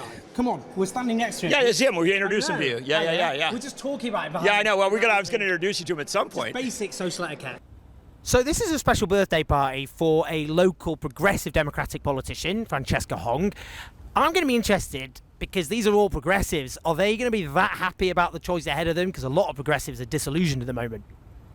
Being a state representative in the state of Wisconsin is fucking absurd, but absolutely gratifying. Tell me why it's fucking absurd. Because we have had a gerrymandered state where Republicans in power have essentially tried to strip the rights and erode democracies across our state for the last 13 to 14 years. And since COVID, we've had a resurgence of folks who have been organizing, even actually well before COVID, but folks who have been organizing to try to defeat these Republicans and the rising fascism in our state, win back fair maps, and try to get a redistrict so we can have a legislature that's actually representative of the people. And this is what they're doing all over the country, isn't it? The Republicans are stitching up the electoral boundaries. Correct, because they want to maintain power, and then they want to make sure that they are complacent and never actually have to answer to the needs of the communities they're supposedly supposed to represent.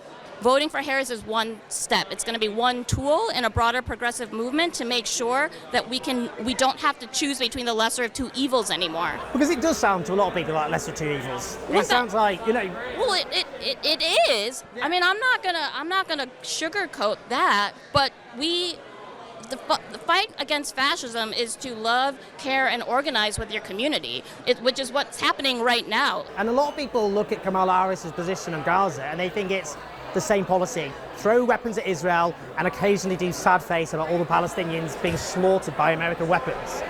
I mean, what would you say to that? Democrats make a lot of mistakes. It's not a mistake. Democrats have unforced errors, and Democrats will try to undermine one. Yeah, I mean, it's not a fucking mistake. It's deliberate. It's by design. I think the actual counter to this is both parties are pro-genocide permanently. There's nothing you can do in terms of voting to change that behavior.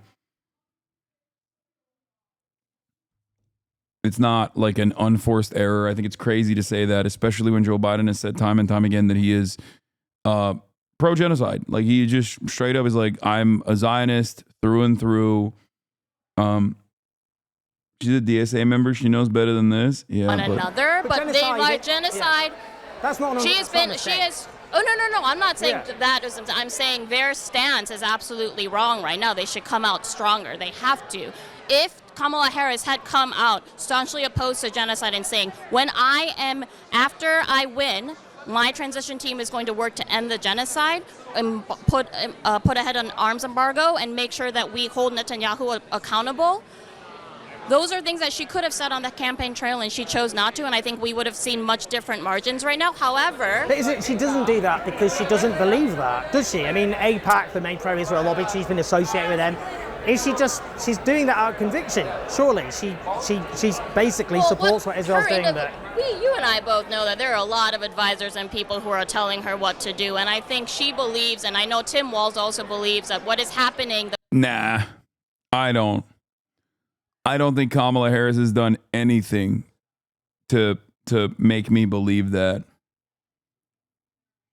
I don't think it's like advisors that are like deluding a 60-year-old woman. Nah, I don't agree. I think that people want to vote for Kamala Harris against Donald Trump. And I think this is their way of like trying to reason with it. It's fine. It's just not correct.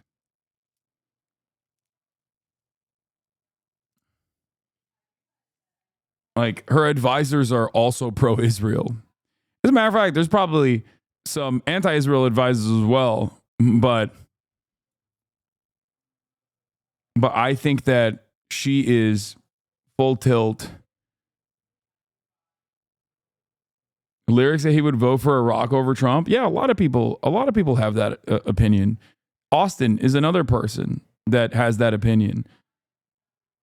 And I don't think that, I think that like, I can't speak for Lyric, but for Austin, like, it's not even just Trump. Like, no matter who the Republican is, I'm pretty sure that Austin would probably vote for a ham sandwich over whoever the fuck the Republican is. You know what I mean? He's like a loyal partisan. The genocide in Gaza is completely unacceptable and must be stopped, and that we must preserve Palestinian life. We must value Palestinian life, and we have to work towards coexistence and peace and liberation, as well as self-determination for Palestinians. I mean, realistically, that's not going to happen under Kamala Harris. I mean, the problem is, I suppose, a lot of people think the Democrats' position is arm Israel, but just look a bit sad about it occasionally.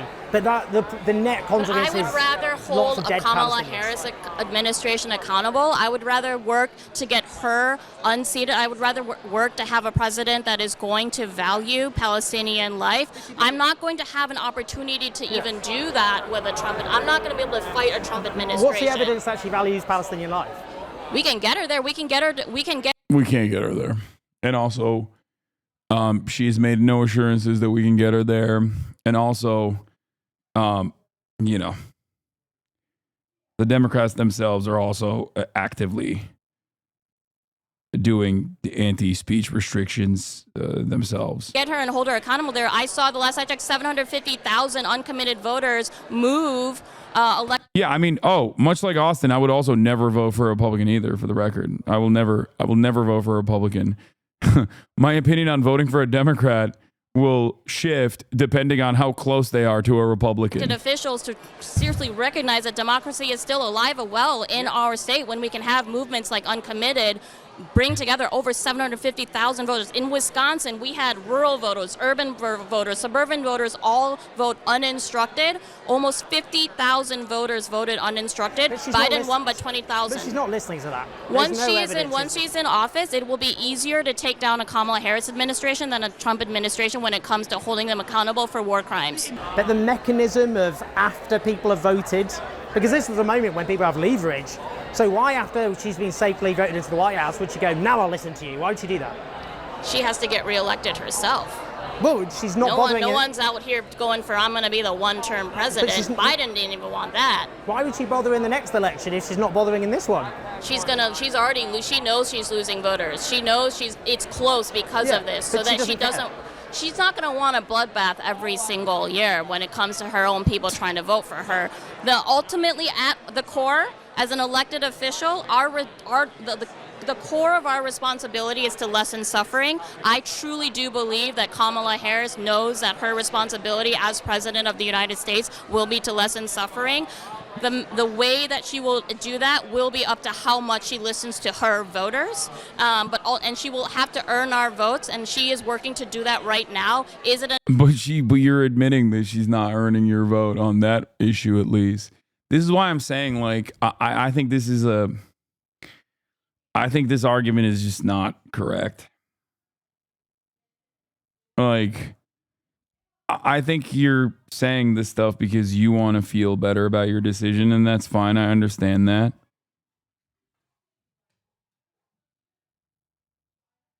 But I think that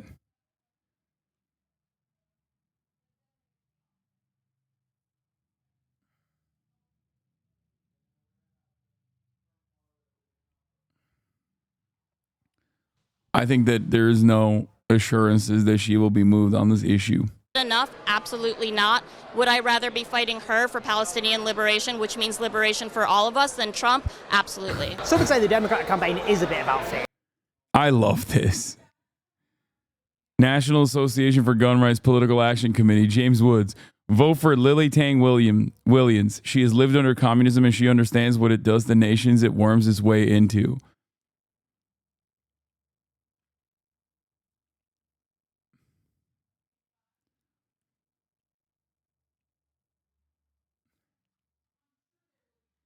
Dude, these people are so fucking insane. Oh my God. Oh. What is happening in this country, dude? It's a fucking clown show. It's a fucking clown show, dude. This is like a bit that like a British comedy would have about America, okay? They'd be like, I'm the gun candidate. I'm going to have a gun in every single campaign ad. I love guns. I sometimes fuck them. And it's like, nope, it's real life, dude. It's fucking real life. She's listed on victims of communism.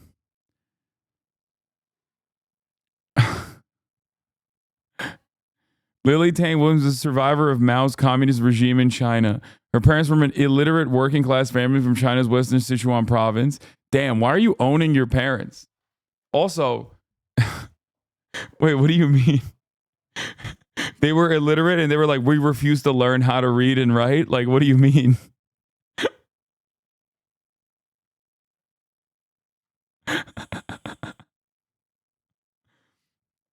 Lily grew up during Mao's 10-year cultural revolution as a child, experiencing extremely poor living conditions, food rationing, and social chaos, and oppressive communist restrictions and indoctrination.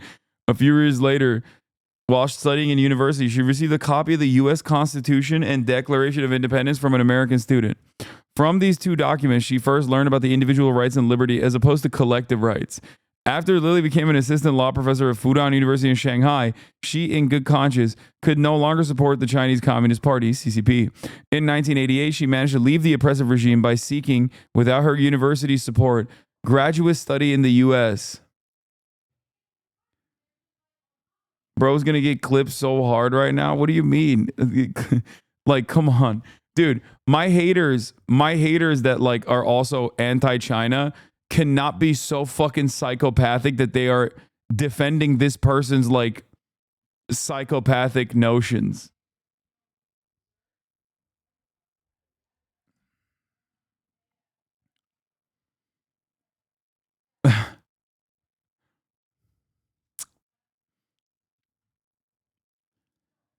Soon after arriving in America, Lily met her future husband. They have been happily married for 33 years and have 3 adult children. While raising her family, Lily became an entrepreneur and began her journey of discovery of democracy and liberty. They're also talking, it's so funny because like this is so obviously right-wing. Like victims of communism is of course incredibly right-wing. They straight up feature Nazis as victims of communism. But like, which they were technically, but you know, I don't know if that is I don't know if that's something you want to point to as like, you know, poor Nazis is not exactly a position that you want to have. But like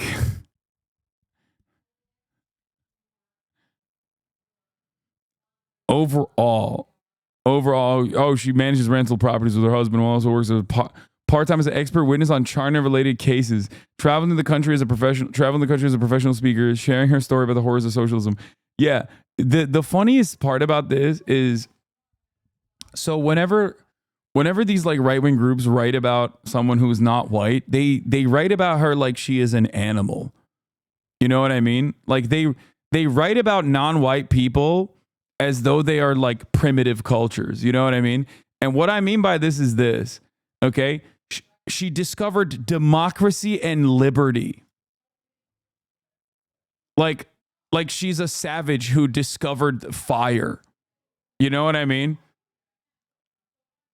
Like, what are you, like, why do you let anybody talk about you like this? Like, do you have no fucking decency, no self-respect? Like, this is supposed to be pro you. And they're talking about you like you're a fucking wounded animal, dude.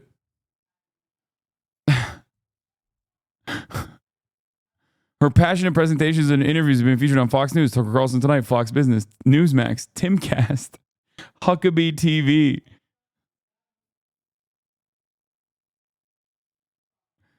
Okay, I'm done. What the fuck? Watch her campaign. I arrived in Austin. Live in a free country, born as Americans, and do not recognize their privileges. You are born American, a free country. You never suffered a starvation.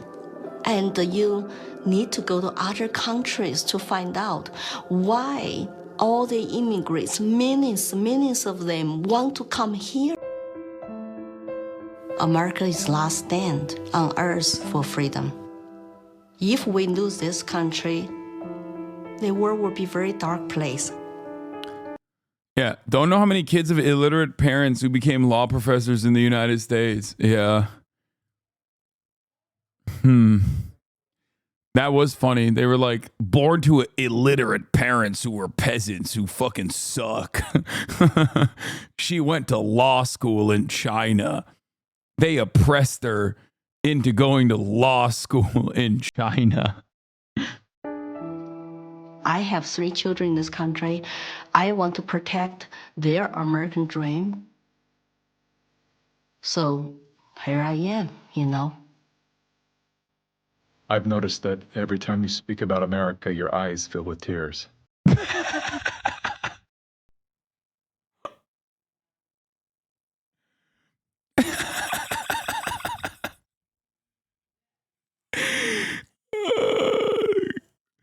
Glaze! Oh, Jesus Christ. God, I love America so much. For many liberals as well, by the way, this doesn't track as like insane propaganda because they also are loaded, filled to the fucking brim, overflowing with American exceptionalist sentiment and that all of our enemies are barbaric, bloodthirsty monsters type shit. So they don't look at this and go, this is cultish, man. What the fuck are we watching? Every time I see someone like this, I'm happy they went to the US instead of staying in China. Yeah, America's brain drain aside, America's hog drain might be making other countries better.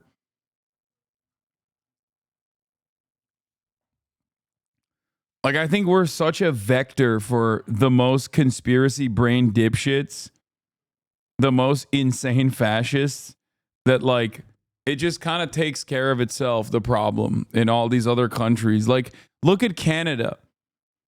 I'm not even joking. I think half the reason why Canada still has like some semblance of social safety nets is because all the dumbest fucking hogs come here and LARP as Americans.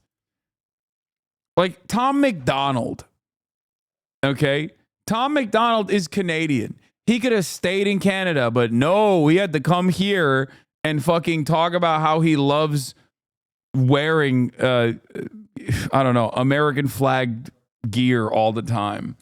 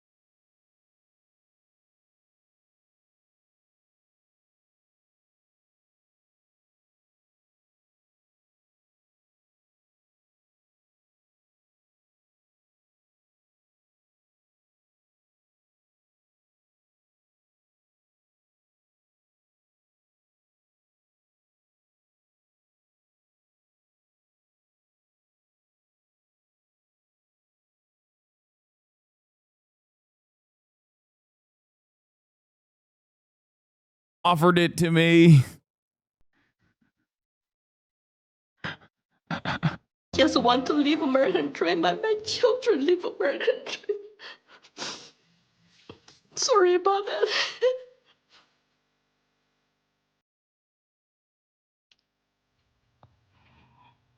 It's time to ask questions. It's time to wake up.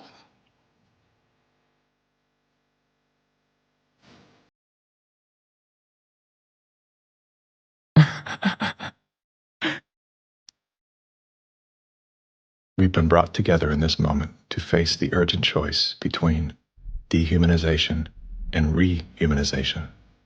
What? I can't get over this fucking ad.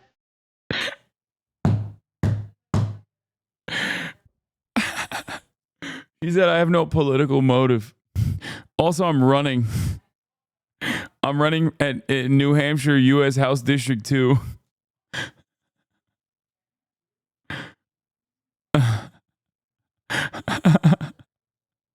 It's about this guy sucks, he's dangerous, we need to stop him. So that's quite a negative rather than a positive kind of vision for the country. What do you think about that? It's more like lesser evil. There's this new energy. Rehumanization? Yeah, they're going to make Chinese human again. Like, that's what they're saying.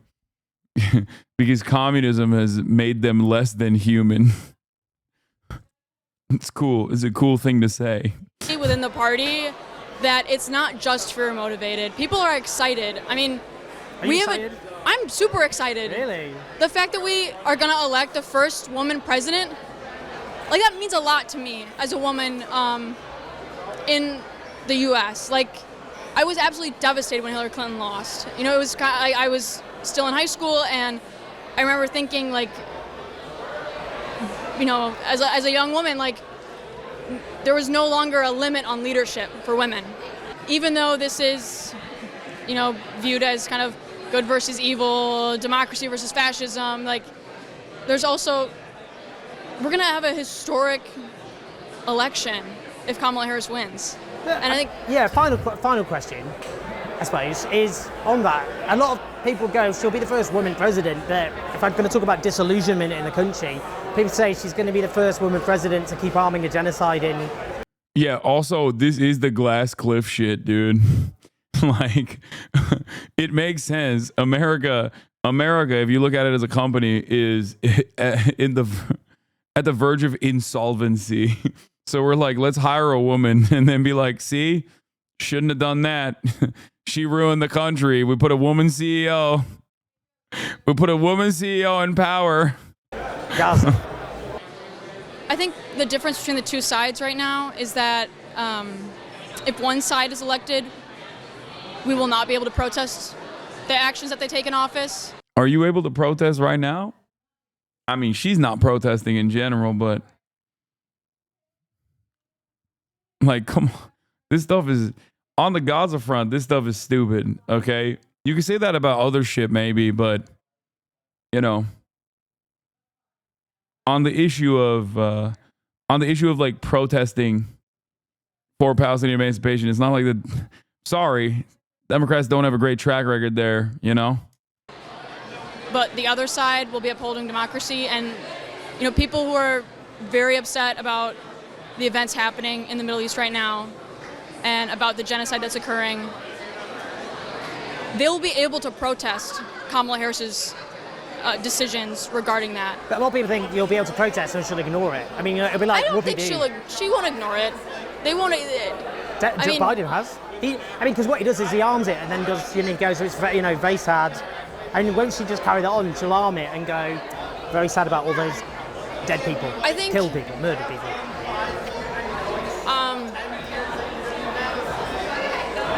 I guess I don't know what Kamala Harris will do, but I just know that, you know, on November 6th, if she is elected president, we will be able to protest. You know, people will be, but like, if Donald Trump's president, it doesn't even matter. If we're able to close the book on Trump, it will usher in a whole new generation of leadership. The soul of the Democrats then is won by people like people in this room. Yeah. I think so. Amazing. I felt hopeful at the end. Was that hope? It feels good to be on a bar again. Yeah! Hey, thank you all for coming out for Fran today. I just got back from doing doors in Baraboo with Karen DeSanto, one of the pickup seats that we need to get the majority.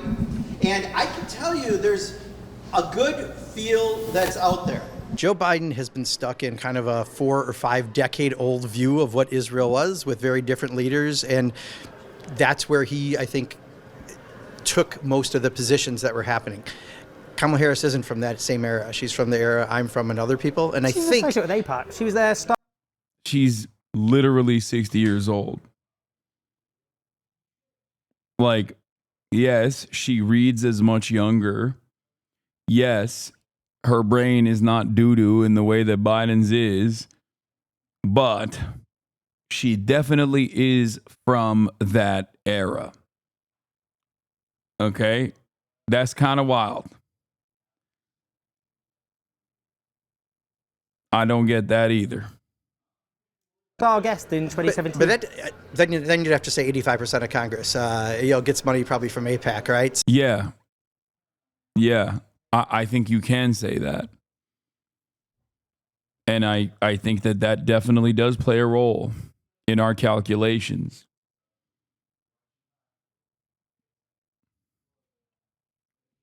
So she just said she's going to arm them no matter what. No, I think you're incorrect. I think what is correct is she's from a different era, and she has said things that Joe Biden certainly didn't say, and she has called for, making sure that there is the ability to have an independent state for Palestinians. He said that. Yes, she has. No, she said. I said Biden said that too.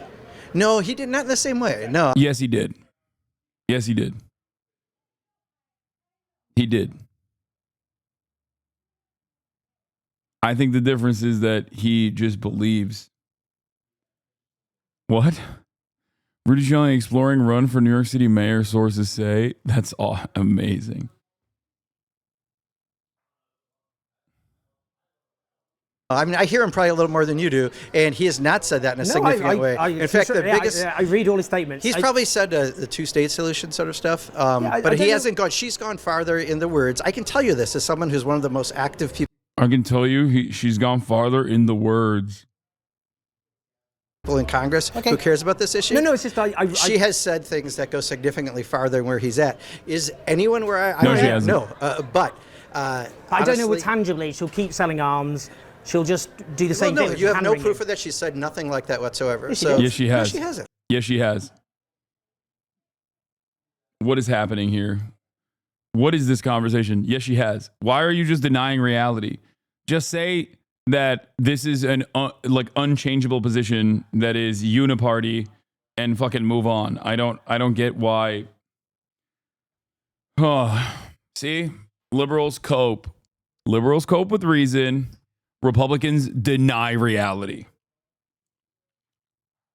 Like, oh, well, she has said it. Okay. She has said it. Oh, well, everyone's AIPAC. It's true. I mean, he is denying reality too, actually. He's like hog levels.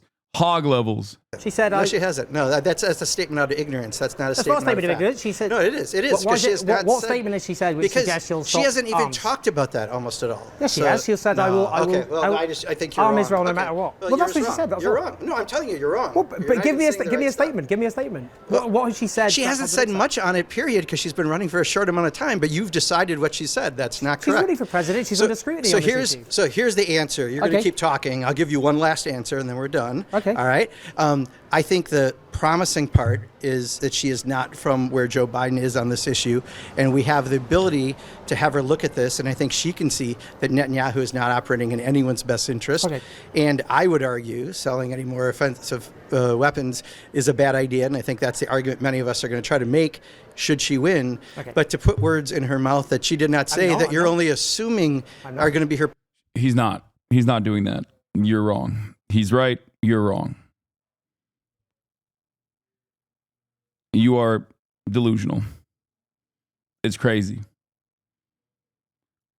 it's interesting that he's delusional in the same vein as like Trump supporters when they are deluded into thinking that like there is a different position here, actually, secretly.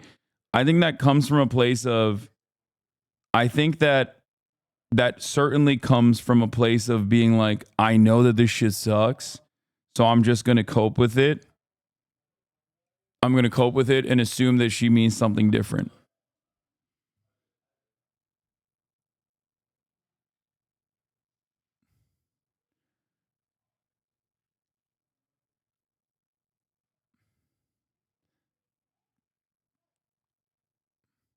This sucks because Mark Buchanan is like top 10 Congress people to oppose Israel. He's legitimately one of the better progressives. Yeah.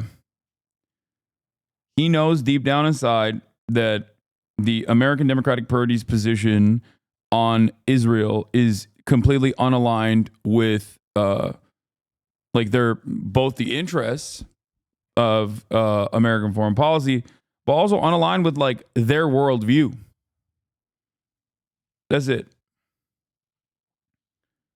It is completely unaligned with his worldview, with his own personal individual worldview. So he has to just like delude himself into thinking like, no, you don't get it. Like it's going to be better.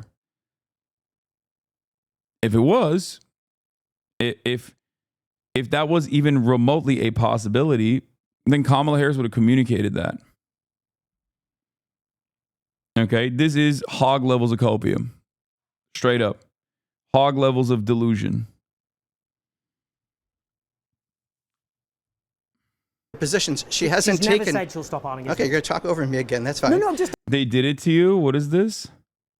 Hey AJ, did you know it was Alaska's from Boy Boy's birthday? No way! I love Alaska from Boy Boy. He's much better than Hasan. I give him 5 big booms. Boom! No! Boom! No! Boom! No! It's like every boom was a shot directly across the... Dude, what? No way! I love Alaska from Boy Boy. He's much better than Hasan. No. I give him 5 big No, booms. don't do it.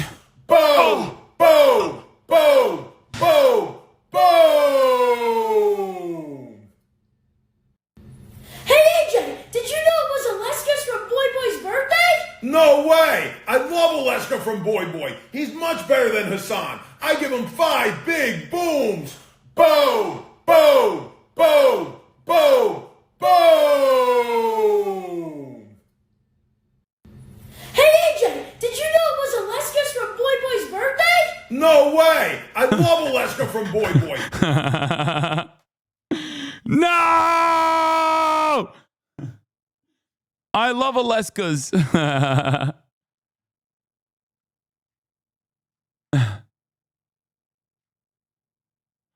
Stop with the booms. He's already dead. He's already dead. As a streamer, how tough is it to have friends, Miz, that are surrounded by streamers like Canute who call you an American traitor as of this morning? How do you deal with all that? I don't give a shit. Also, Canute is not even American. I'll do you one better. I'll go and hang out with Canute himself. I don't give a fuck. Oh man, I can't believe it. Another person has called me an un-American terrorist.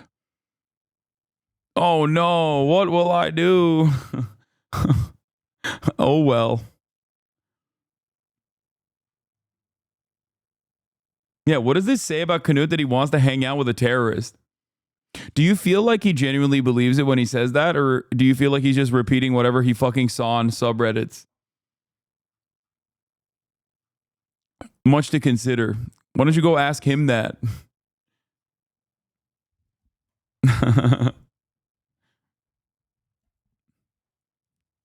Same principle behind people being like, Hasan is a terrorist, promoting terrorist propaganda, which is why he must be banned from Twitch. It's like, excuse me, if that's a real principle that you hold, you should probably be trying to get me arrested. Okay? Like, what do you mean?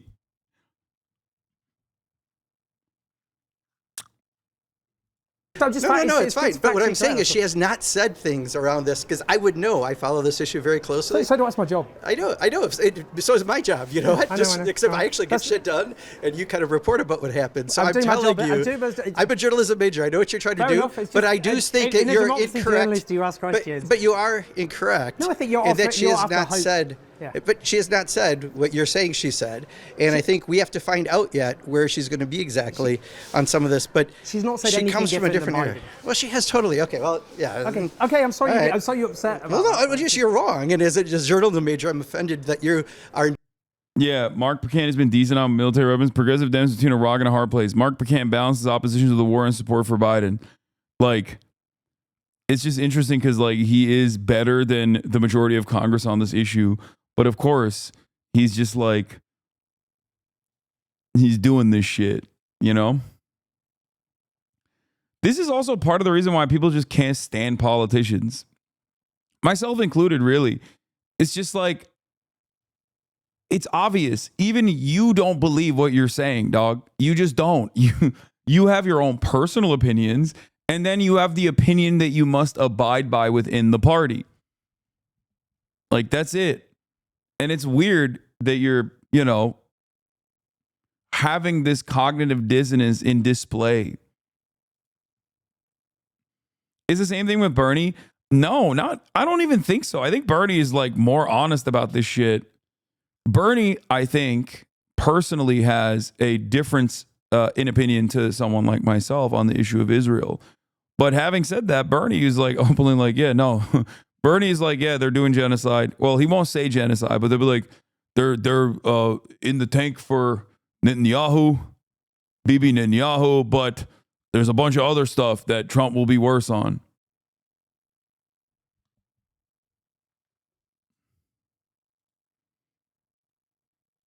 Not listening to someone who could tell you other things. You instead have decided what your story is going to be about. No, I haven't. But it's not correct. Journalism is not about deferring to politicians and what they say, with all due respect. But with all due respect, look at what she said at the DNC speech alone is more than Joe Biden has said ever about. Did you see a shift in the strategy? Kamala mentions Gaza without a protester yelling about it. It took Trump going to Dearborn for her to start off her Michigan rally with Gaza. I'm literally going to suck down a fucking Glock. Oh my God, dude. I'm Brian Kill Me. Holy fuck. I don't want to. Oh my God, this shit is so fucking annoying. Oh my God.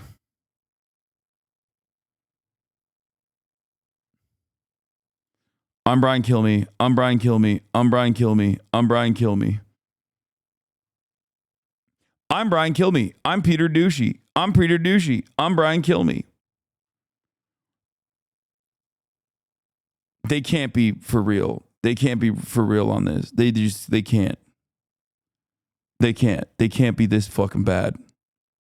Suck cocks, not Glocks.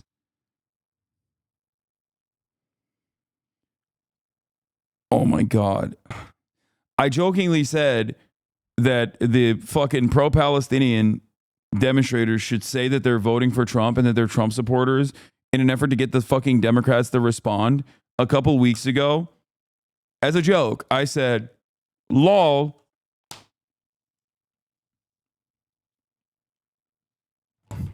Wouldn't it be funny if the Democrats responded to the pro-Palestinian demonstrators that say that they're going to vote for Donald Trump because the only person that they ever care about is a Trump supporter and they just only have one position, and that is how do we court Trump supporters? And it turns out that is the case. It turns out that is the case. I was just jokingly saying that. And it turns out the Democrats were like, oh my God, they're pro-Trump. What the fuck? We love them now. If they had done this like, I don't know, 6 months ago, Kamala Harris probably be talking about dismantling the Zionist entity by now. Fucking 2 days out from an election.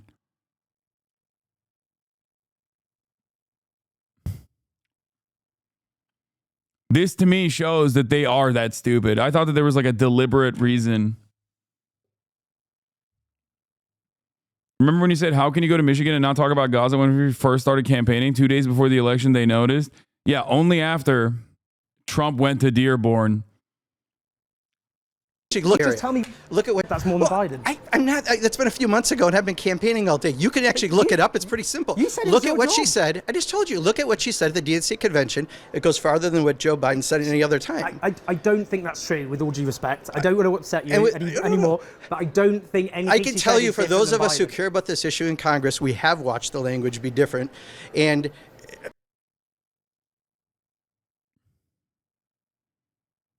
feel like this would have been better if they started doing this earlier. Like, I'm literally seeing the method a little bit. Because, like, Democrats love Republicans, dude. They love Republicans. Bro, maybe if someone was like, oh, I'm a registered Republican, I love Republican Party. Like, maybe the Democrats would be like, oh my God, we have to win these Republicans over. Are you planning to vote for Kamala? Suck my fucking dick, dog. Get the fuck out of here. Okay, bud. You should start jokingly saying more shit. I'm not kidding. I wonder if like, this would have been better if they started. I should.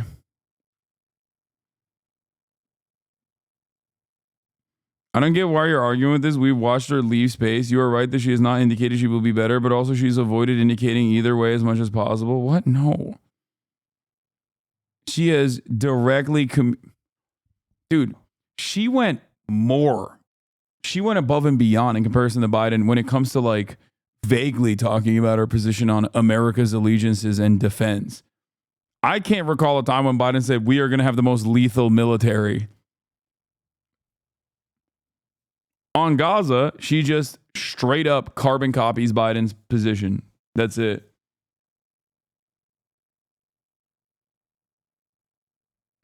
Yeah, also, Mark Pecan is wrong.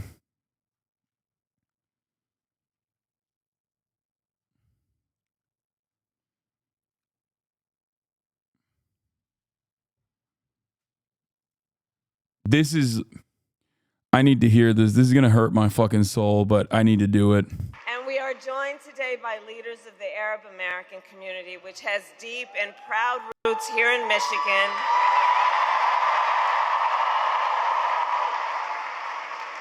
And I want to say, this year has been difficult, given the scale of death and destruction in Gaza, and given the civilian casualties and displacement in Lebanon. It is devastating. And as president, I will do everything in my power to end the war in Gaza.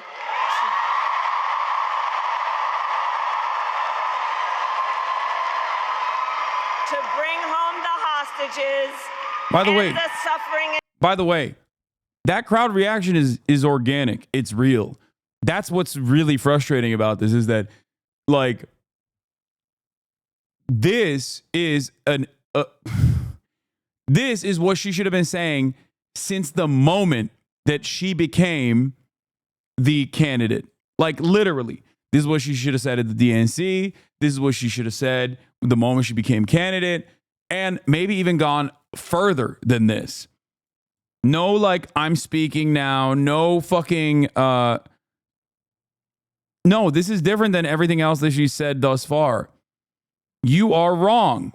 The reason why this message is so much better than every other time she's talked about it is because she's not contextualizing the death and destruction by saying Israel has a right to defend itself. Of course it's different. No, it's objectively different. She's not saying Israel has a right to defend itself. She's not saying that, like, she's not saying October 7 was the singular worst tragedy of all time and what came after it is, it's kind of bad too. She did not open with Hamas, October 7. Mass rapes occurred on October 7 directed by Hamas. Babies were burned alive or any of that other shit. In Gaza ensure Israel is secure, and ensure the Palestinian people can realize their right to dignity, freedom, security, and self-determination.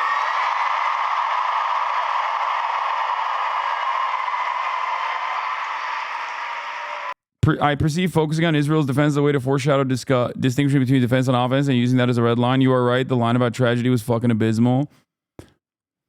She still said ensure Israel's defense, but I mean, that's fine. That's nowhere near as bad as fucking framing the conversation about October 7 being the pivotal moment, which then justifies at least some of the atrocities that Israel has committed. But again, 2 days away, too little, too late. Or this is not me saying we can push her left, by the way. Make no mistake. This is me getting even more mad because now I am of the belief, because now I am genuinely of the mindset that these guys are just actually fucking stupid.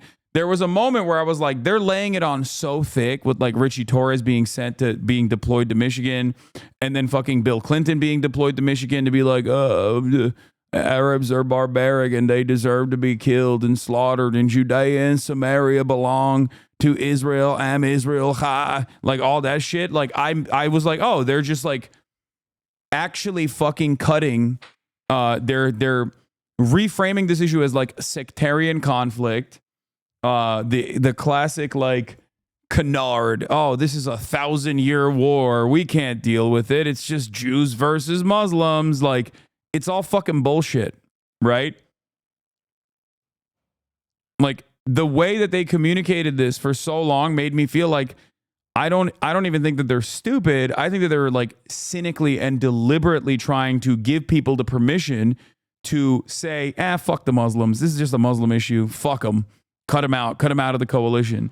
The fact that she is now communicating this position 2 days out from the election, after Donald Trump went and did that shameless fucking pandering bullshit in Dearborn, makes me feel like, no, they are that stupid. That they straightforwardly and legitimately thought, like, nobody gives a fuck about Gaza. Come on, these guys are just Muslims. No one cares. They're not human. That is insane. And we continue to work on a diplomatic resolution across the Israel-Lebanon border to protect civilians and provide lasting stability. I mean, this stuff is all bullshit too. Like, come on. No, you don't. You're not doing that. Like, it's still empty words, and it's like a marginal change in the appropriate direction, and it came fucking, it's like too little too late. It came 2 days before. I make no mistake. I need you to understand something here.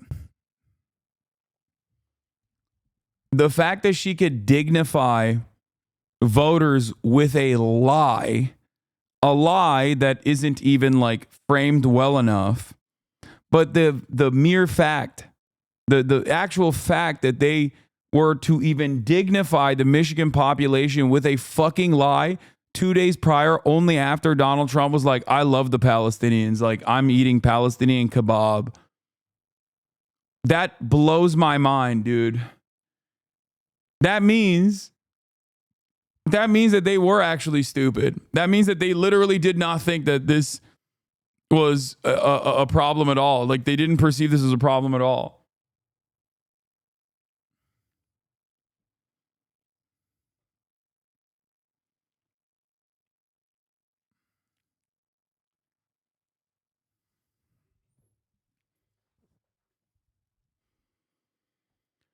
Oh my God. This is insane.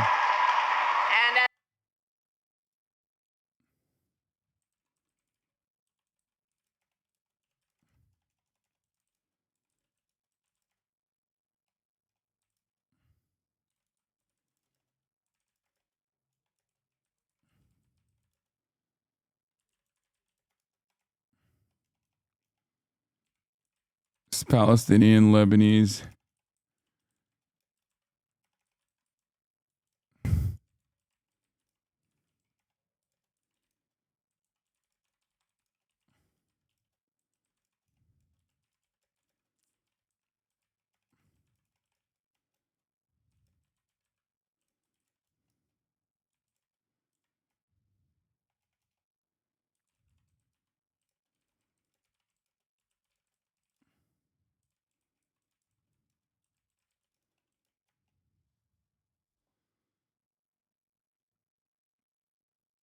This is unimaginable.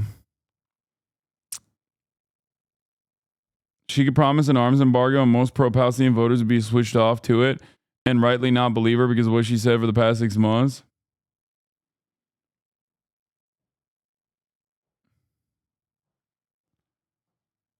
Yeah, she saw the fucking slammed 49-49 split and then saw Donald Trump visiting Dearborn and being like, I love my Arabs and Muslims, and was like, actually, fuck. Now that they're actually Republican voters, we can court them.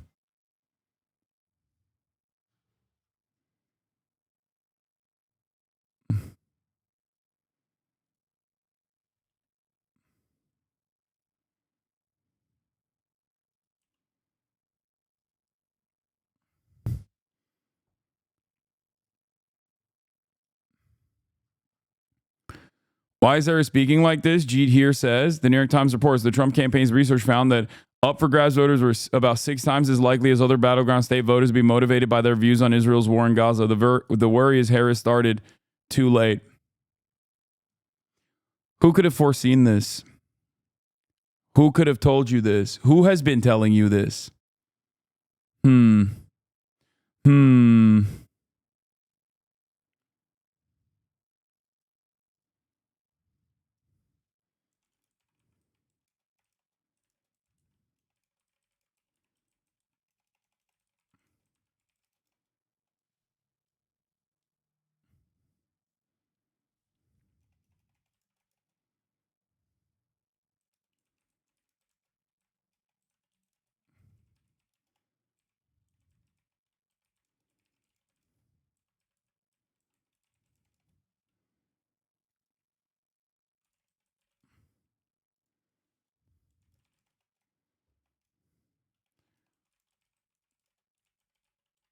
Morally correct.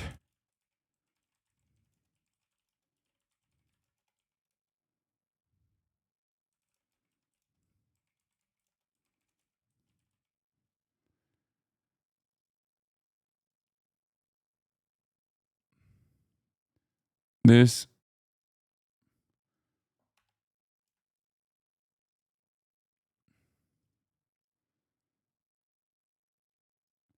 unbelievable. This Palestinian Lebanese victim-centered rhetoric only came after Trump courted Arab voters in Dearborn. For months, we've been screaming about a change in Israel policy / rhetoric. For months, we have been screaming about a change in Israel policy and rhetoric being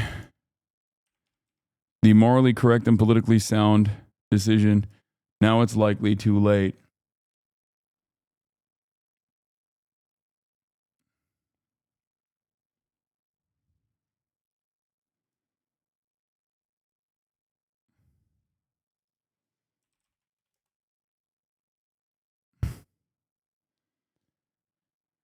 Oh my God.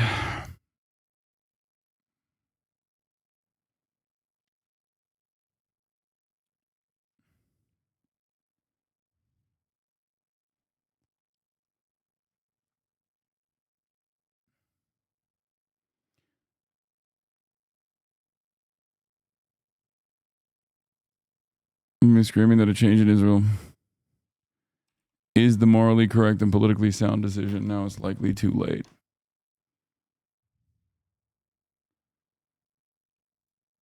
As president, I will work tirelessly toward a future with security and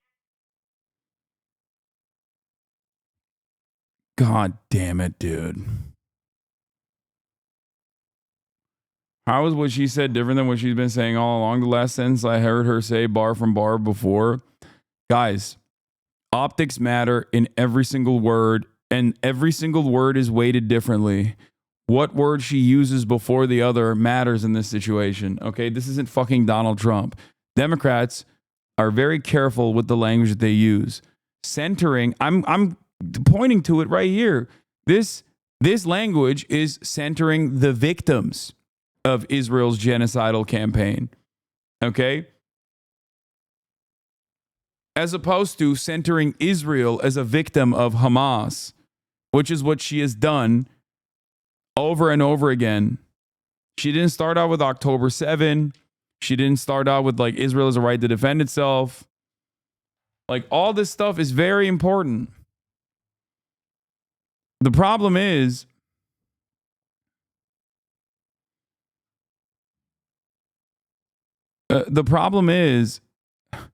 this is too little too late. And she didn't fucking say, she didn't say this as a response to a protest. She came out of the gates swinging with it. Millions of people have voted already.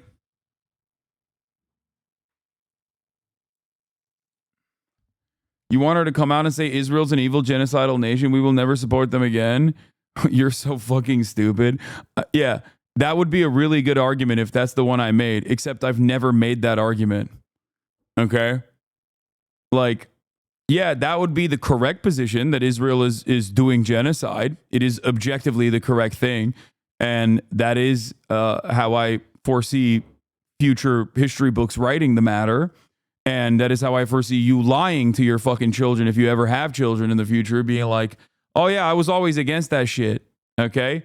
Having said that, for the time being, I understand that it's not something that she can say as an American president. That's not what I'm expecting of her. There are a million different ways in which she could massage an appropriate position that is not only morally correct, but also politically sound. But the goddamn Democrats never respond to anything until Republicans do something, because they are also reactionary.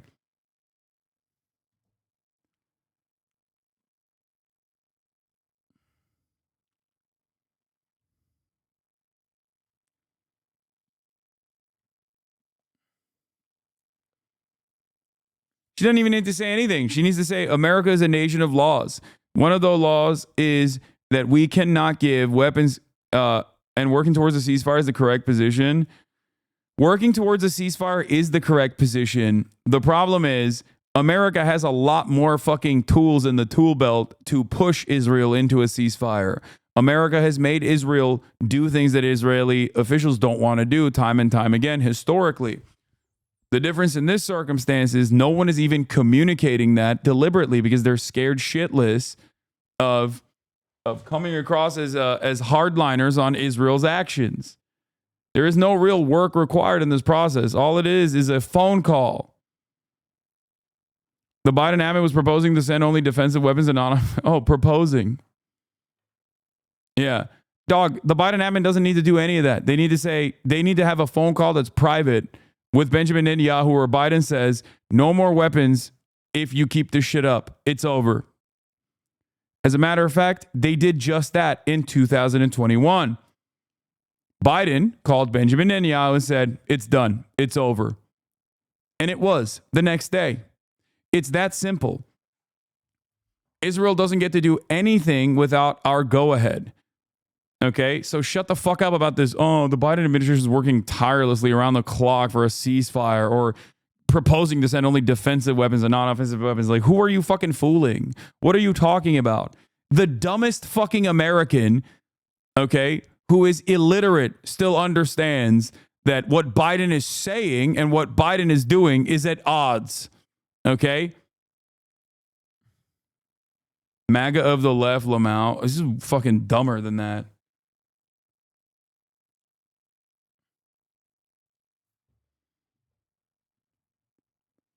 Reagan did that. Biden himself did that. Also, not only did Biden himself do that, he literally did that this time around. Why the fuck did Israel not light up Iranian oil refineries? Why the fuck did Israel not light up Iranian nuclear facilities? Hello?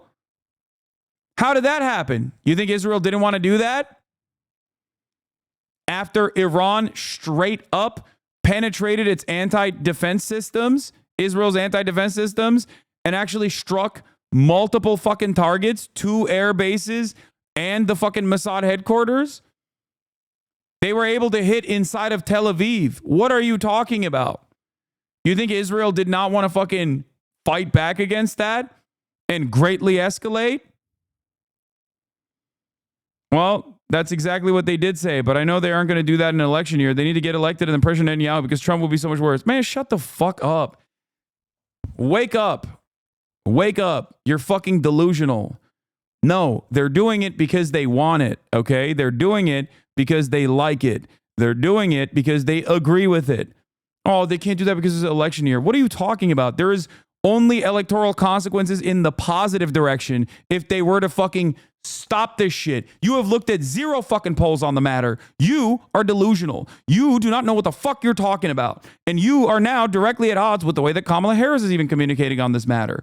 For months and months, I have shown you polls over and over again showcasing that people would be significantly more enthusiastic if the Biden camp or Kamala Harris after the swap out happened were to restrain Israel. And the only way to restrain Israel is through denying weapons transfers. You're wrong. You're just objectively wrong. There is no data point to prove that you are right. You are no different in that regard from a MAGA Trump supporter. Okay? You know how Trump supporters will turn around and fucking act like, oh man, well, you don't understand, like, the elections are stolen. And it's like, well, where's the evidence for that? You know? And then they're like, oh, I don't know. They just are. You know, illegals are doing that. You're behaving like that. You're straight up behaving like that. Blue MAGA ass motherfucker in here. Jesus Christ.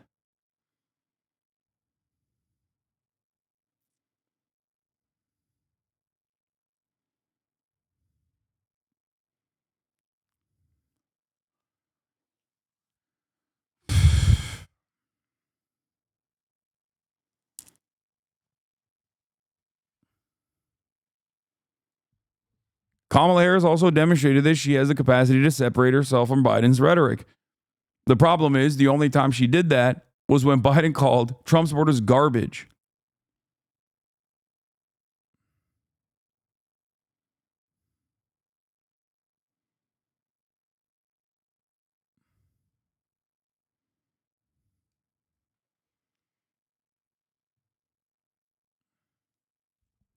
Too late as far as mattering to Gaza-centered voters. That's what I'm saying, yes. Or too late to see like a noticeable bump. Too late to see a noticeable bump in terms of her election day voters. I'm not MAGA. I'm a realist. It's a complex issue. They need the right voters in the right states to win. I know it sucks, but nobody likes to see how the sausage is made. No, dude, this is copium, okay? The I'm a realist position is copium. Do you understand? You're just coping. Because if you were a realist, you would have looked at a single fucking poll. There is not one poll that says you are right. Every single poll conducted on this matter says I am right. Every single one. And you can even arrive at this conclusion by just looking at the reality on the ground, okay? There are 0 Democratic Party voters or likely Democratic Party voters or independents or undecideds that are going, I want more dead children in Gaza. I want more dead children in Lebanon with my tax dollars. There are, however, plenty of people who go, I don't like that. I would be significantly more enthusiastic to vote for any administration that puts an end to this. That's part of the reason why a lot of people even fantasize and hallucinate that Trump would be better on Gaza. And that's why Trump is defeating Kamala Harris by like 30 fucking points on this issue. Because everyone correctly understands that the responsible party in the genocide that is occurring is the Democratic Party. Okay? They are correctly interpreting that the Democrats are responsible for it, but they're incorrectly assuming that Trump will be different. Because the Democrats have not said anything but lies on this issue. Okay? I really, really, really hope you understand that you, like, saying that you are a realist on the matter is actually so removed from reality, specifically because all polling on the matter for months have consistently shown that overwhelming majorities of Americans, both the Democratic Party is like 80%. 80% of Democrats want a ceasefire and weapons transfers to halt to Israel Okay? Like 70 or 60% of independents want it, and even 54% of Republicans want this to happen. Okay? To play devil's advocate, Palestine is a colonizer state as well as Israel. Wait, what? What are you? Okay, sure. To play devil's advocate, Palestine is also doing a genocide in Israel. Okay, cool, man. You can't play devil's advocate, but just like making some shit up.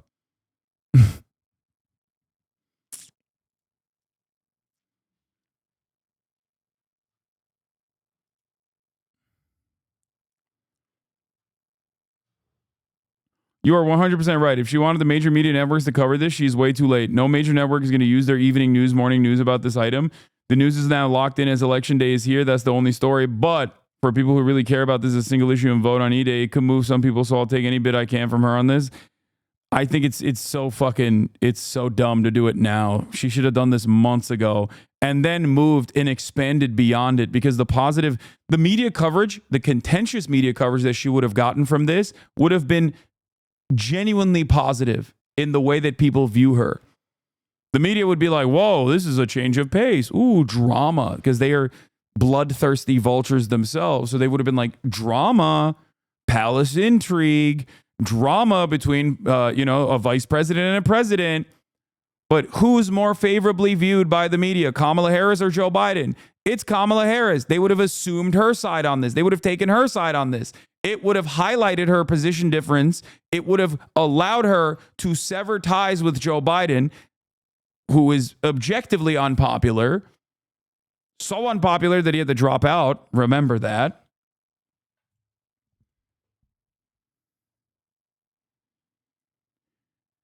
Oh.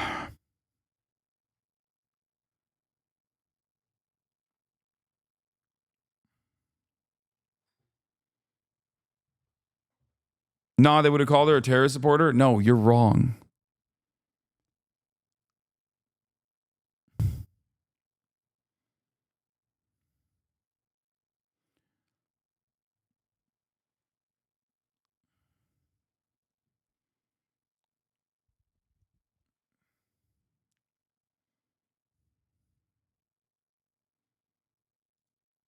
CNN is covering it only with an update. Harris kicks off final Michigan rally with pledge to do everything in my power to end the war in Gaza. That's a position that, by the way, Donald Trump has falsely adopted for the longest fucking time. He's like, I'm going to end the war. I'm going to end the war. I'm going to end the war. I'm going to finish the job. I'm going to finish the job. I'm going to let Israel finish the job. I'm going to end the war.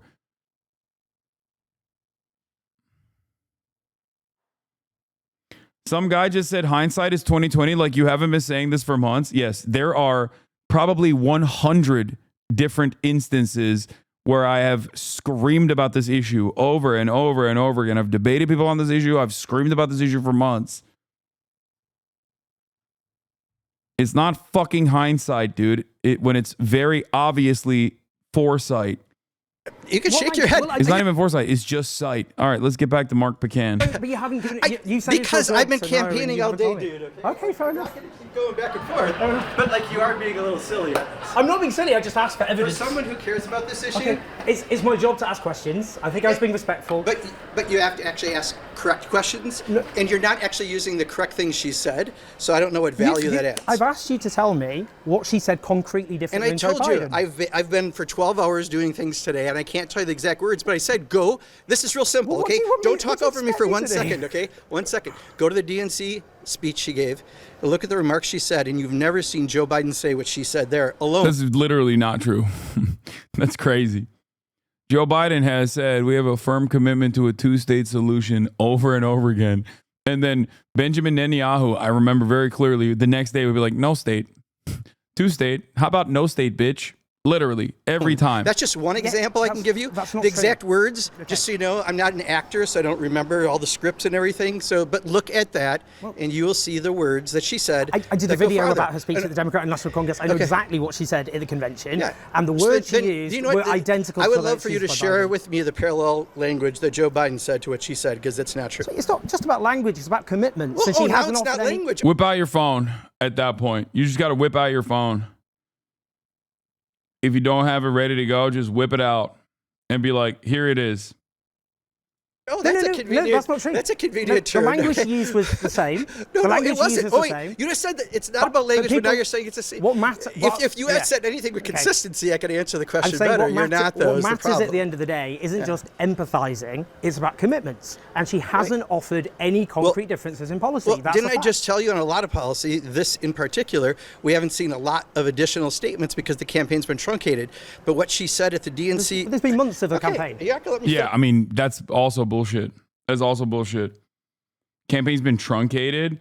Yeah, she had no space. Every single time she centered Israel around this conversation, it was just because it was a truncated campaign. No, like she had a million different opportunities. The first time she went to Dearborn, for example, would have been a fantastic opportunity.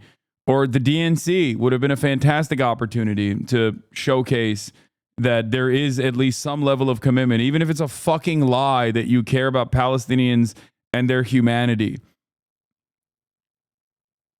Like, even if it's a lie, I can't believe at this point I've moved beyond telling Democrats or criticizing Democrats for lying on the campaign to asking them to fucking lie.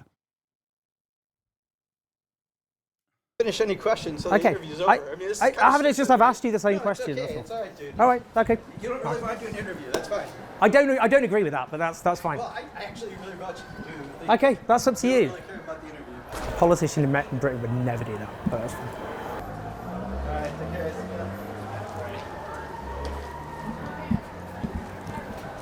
care. Okay, hold on now. This is not a defensive. Yes, they would. What the fuck? They'd be even worse. Get out of here. That's crazy. I don't agree with Owen on that one. Not sure about that. Let's do a debrief. Yeah. Have you talked to I know he talks to Labor Party representatives regularly. They do that. I would say, I think the problem for a lot of people who are obviously very angry about Gaza is basically the position of a lot of people saying just vote for Kamala Harris is trust me, bro. That's the problem. I think there's a little bit of that. At this point, I think Harris has said very little about it. You know what I mean? It doesn't come up in her speech. It's not like a central theme of hers as a candidate, which I happen to think is a mistake. And you can disagree and may disagree. Harris's statements have, I think, been appreciably more sympathetic to the cause of the Palestinian people.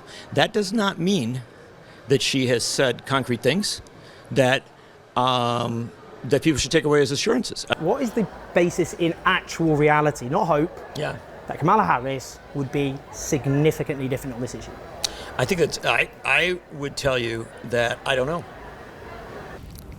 So, I'm in my natural habitat, a Trump rally in Milwaukee. I am losing my Trump rally virginity. I'm a little bit nervous, not gonna lie. I wanna know what makes people here tick. I wanna know, do they buy into the things that Trump's saying or do they not really take it very seriously? I wanna know how diverse they are in terms of the way they think. We're gonna learn a lot, I think. Why are you pro-Trump? Donald Trump's the king, man. The king? The king, he's the king. See, this is, okay, I like this. I like this video because it does show the fucking, how the delusions work. Okay? You talk to a libbed up Democratic Party supporter. You talk to a libbed up DSA person.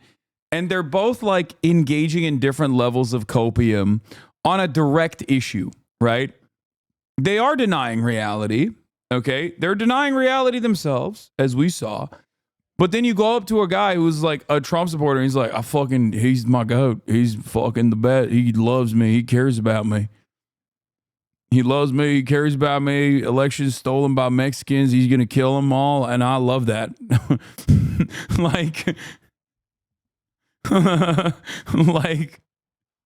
Look, there is a difference. Yeah, it's like copium versus schizophrenia, for sure.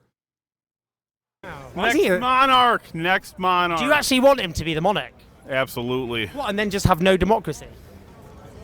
Trump's God. God? No, you don't think that. America, bro. America. Right. You think so? Would you like him to just get rid of voting, or? This is great. Yeah, that's what he wants. Yeah. That's what the people want. Look around, man. What? No more voting. No more voting. Oh, you're leaving? America. Bro, democracy. Are you not a fan? Say your piece. If they don't act in the people's interest, it doesn't matter who you elect. So would you want him to be? Yeah. Go vote. Talk to your parents and be happy. Okay. And spam your kick W's. That's good. That was pretty good, man. Okay. My Uber's here in 1 minute. We're watching Real Americans right now. What is this? Talk about why we're watching a British man, lame, talking to real patriotic Americans at a Trump rally. And we're listening to what they have to say about why they love Donald Trump. A dictator. We were Democrats and the country's going to such shit, man. So you've gone from Democrat to Trump being a dictator. Look at Putler in Russia. Is that what you want, Putin? That was Putin. Putler. They're saying he's Hitler, like Putin Hitler. Oh, that's Putler? Yeah. Putler. Putin. Putler. You can call him Putler. It sounds more cute. Would you like him to be like Vladimir Putin? Oh, absolutely. He acts in the people's interest. I think Trump's a good guy. Obviously, he had his past and bad stuff, but there's like a lot of sexual misdemeanors. This is the first time I've seen like a normal-looking Republican at one of these videos. There's that kind of thing. I agree, but I think personally, I think he's better for the whole country than Kamala. I truly believe that. Like he's a human. He's quite like a human, not a politician that lies constantly. I don't think he lies quite a lot. Come on. Absolutely not. Oh, come on now. These were my viewers on Rumble. Oh my God, I know. It was these guys. Probably not these guys. Probably the first guy who was like, Trump is God. This person seems a little bit more normal. I really wish you saw the ads that were on Rumble. Oh, I see them all the time because I watch almost exclusively right-wing content. So it's like they have like Iraqi dinar, silver, ivermectin, Trump coin, shit like that. Trump crypto. But now they have dog food. That's awesome. That's their big thing now. They're trying to sell dog food. Yeah. Michael Pillow. Don't know what that Pillow. is. My Pillow. What's that? You've never seen that? I thought you were gonna say something else. No, My Pillow. I don't know what that is. That's another thing. They sell gold. No, and I don't vote for a person. I vote for their policies because I think he's the best president that has ever existed. He does the things that he says he's going to. I think a lot of people turn his words around. He's not a racist. He's not a sexist. No, the Muslim ban, which he first came up with Who it. do you think is the best president ever? In America, one of the best ones, probably FDR, and he did a fuck ton that was not great either. Why was he the best? New Deal. Like everything that you take for granted in terms of like, you've traveled outside of the United States of America. When you, and I grew up in Turkey, so I know this from personal experience, like there is an imbalance of like infrastructure. Whereas most places you go to in the United States of America, you got like decent access to roads, like decent infrastructure, like electricity. A lot of that is now going to shit in America, but like the like base level of infrastructure is solid in the United States of America. And I think that was part of the reason why America was so prosperous for a very long time. And all of that could be attributed to FDR and the New Deal. It was a complete revitalization of the United States of America. A massive jobs project, massive infrastructure spending. He was, he was profoundly successful. Do you think you can name every president? No, absolutely not. Also, Social Security. But we're not getting that, right? No, no. I mean, who knows? But yeah, I mean, it's not like going away if that's what you think. I thought people say that our parents are like the last people that get Social Security. No, that's it depends, but probably not. Like, I can't say that Republicans don't do some fuck shit. I would rate that as kind of true, not like definitely true. Because people talk about like Social Security becoming potentially insolvent, but like they also do not factor in that the American government could just like dump money into it, print money for it specifically. And they also don't factor in the reality that we could increase the Social Security spending cap. Because right now, a person that makes $10 million a year and a person who makes $170,000 a year pay the same amount of money. It's just like tapped out at 170 grand. Once you get up to $170,000, the Social Security spending that you're giving is the exact same as someone who's making tens of millions of dollars a year. So we could actually immediately put in a lot more money into Social Security if we were to increase if we were to just abolish the cap. I think that's a bad idea. You're just trying to be a troll, but. Do you understand what I mean? No, I get it. You could just print more money. Overall, you can also just like print more money as well. So like the idea that Social Security is going to go insolvent is I think a silly thing that Republicans say, specifically because they do want to destroy Social Security. I never knew. Yeah. Any other questions? No. I mean, I don't know anything. So I'm just confused on everything. Yeah, I understand that. Many Americans are. That's why I'm here. That's why I do what I do. That and because I love terrorism. And my Uber's here. All right, bye, Miss Give.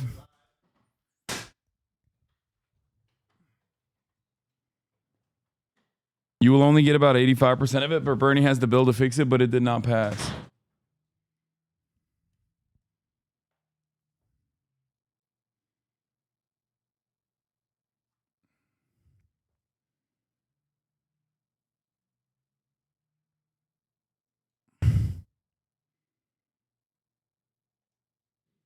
Okay. Running the first time for president. Oh, I guess I'm not that educated on it then. Yes, but okay, thank you. We're good. It was amazing. Amazing. Yes. That is very cute. What was so amazing? Donald Trump himself. I love that man. I don't think Social Security is a good thing. We have 401ks now, which have a much better rate of return. Social Security is really bad and not pro-choice. Shut the fuck up. We're no longer running top of the hour ad breaks. If you want to fucking debate me at the top of the hour, you should come up with a convincing thing for me to read that also ends with you urging people to subscribe to continue supporting this channel for $6 or for free with a Twitch Prime, or maybe even by getting gifted a sub. There are many emotes that you can use all around the platform. And also beyond that, you will, if I do decide to run ads in the future, you'll be able to avoid those ads in the future.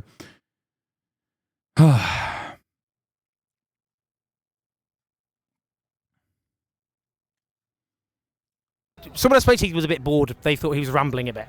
No, never. No? New tripods just came in to swap the main camera for a better mount. Oh, hell yeah, D-Machine. Let's go. Okay, no, I just feel like he's going to make, for one, our economy very good again.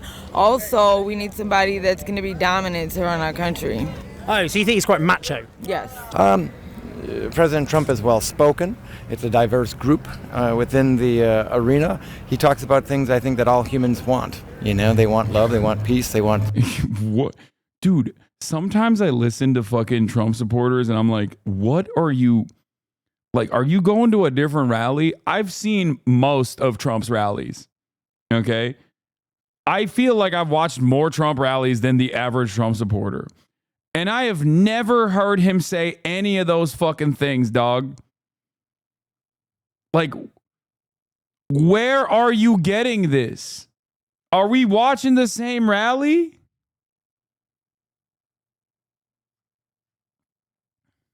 Evil Gavin Newsom? Okay, Gavin Newsom is evil Gavin Newsom. You know, security for their family. He wants to be included. Thank you for the 20 and I think he wants to end corruption. I think he definitely can elaborate on his policies and everything like that. And I don't know, he's very eloquent when he speaks. Eloquent? Yes, very eloquent. and knowledgeable, and he covered all the bases really for everything that I believe is a conservative. So okay. So what makes you a conservative? Define it. Basically, keeping America America. So end the wars, end inflation, all that kind of stuff. In terms of end the wars, so Gaza at the moment being wiped off the face of the earth with American bombs, is he going to end that?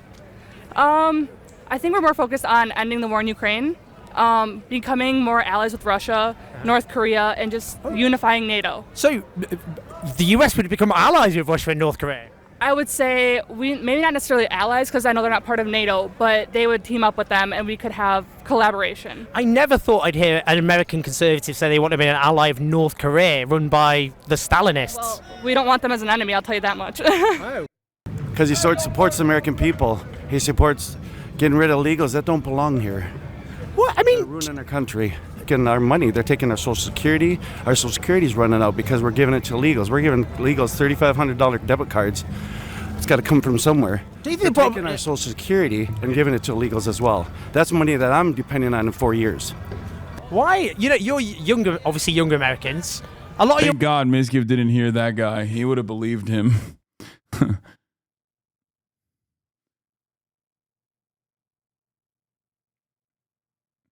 Maylin, thank you for the 10 community gift to subs, by the way. Go back. There was a NATO voter.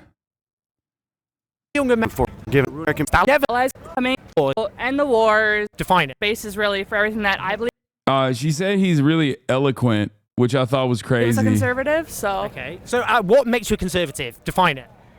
Basically, keeping America America. So end the wars, end inflation, all that kind of stuff. In terms of end the wars, so Gaza at the moment being wiped off the face of the earth with American bombs, is he going to end that? I think we're more focused on ending the war in Ukraine, becoming more allies with Russia, North Korea, and just unifying NATO. So the US would become allies with Russia and North Korea? I would.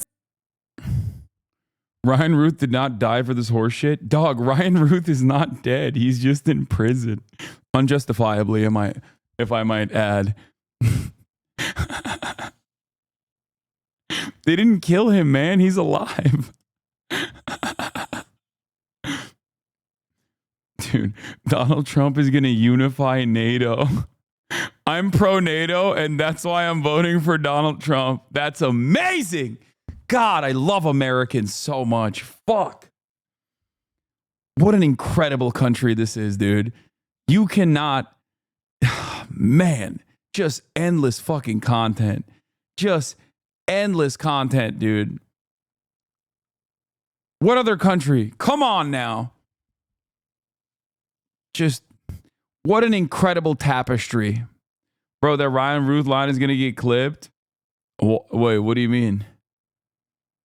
Clipped for what? Being correct? He is a law-abiding citizen that was exercising his Second Amendment rights. Maybe his first, too. Who knows? What do you mean? I'm on his defense team, brother. What are you talking about? I didn't realize it was illegal to be a fucking gun carrier in the state of Florida. What the fuck? Oh, I'm sorry. He was bird watching and he had his gun with him. Didn't realize that was illegal.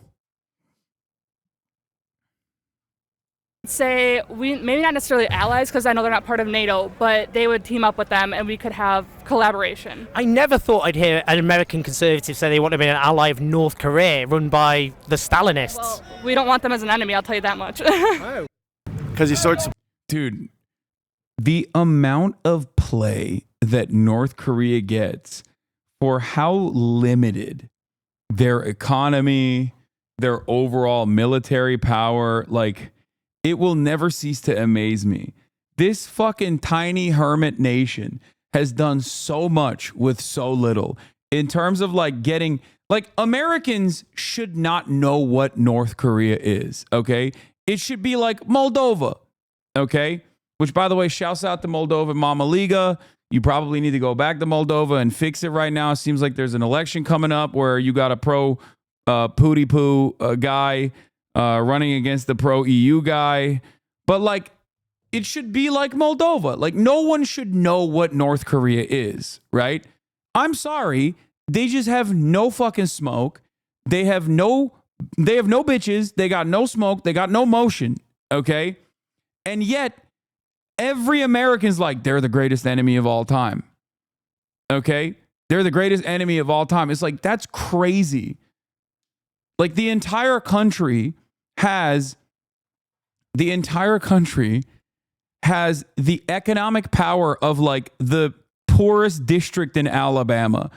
And Americans are constantly thinking about North Korea so much more than, you know, what their actual, like what amount of like actual military prowess they've demonstrated. It's crazy. They got aura though. They got no bitches. That's out of pocket. Okay, fair. It's incredible, dude.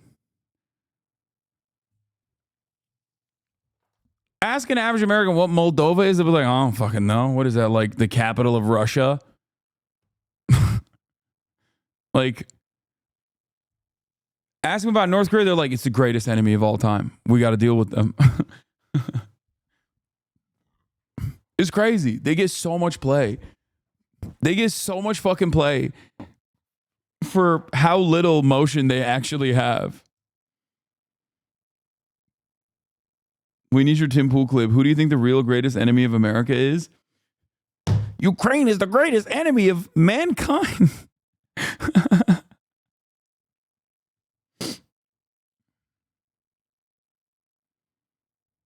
Supports the American people. He supports getting rid of illegals that don't belong here. What? I mean, they're ruining our country. Getting our money. They're taking our Social Security. Our Social Security's running out because we're giving it to illegals. We're giving illegals $3,500 debit cards. It's got to come from somewhere. They're taking our Social Security and giving it to illegals as well. That's money that I'm depending on in 4 years. Why? You know, you're younger, obviously younger Americans. A lot of younger Americans they're going to vote Democrat. Why do you think you're kind of different from the younger Americans? I think it's part to do that I didn't go to college. I'm not getting brainwashed by the institution. Oh my God, bro. What are we doing? Bro, open up the schools, open up the trade schools, make college free, please. Like, send his ass to a place where he can make a meaningful living. Oh my God. Oh my God, bro. We are done. We are straight up destroying the next generation. We are destroying the next generation. America's for-profit attitude, America's constant profit-seeking means and mechanisms have absolutely destroyed our fucking future. Holy shit.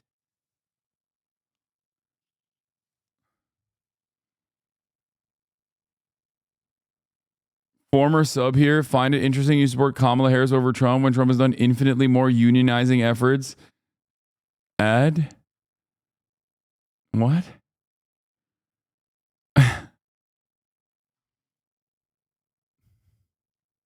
I mean, stuff like, for example, when he says about immigrants eating pets. Yeah. Do you think they're not eating pets, though, are they? No, actually, some of them were, actually. If you go to Haiti practices voodoo, and they actually do use pets in certain sacrifices and certain ceremonies. It's just there's no evidence in the United States immigrants are eating pets. That's actually not true. There is. What? Yeah.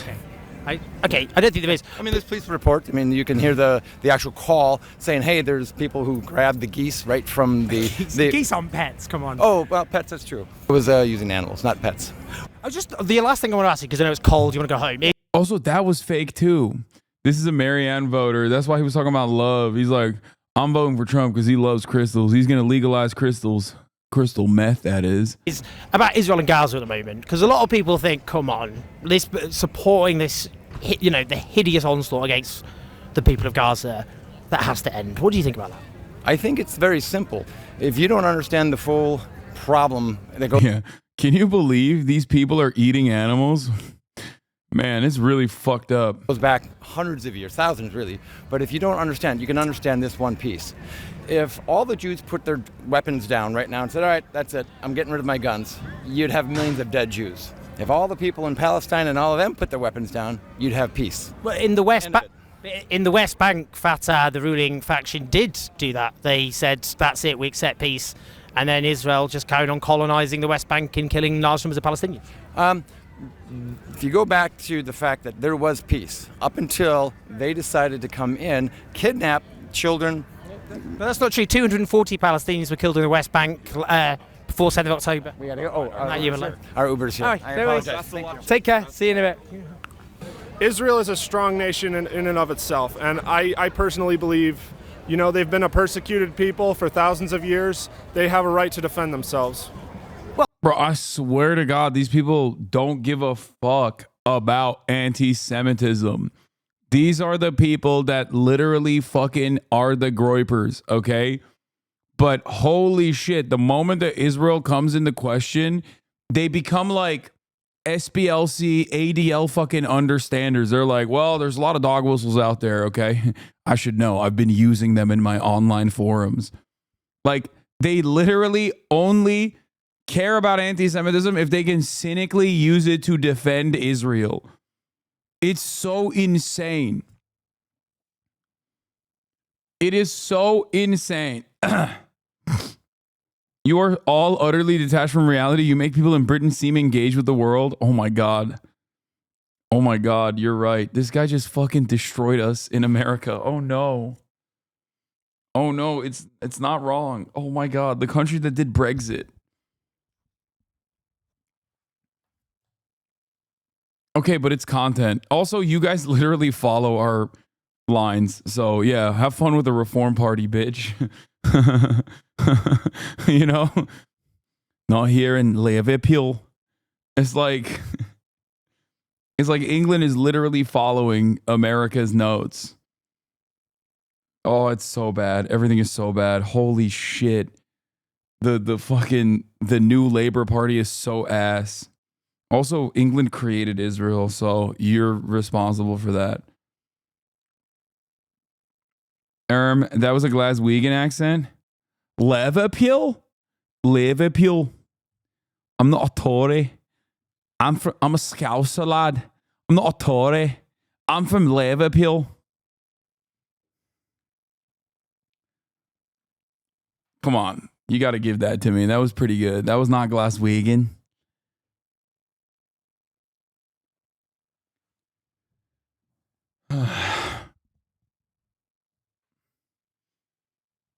Was that bad? Is it bad? I feel like it's not that bad.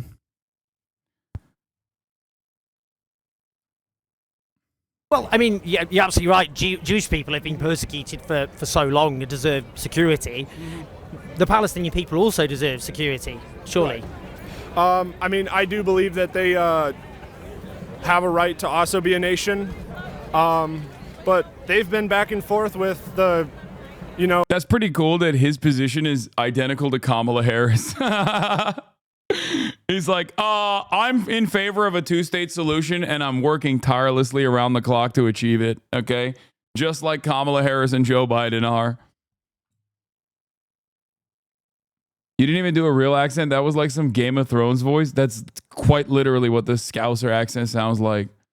Oh, like Israel for a while now. I mean, they haven't been able to coexist with them. Well, it's just because they were kicked out their land. So they did. I mean, if you were kicked out of your land, you probably wouldn't be very happy about it. Like age range, there's a lot of Republicans like this out there. And as far as I have seen so far, by the way, even including, but not limited to Jewish campaign staffers, like the one guy from the Ron DeSantis campaign, they are all Nazis. Okay. Remember the guy that got fired from the Ron DeSantis campaign for doing Nazi meme edits to Ron DeSantis's like campaign material? That guy was Jewish. Every single Republican staffer under the age of like 25 is just straight up a groyper. Straight up. Isn't that crazy? Like, how do you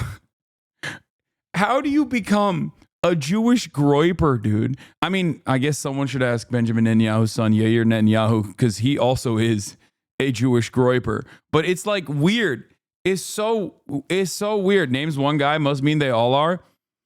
No, I'm saying that, yes, every single person who is a Republican staffer under the age of 25 is like unimaginably groyped up.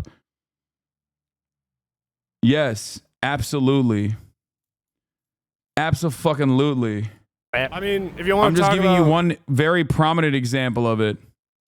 like back in They're all in fucking group chats with JD Vance. What does that word mean? Groypers are, oh God. If you don't know what it is, it's probably better that you don't know, but it's like an extremely online way of referring to dudes who spend all their fucking time in 4chan poll, which is a Nazi infested online forum where you can have some semblance of anonymity. And well, I guess now you don't really need to be on 4chan poll. I think you could just be on Twitter pretty openly, or inside of Destiny's community pretty openly. But yeah, that's what we call groypers, named after like a specific type of like Pepe the Frog.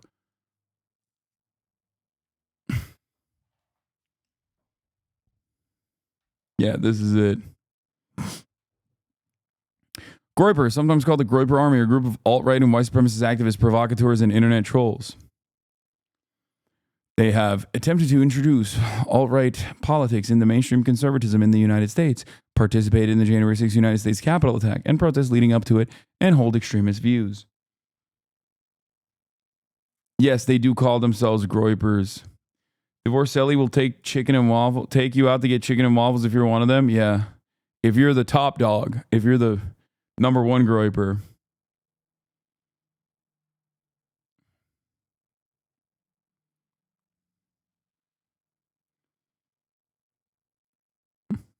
Anyway.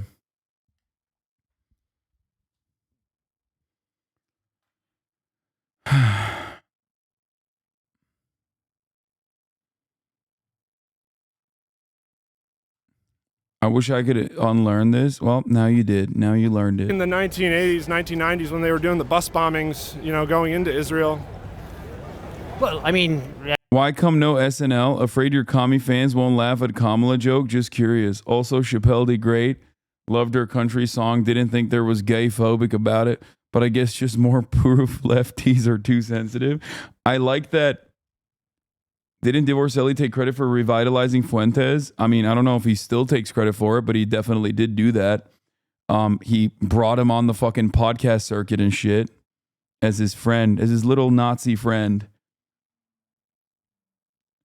I like that there are chatters right now demanding SNL. What has happened to this fucking community?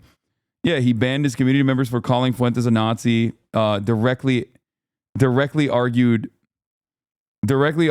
against them for being like, no, that's a Nazi, man. That's like an actual neo-Nazi. And he was like, I wouldn't call him a Nazi.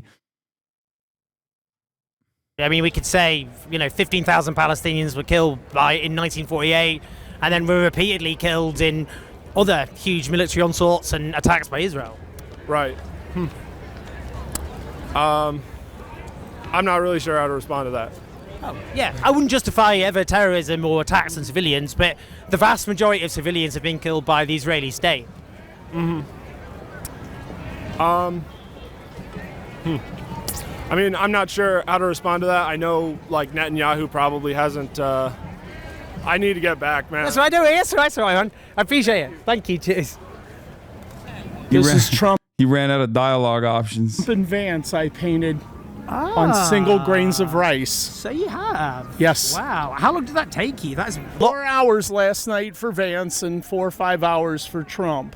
If he loses, do you think he'll accept it? Because last time he didn't. Truthfully, I think any American election, in terms of absentee ballots, are probably not the greatest degree of truth. I think if he does lose, he might not accept it, which I think is not correct. Someone said, bro is micro dick riding.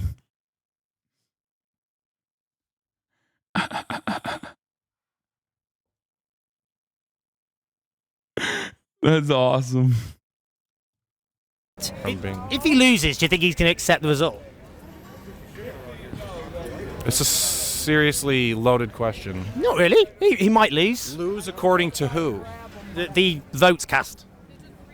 The votes are not a person. I'm tired of all these fucking illegal immigrants taking our fucking jobs. See, Kamala Harris and the Democrats are bringing... Like, that guy sounds so insane. That's like me LARPing as a conservative. Oh, they're tired of all these fucking illegal immigrants taking our jobs. That's crazy. They've just become the meme. And all these illegal aliens in to vote for them. Is that true? Because, I mean, if you're an undocumented migrant, you don't have the right to vote. Yeah, but how come they're suing the states to keep them on the voting rolls? Where they come from, do it legally. Do it legally. Okay. You become a criminal the second you cross the border illegally. You are now a criminal. You broke the law. You should not be allowed to do that. Why do we have laws if nobody's going to follow them? I mean... Wow, a real law and order candidate. Wonder who she's voting for. If we're going to go down that path, I mean, you're voting for Donald Trump, who's a lawbreaker. He's convicted for breaking the law. Yeah, but go look back at the results of some of that stuff and refresh yourself on it before you just go, well, he's a convicted felon. I'm just saying, he was found to have broken the law. It's such a bait and hook kind of situation, though. I don't care that it's Donald Trump. I want his policies and the people he's bringing in. I know. It's just you specifically was saying undocumented migrants had broken. I said illegal immigrants, not undocumented. I know, but you said they broke the law. Because they did. Okay, and you're saying that for you is clearly the big problem. So I just said that Donald Trump's done the same thing. By that definition. Has Donald Trump come in and killed people or stolen things or been part of a Venezuelan gang and gone into all these apartments? It doesn't matter about the vast majority. Wait, what? Yeah, no. First of all,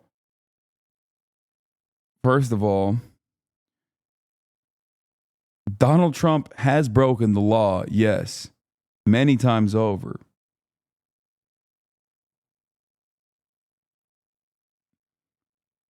And secondly, including but not limited to rape, at least in a civil court, he was found guilty of doing that.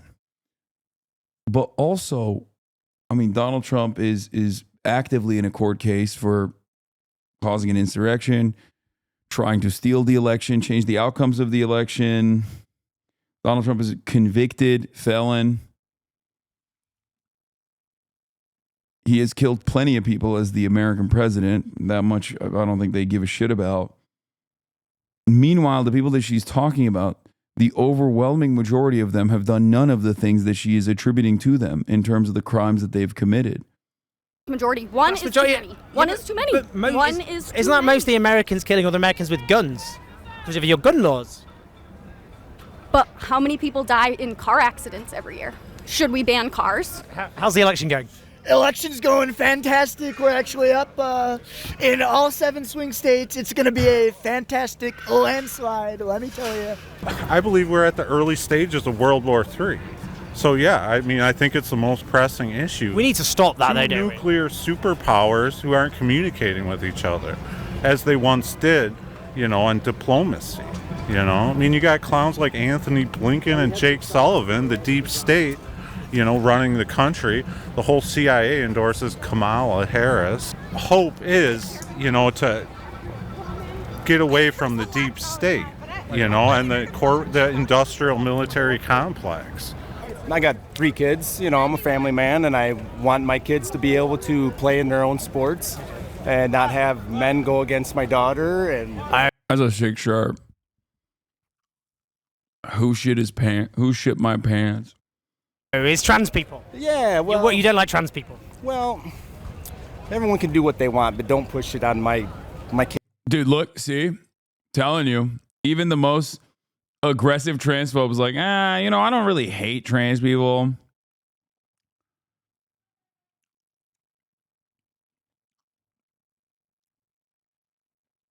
Telling you, man. Telling you, these fucking Republicans are dumb as shit. For constantly running trans panic shit. They're just like, I don't care. If they want to do trans stuff, it's fine. I just don't like it being pushed on my children. Kids, Do you think they really are? I mean, a lot of younger people have trans friends. Not where I live. No? No, not where I live. Some people are just born I mean, surely we just accept people based on who they are. And young trans people, they're bullied, they're victimised, their lives can be hard, but then there are other young people who stand by them. I don't think my kids would stand by that because they know who they are. They know how they were born. They know that there's two genders. So what if your children became friends with a young trans person? What would you say to them? It'd be a hard pill to swallow, but I can't let my kids hate somebody for being who they want to be. Dude. HasnAbi vindicated. HasnAbi vindicated. HasnAbi vindicated. HasnAbi vindicated. HasnAbi vindicated. HasnAbi vindicated. I'm telling you, these are the most transphobic people in the country. Okay? And even then,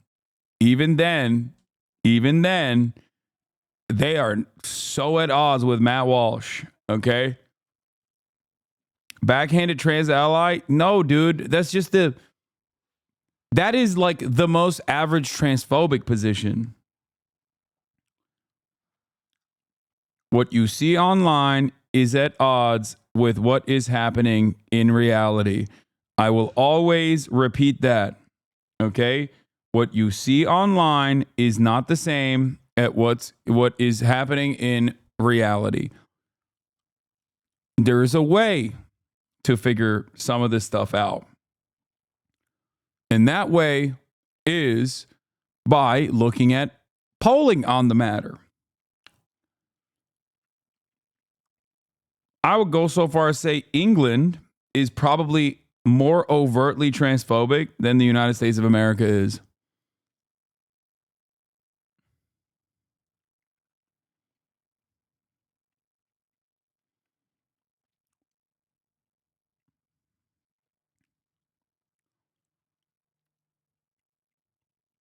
Yeah. But at the same token, I don't think it's morally right. Do you think Donald Trump lives a Christian lifestyle? I mean, look at his history of sexual misconduct. He's not screaming Christianity to me. Well, it's funny because Russia apologist, womp womp. Me?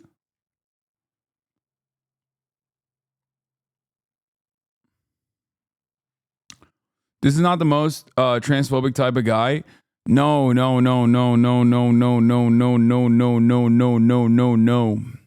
Of course, Matt Walsh exists. I'm saying that in terms of like normal people and the way they fucking talk about trans people, it is not a mover and a shaker. Okay? They're like, oh, there's only two genders, don't you know? But also they're like, I don't really care about what trans people do. This is the average transphobic person.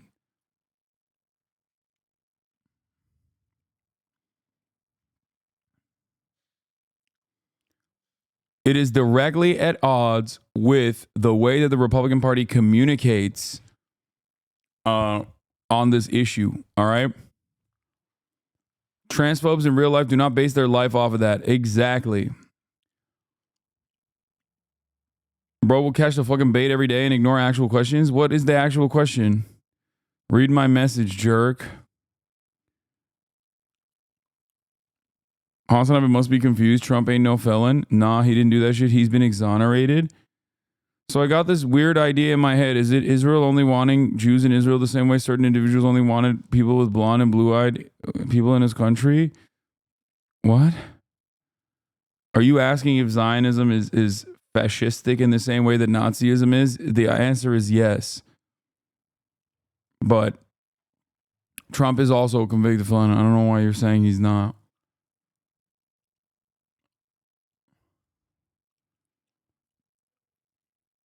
Politicians want to scream that they're religious and so on and so forth, and every single one of them has done crazy things. I mean, look at Kamala, her way up there, you know, when you look in California, how she got her foot in the door. But we're talking about really serious sexual misconduct and the way he talks about women. I mean, do you think Jesus Christ would approve of that?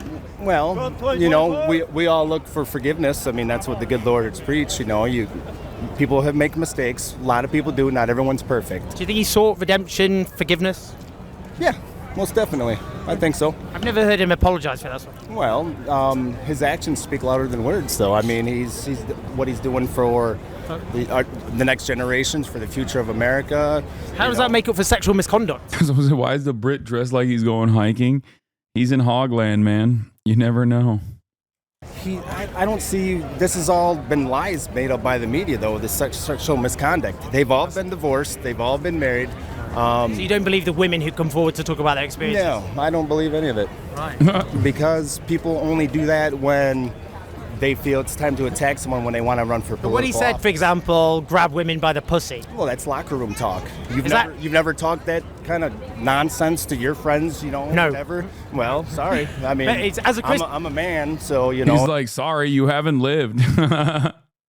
It's so much more fun when you talk like that. Oh, yeah. But you said you were Christian, and you talked about how God disapproves of trans people, and then you're saying it's locker room talk about grabbing women by their genitalia. But he didn't actually do it, though. It's just talk. Well, you know. he's accused of doing that. Well, there's people that have been accused of all kinds of things. I know, but he said it on camera. He said it on a recording. That's what he did. Yeah, a locker room recording behind his back when he's talking to the guys. Yes. All right. You know, people say stuff that they don't necessarily mean, and it gets taken out of context many times.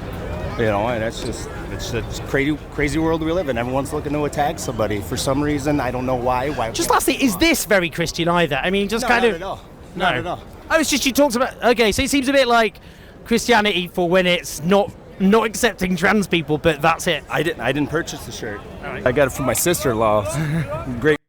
Oh, so then it's fine. If your sister-in-law got you a pentagram on a fucking t-shirt, would you wear it? Is the question I would ask him to just see. Great purchase. He's been known to crap his pants. Blimey, I didn't even know where to go with that. I think Donald Trump, in terms of Christianity, given his history, I mean, does he scream Christian, devout person? I mean, not to me, but that's not personally the reason why I'm voting for him. I'm voting for him because of his foreign policy and because of just the way the economy has been with him. You know, I'm going into sales, car sales specifically, and he's gonna fix the automotive industry, I believe. Is Kamala Harris a communist? Yes. What makes her a communist? She seems to enjoy being a chameleon. The way to get to communism is. Damn, brother, you folded so quick. Brother is paper, dude. Folded like a napkin. God damn. It's like, what makes her a communist? She's a chameleon. What the fuck? Dude, at least learn a couple talking points, man. God damn. The third Kelsey, brother. Don't you dare disrespect the Kelseys like that. Socialism. Okay. And she's a huge advocate for socialism and to the point of communism, but she never comes out fully to say she's for communism. But I like that he just came out with it and then is just like, he's like fantasizing about a totally separate reality. Like, yeah, she's always talking about how she's pro-socialism, but actually the reality is she's pro-communism. She's just too afraid to admit it. Let's just make up more shit. Fuck it. YOLO. Yeah. But her What is socialism? Socialism? It's basically where the rich get richer and the poor get poorer. That is not what I was expecting. I mean, people would say that's capitalism. Under capitalism, you've got the rich. They make money from working people and they struggle as a result. That's capitalism? No. Nope. It's a free market.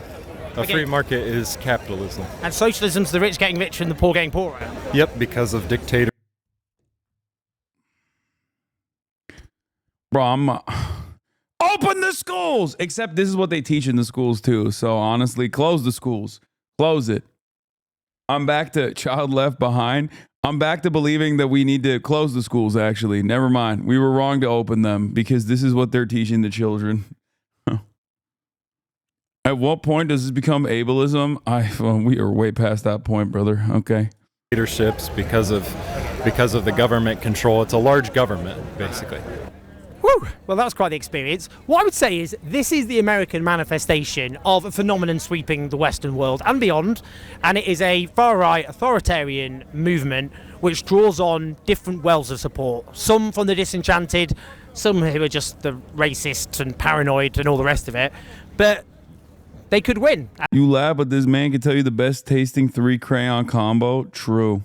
And they're a different movement than last time. They're more extreme, they're more angry, and more vengeful. How that plays out if they win or if they lose, that's what we're going to find out.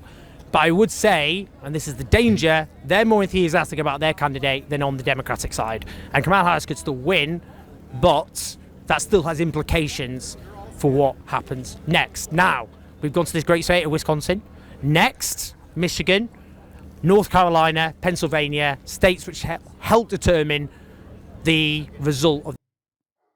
Are you worried about election day results and the potential violence? Yes.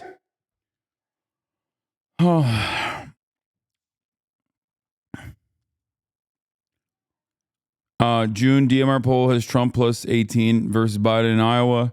Steve Kornacki. July 29th, Iowa's 6-week abortion ban goes into effect with intense controversy and news coverage.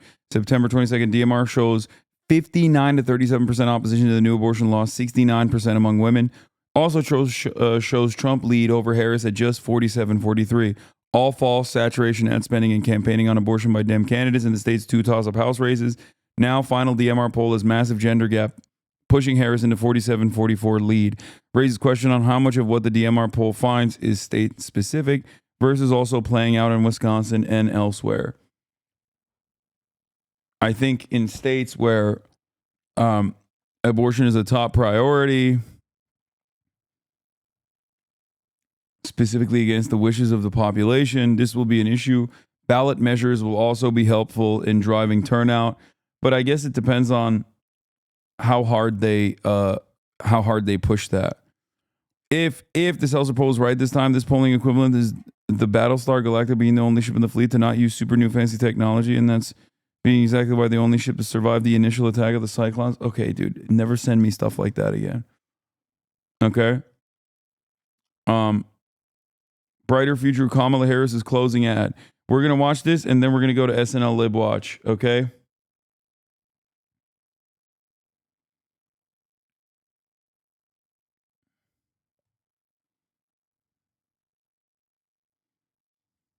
Every day and fight for the American people. I'm Kamala Harris, and I approve this message. Hi, good afternoon, everyone. Okay, well, we're back. All right, we're gonna skip this. Wait, on Gaza? Back in Michigan, and started the day in a really wonderful, joyful way. And yesterday, of course, we were in 5 states, and today I will be spending the rest of the day here on the ground in Michigan talking with voters and reminding them of the stakes and reminding them of the power they possess to actually determine the outcome of this election and the direction of our country. What is happening? So I'm very much looking forward to today and the next Frames are dropping. 48 hours.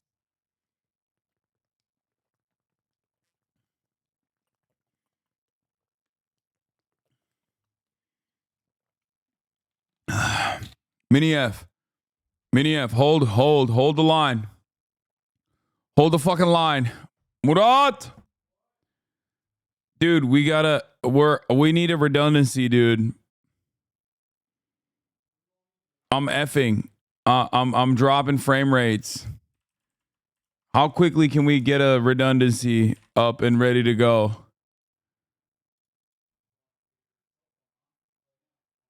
No, not with a cell phone. I'm saying like, okay, we're back. Holy fuck. If this shit happens during election, I'm gonna fucking Brian kill me, dude. What is Miz doing to your Wi-Fi? Downloading pornographic material, duh. No, dude, he's not even here. He left. Todd, any questions? Vice President, do you have any closing argument for Arab American voters and voters in the Muslim community as to why they should vote for you in this election? Sure, absolutely. Well, first of all, I'm honored to have the support of many Arab American leaders who represent the interests and the concerns. What the fuck? This feels like a photo catfish would use and I would believe them. Am I ovulating? Sorry. Damn, dude. Y'all need to chill out.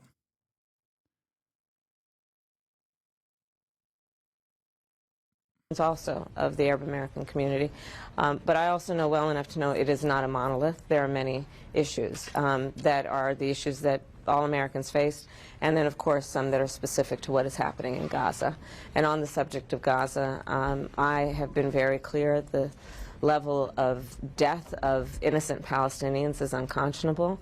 We need to end the war, and we need to get the hostages out. And as President of the United States, I will do everything in my power to achieve that end and a two-state solution where Palestinians will have the right to self-determination and security and stability in the region. But again, the issues are as varied as they are for any voter. It includes that, but it is also about bringing down the cost of living. It is about supporting small businesses in the community.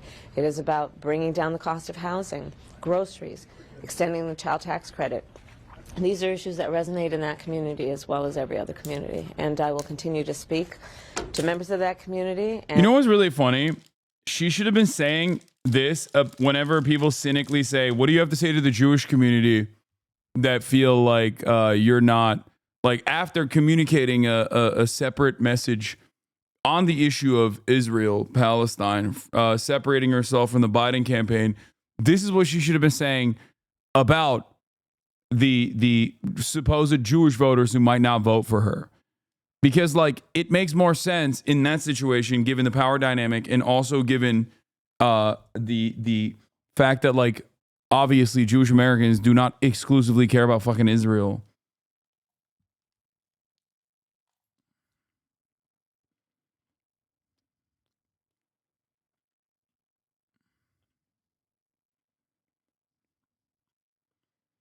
So she cooked on the Jewish vote? No, isn't that GG's? No, fuck no. What are you talking about? Cooked on the Jewish vote? No. That's the bullshit that Democrats fucking lied to you about. Oh, if Kamala Harris like convincingly speaks on the humanity of the victims of Israel, then they'll then all the Jewish Americans will go, oh my God, she's an anti-Semite and not vote for her. Of course that's not the case. Whether 2 days out or 200 days out, it doesn't matter. Of course that was never going to happen. That was just a lie that stupid Democratic media people told Democrats to try and justify why Kamala Harris had the exact same unpopular position as Joe Biden on the issue. And to ask for their vote, which I hope I earn. Alex? Thank you. Alex?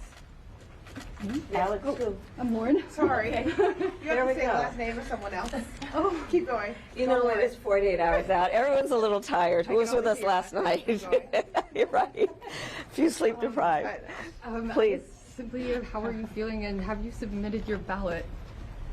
I am feeling great. I am looking forward to these next 48 hours to continue to talk with the voters and talk about the stakes and talk about the future of our country, which I think is bright when we are working with the same spirit of building community, building coalitions, and building the strength of our economy and our country. I actually just filled out my mail-in ballot, so I have voted. Darlene. Who'd you vote for? She's riding with Biden. Madam Vice President, have you returned the ballot to California, and how did you vote on Prop 36? So my ballot is on its way to California, and I'm going to trust the system that it will arrive there. And I am not going to talk about the vote on that because, honestly, it's the Sunday before the election, and I don't intend to create an endorsement one way or another around it. So, but I did vote. Nandita. Thank you. Madam Vice President, Donald Trump prematurely claimed victory in 2020. Just his comments in the past few days seem to suggest, that he's thinking about it. How will you and your campaign respond if he does the same thing again? So here we are on the Sunday before the election, and I would ask, in particular, people who have not yet voted, to not fall for his tactic, which I think includes suggesting to people that if they vote, their vote won't matter. Suggesting to people that somehow the integrity of our voting system is not intact so that they don't vote. And again, I think that it is a tactic. It is meant to distract from the fact that we have and support free and fair elections in our country. We did in 2020. Someone who's brave enough needs to go up to her and be like, Kamala Harris, Madam Vice President, what is your answer to this? Oh my God, I will vote. I will vote for Donald Trump.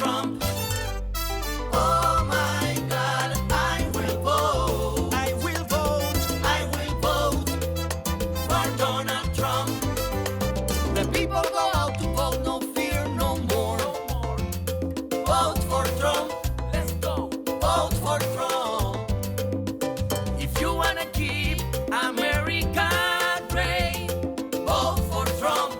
Let's do it. My vote for Trump. My vote for Trump.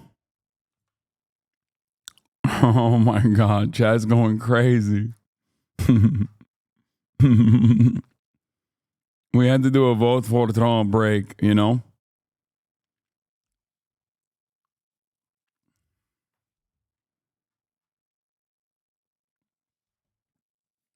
Trump calls himself father of fertilization in North Carolina rally.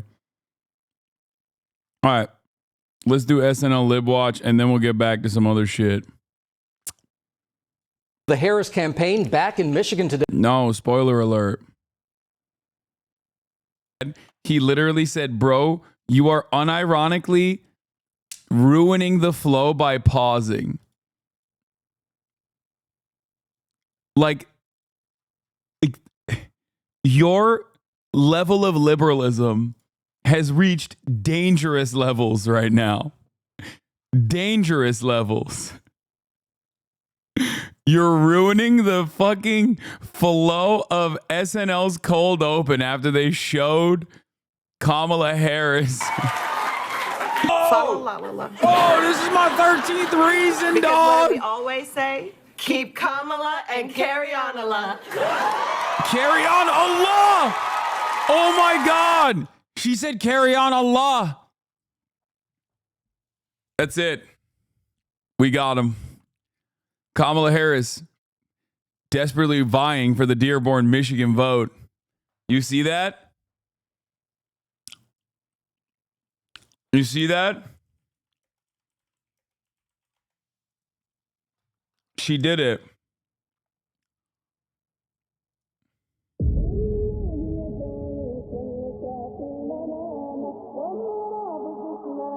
She came in and she said, Kamala. Inshallah.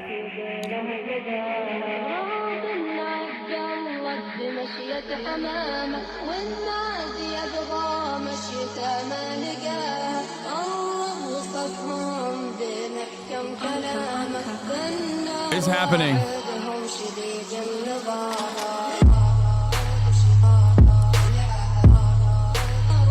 She did it.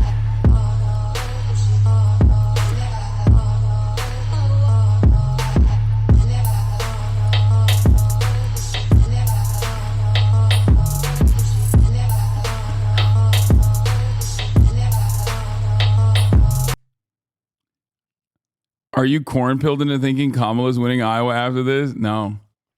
Yeah. Dude, fucking dumbass Islamophobes about to be like, oh, Hasan showing terrorism propaganda again.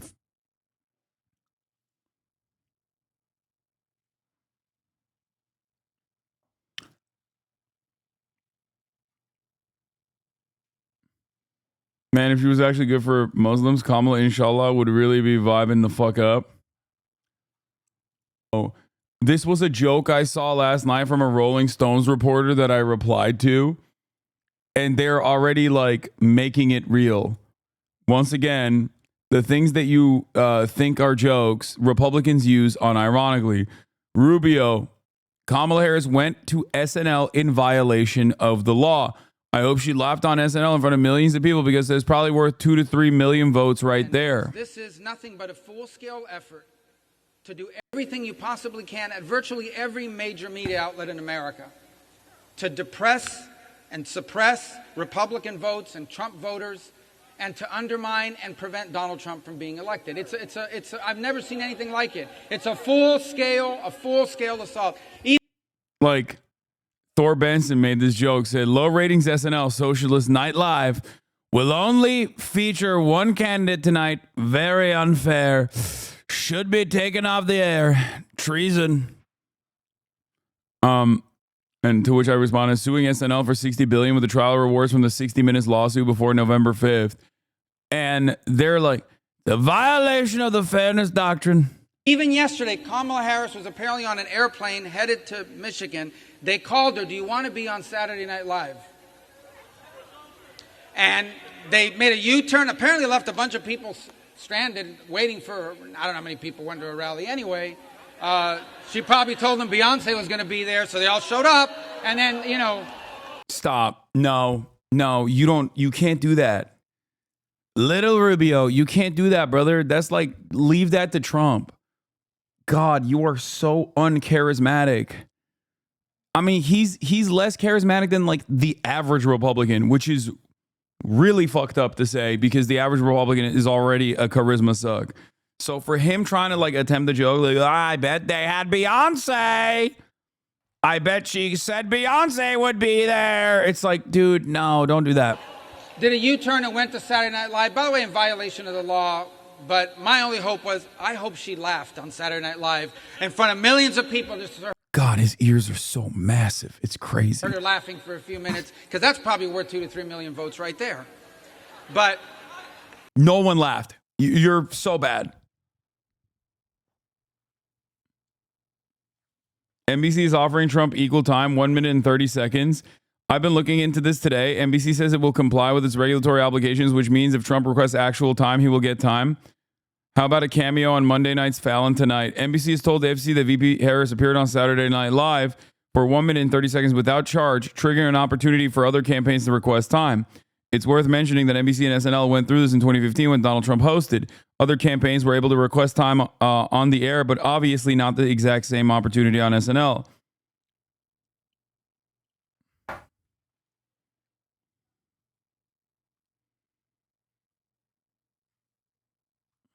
Bro can hear you. I know he can.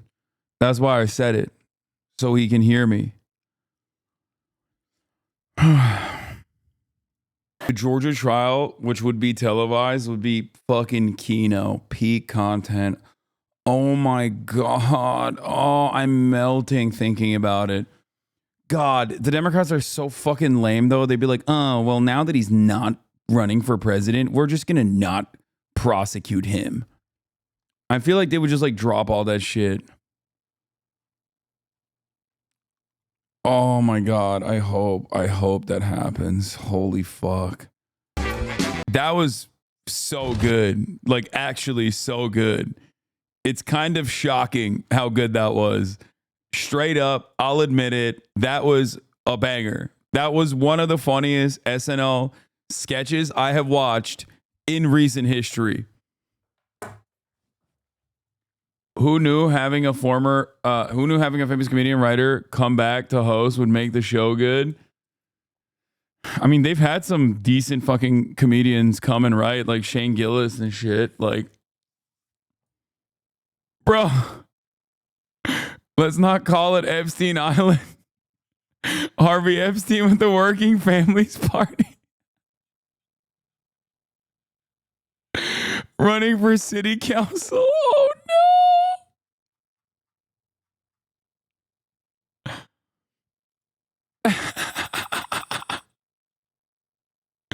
Harvey Epstein was actually my professor in law school last year. He's pretty cool, actually. Oh my God.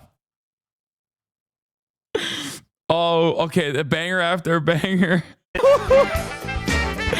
Oh no. The Harris camp. The fact that it's a real.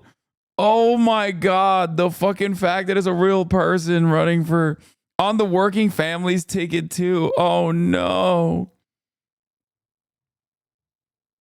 Oh my God, that was incredible. Even the last line when he's like, and I'm certainly not a person that is an amalgamation of these two people. Please do not say this. Oh. Come on. Marky Mark is having a meltdown on Fox. Wait, about what? Are you guys leaving?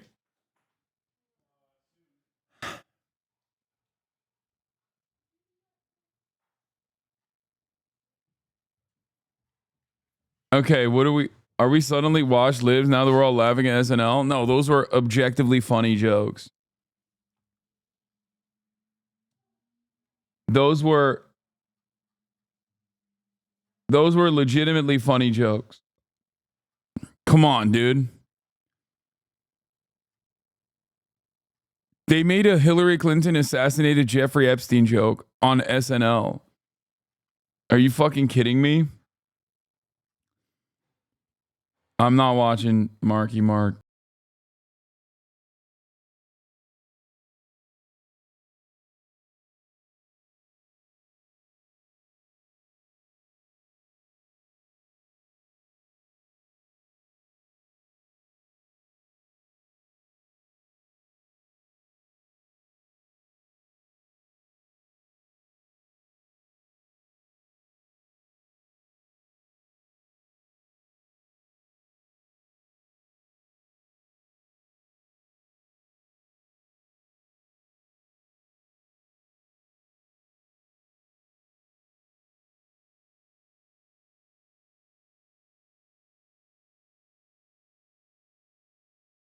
Keck Wing at this last night, by the way. Oh my God. Oh my God. As someone from New Jersey, can you confirm this kid is as accurate? This is 100% accurate. When I was going to Parsons for a summer course, I had to take the bus from New Jersey to Port Authority every fucking day. And let me tell you, this is a 100% one-to-one accurate comparison to the things that happened.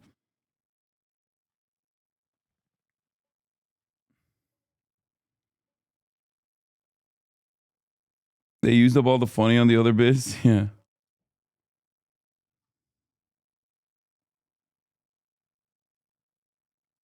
What? Shook? What is this?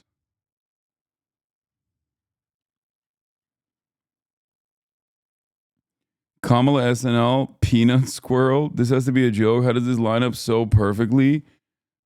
Oh my God.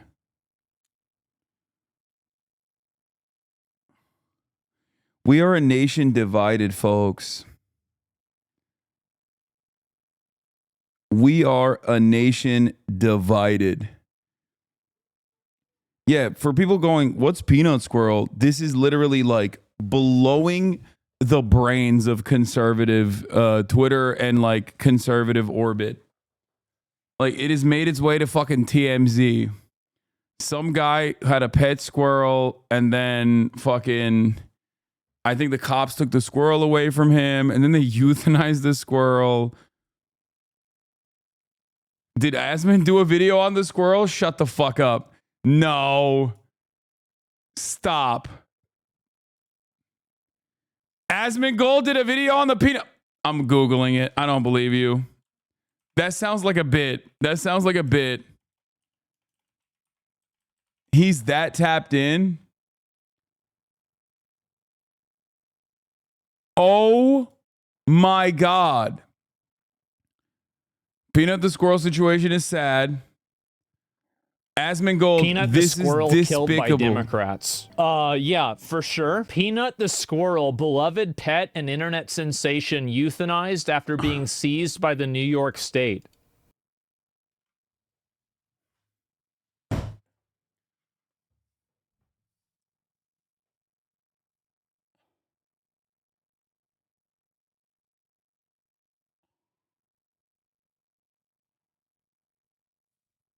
Oh my God. Asmongold reacts to Peanut the squirrel killed / JD Vance response to the Peanut the squirrel controversy. New York will allow people to commit violent crimes, but an innocent man like this is crucified. What a disgrace. New York would rather go after an innocent animal than actual criminals.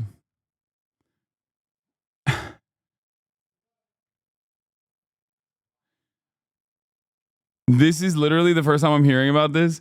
Okay. Yeah, full story. He had an illegal pet squirrel he just took from the wild, as well as a raccoon, and posted it online like dipshits. Someone tipped off the officials. They went to confiscate. And when they did, the squirrel bit. They had to kill the squirrel and the raccoon because he bit, and he needed to be tested for rabies because New York currently has a problem with rabid raccoons. Now conservatives are acting like it's a government overreach on your pets.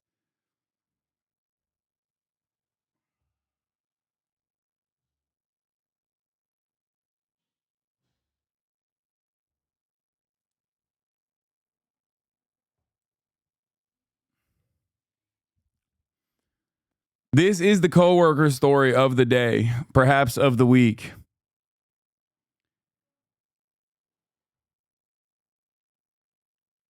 Moist, Peanut the squirrel situation is sad. First thing I saw this morning when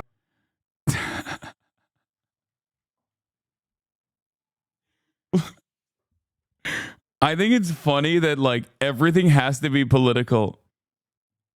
Okay? Like everything has to be political.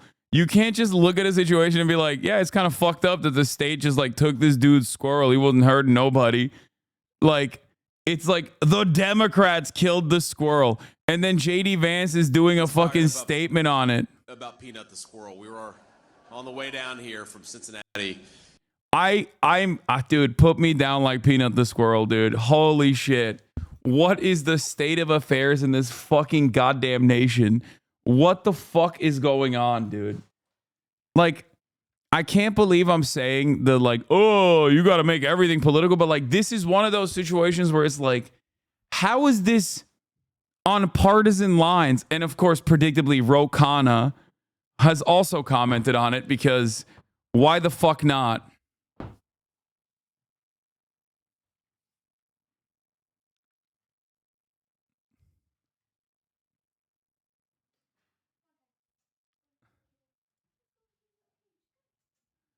Vote for Peanut, for liberty, for freedom. Oh my God. Judiciary, House Judiciary, GOP justice for Peanut.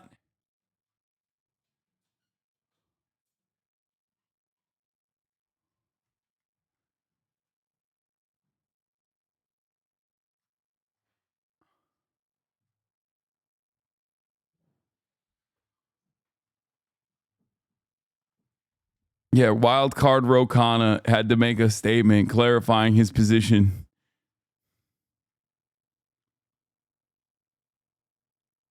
China doesn't have to do anything to overtake us. We are collapsing ourselves in real time.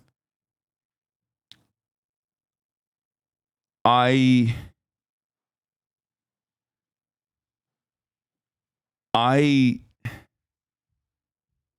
don't know what to say anymore.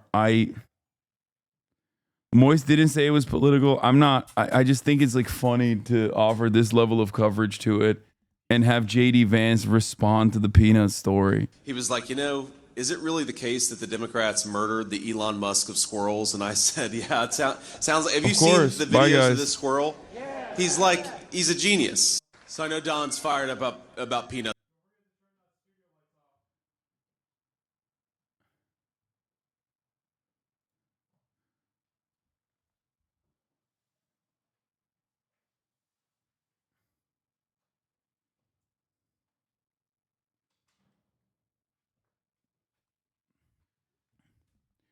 I want to remind everyone that there is an ongoing act of genocide in Gaza that the entirety of the American Congress is fully on board with. And not only that, but the American Police Department executes 10,000 animals, pets, cats, dogs, mostly dogs, a year. Annually, the American police departments all across the nation are responsible for the execution of 10,000 fucking dogs a year. What is happening right now?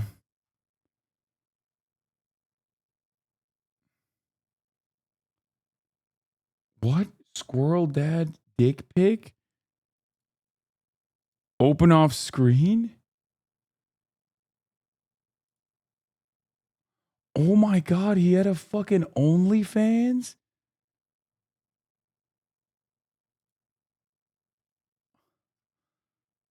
This story's only getting fucking crazier and crazier. What the fuck?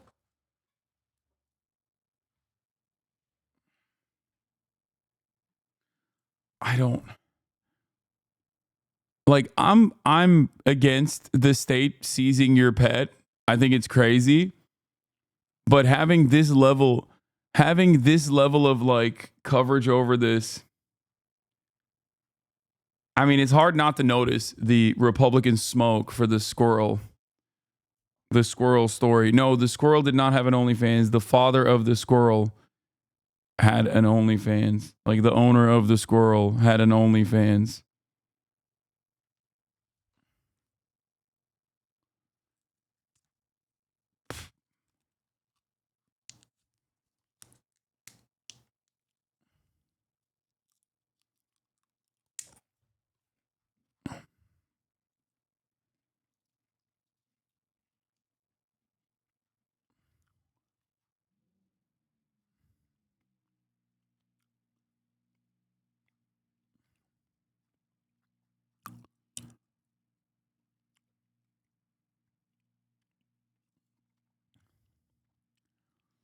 Because Peanut is so incontrovertibly good, his killing is a Christ-like sacrifice.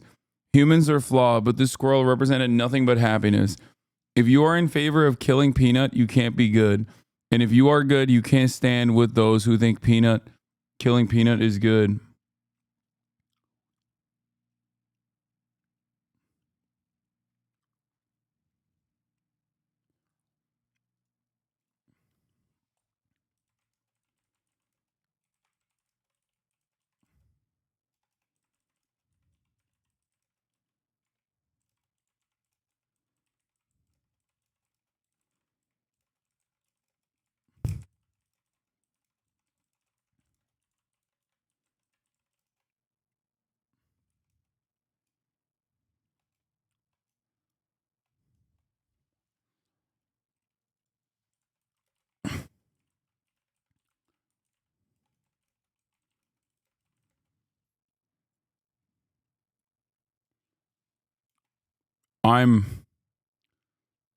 What is going on?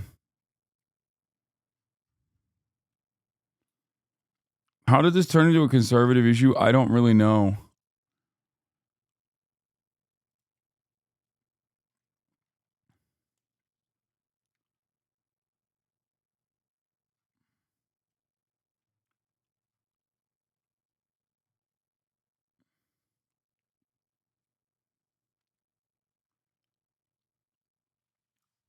Honest question, is there some point in the paint-led brain drain where these sorts of issues actually begin to hold more relevance standing in the eyes of those people?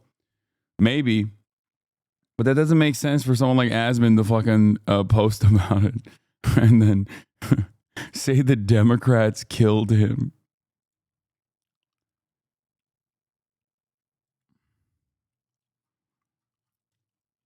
Chad Benson, the army is raised and now it's time to get revenge for Peanut the Squirrel. Hashtag Peanut the Squirrel. Hashtag Peanut. Dog, you're posting hashtags on Twitter in 2024. You're so cooked.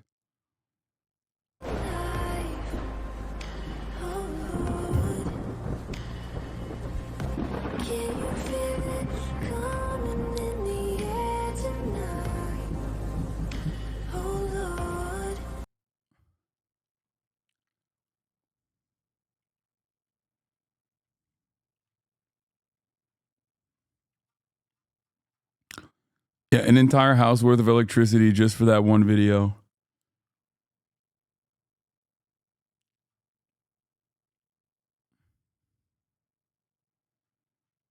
I don't know what to say anymore. I think they done did it. They done did it for me.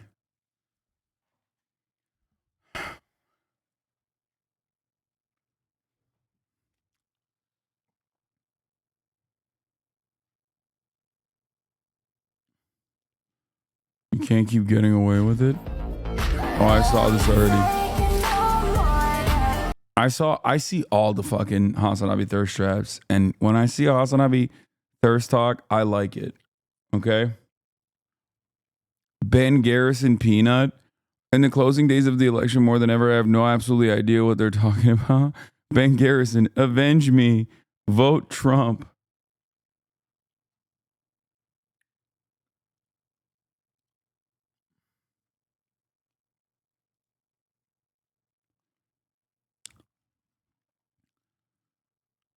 The squirrel isn't just a squirrel. Peanut is for everyone who has ever feared that someone more powerful than you could walk into your home and take something that you absolutely cherish away from you for absolutely no good reason with no good recourse.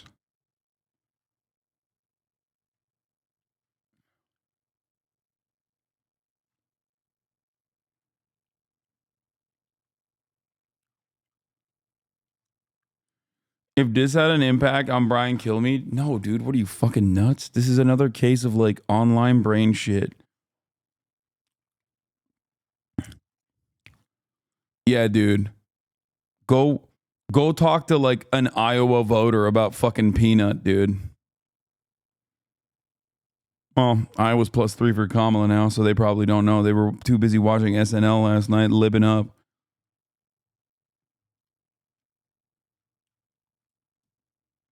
There is something pretty fucking insane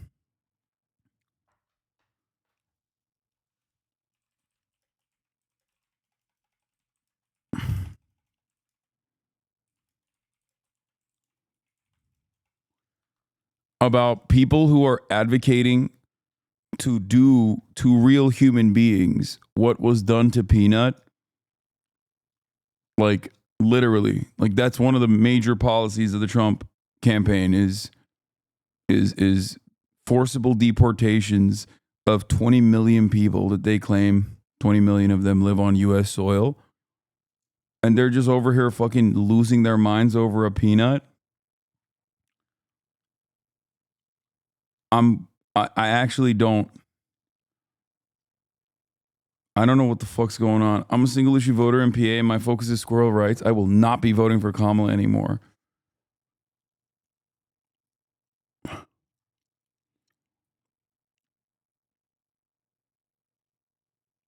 Are we cooked?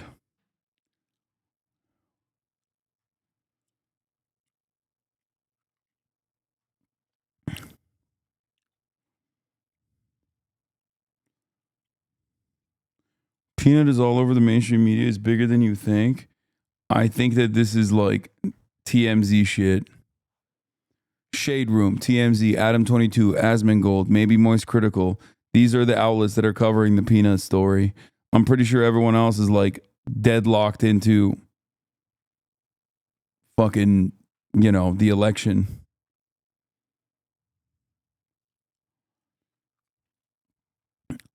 Slow cooked brother falling off the bone. Yeah, speaking of fucking slow cooked, the Democrats, instead of sending Tim Waltz over here to Joe Rogan, sent literally a guy who cannot speak. The Democrats were like, let's have a guy who famously is incapable of speech go on a 3-hour podcast. And of course, the limited amount of speech capabilities he had, he afforded to speaking about immigration. You know, it's a significant issue. And if I thought there was any kinds of issues, and I've been very vigilant throughout, I've been actively involved in those kinds of things, and I've never witnessed those kinds of a thing. But what do you mean by issues? Like what kind of issues you're talking about? You're talking about people letting people in order to get votes? Well, it's not. There's not that level kinds. I don't think there's that level kinds of organization. But there is an organization that's moving these people to swing states. There's a significant number of these people that are illegal immigrants. Yeah, it's called Governor Greg Abbott. Your governor. Oh my God. Joe Rogan finally met his intellectual match, a stroke victim. He's going to fucking destroy him in the marketplace of ideas, you know? See, yeah, they're going ban for ban, but instead of ban for ban, they're going CTE for CTE. That have made their way to swing states. And then there's been calls for amnesty. There's been calls for allowing these people to have a pathway to citizenship. This conversation is so fucking stupid because, like, number one, yeah, if you don't want immigrants that are coming into the United States of America to not have like democratic leanings, okay, documented or undocumented, don't be fucking racist towards them. That's number one. Number two, undocumented migrants are not able to vote regardless of the amnesty measures that are being pushed for. And last but not least, there is obviously no indication that they are going to vote for the Democratic Party, considering the fact that the demographics or destiny guys have recognized very quickly that like there's a major swing in Hispanic voters towards Donald Trump. So how the fuck does that work? This shit is all idiotic. It's pure fantasy. Okay?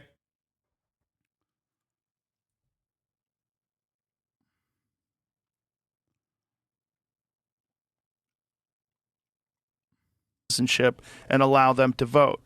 The fear that a lot of people have is that this is a coordinated effort to take these people that you're allowing to come into the country, then you're providing them with all sorts of services like food stamps and housing and setting them up, and then providing a pathway to amnesty, and then you would have voters that would be significantly voting towards the Democrats because they're the people that enabled them to come into the country in the first place and provided them with those services. This is a big fear that people have, and that you're rigging this system and that this will turn all these states into essentially locked blue like California is. Well, it's immigration is always going to be a tough issue in our nation. I had as a professor in grad school, Alan Simpson, and he was a United States senator. He was Wyoming, and he was actually a pro-choice Republican. Dude, there's no way that Joe Rogan's like ape-like fan base watched this and we're like, wow, this guy seems with it. Also, John Fetterman's wife is an immigrant, for the record, just so you guys know where he's at on this fucking issue and how far he has fallen. God, his brain is so fucking fried, dude. The senator, he was Wyoming. He was the state of Wyoming. Like, this is ridiculous, dude. You're straight up. Ex-wife, no. Oh, did they break up? I mean, how rare that would be. Well, it doesn't exist now. And he said, you are never going to have any meaningful immigration kinds of legislation. He's like, because both sides, that's useful for them, and it's going to be back and forth. And he said I don't think they broke up. I don't know why you guys are saying years that. Ago. Useful meaning the debate, having it always a political it's talking useful point. for one side or the other. It's Right. useful, and he said they were never going to be, and he said that in 1999. Mhm. And I voted for the border deal, and that went down. And that's, I mean, he said that 25 years ago, and that was absolutely true now, that they had an opportunity to do a comprehensive border, bipartisan, and that went down because... Dude, if I'm the Democratic Party and I hear that we are sending this fucking baboon over to Joe Rogan, I'm literally jailing every person in the decision-making process down to the fucking intern, okay? I'm chaining them into the fucking basement until the election is over, okay? I might not even release them after the election is over. This is insane.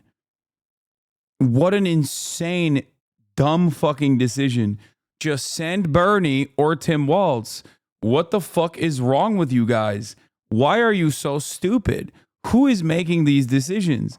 This is like basically sending Joe Biden to talk to Joe Rogan. Okay? What the fuck is happening? What the fuck is going on, dude?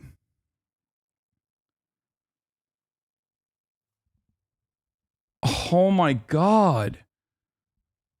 Why is he talking like that? He had a fucking massive stroke. And it's a stroke that made him more right-wing, too. When you said they sent someone incapable of speaking, I thought you actually meant Biden first. No, it's him. Trump, he declared that's a bad deal after it was negotiated with the other side. But didn't that deal also involve amnesty? And didn't that deal also involve a significant number of illegal aliens being allowed into the country every year? I think it was 2 million people. So it was still the same sort of situation, and their fear. If Trump can talk this incoherently, why not Featherman? Are we doing this? Are we really doing this right now? This is the exact same principle that liberals had. Really? You think Trump and Fetterman track in the same way? Trump rambles. This is true. Okay? He calls it weaving. And it's ridiculous. And he rambles and says like insane shit. John Fetterman, optically speaking, is infinitely worse than Donald Trump. You are doing this thing where you are denying reality in front of you, okay? You are denying the reality that you can see, and other people hear you say that and they go, oh, that's an insane person. No different than when like Trump supporters say Trump is hot. Okay? Like when some psychopathic Trump supporters are running around being like, that's right, I wish he grabbed my pussy. I fucking think he's so hot, he's so powerful, he's so strong. Everybody looks at them and goes, that's insane. You're an insane person. Why are you saying that? Okay? That is what you sound like when you say, if Trump can talk this incoherently, why not Fetterman?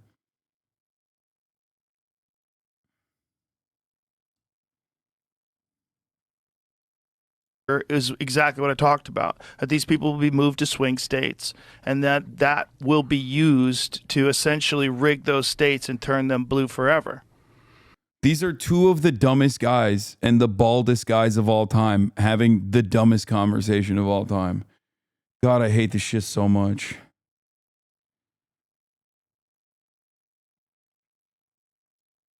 Okay, we're going to talk about... And let's bring in this week will we know co-anchor the and winner on election night? Probably not, but here it is. ABC News Chief Washington correspondent Jonathan Karl and our Deputy Political Director Avery Harper. Good morning to both of you. It's great to have you.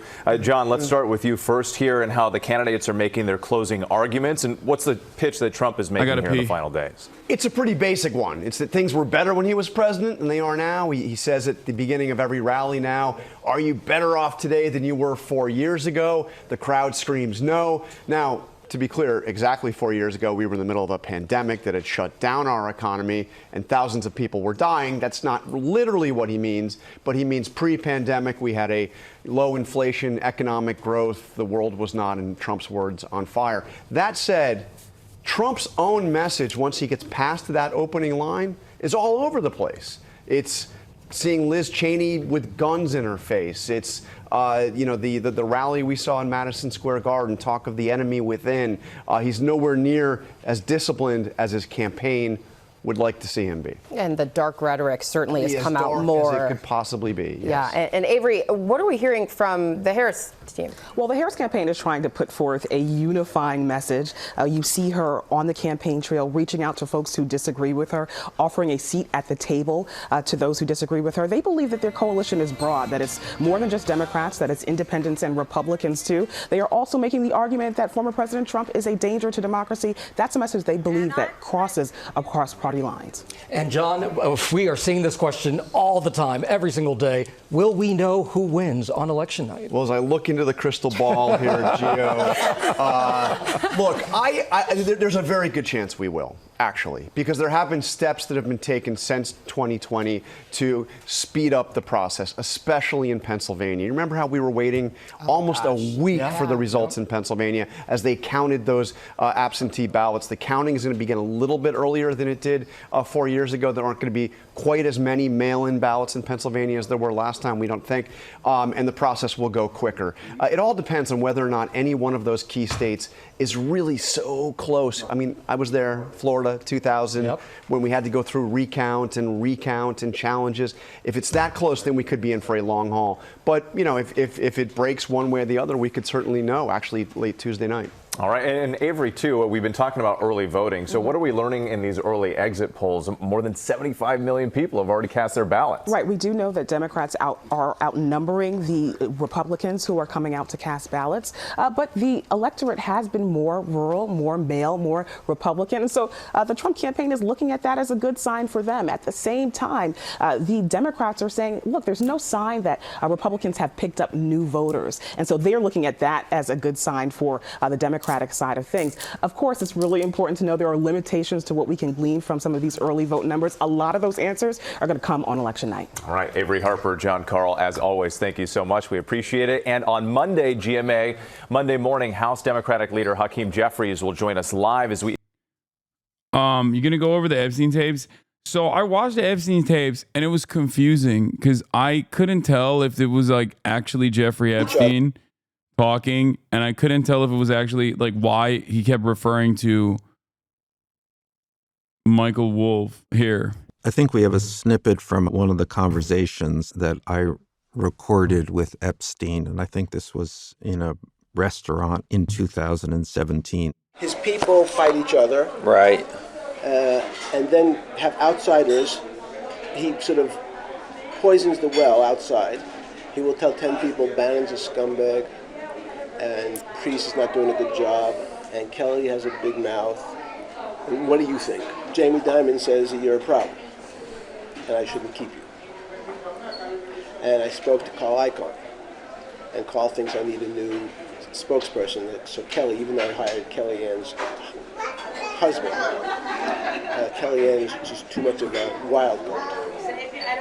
And then he tells Bannon, you know, I really want to keep you, but Kellyanne hates you.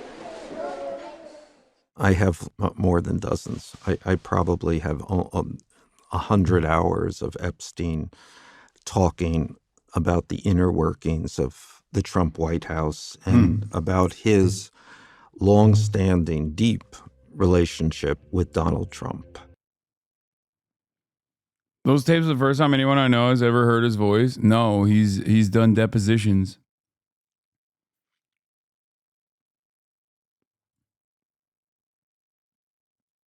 Still feel like a 27.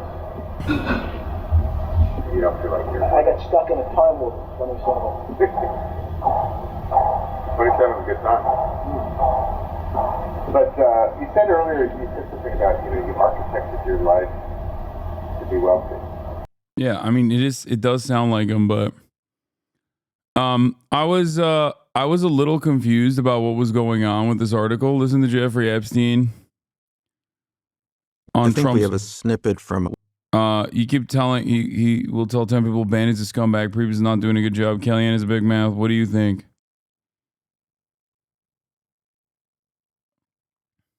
Here's another clip from the Daily Beast. That was close to straight. So I need the Donald. Just give me Donald.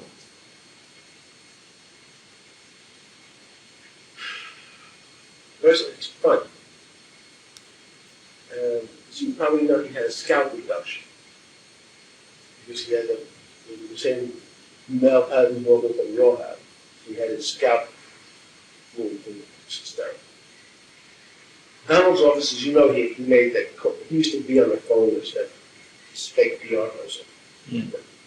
I also found it funny. I was sitting there listening to the guys from the Post talk, and Donald would say, you know, yeah, he's a great guy. You know, I loved working with him. And I sit there going, this is just amazing. And he'd say, Michael, come on, let's go to the office. And he'd say, tell me, what's it like in there? He'd say, well, you know, you like having sex with your wife? How often do you? He'd say, it's great.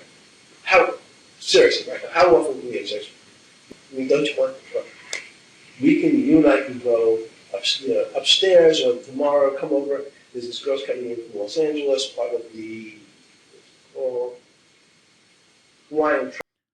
All we can hope for this is that it has the same effect on the election the Comey letter did for Hillary. No one is fucking covering this at all. And I don't know why people aren't really covering it. But I think like potentially people are not really covering it because there's like some scrutiny surrounding it. It does sound like him, but I was a little confused. This is the tape I saw. And I don't know who the fuck like it's being suppressed. I don't think it's being suppressed.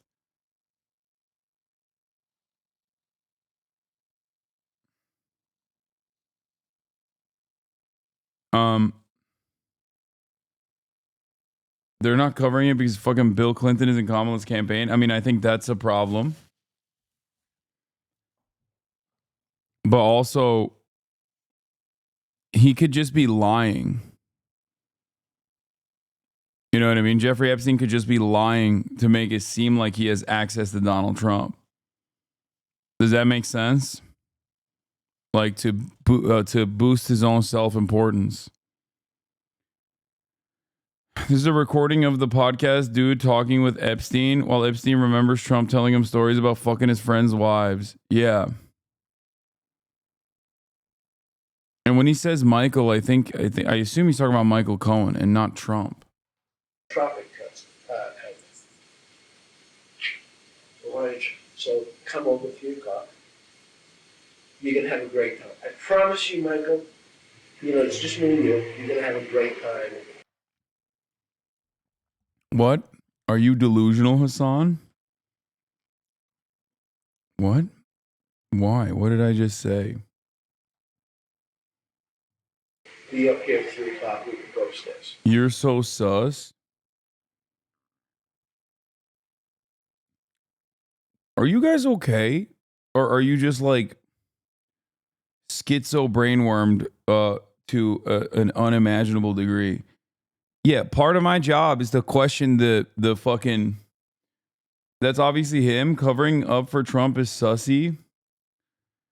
Bro. Oh. Oh my fucking God, dude. Ay, ay, ay. People are so fucking stupid. You're straight up, you're talking to someone who once got blacklisted from YouTube because I uploaded a like 8-hour deep dive into Jeffrey Epstein's life and all of his background. Like all 8 hours of it. I uploaded to my YouTube channel and YouTube blacklisted me. Like completely. Okay?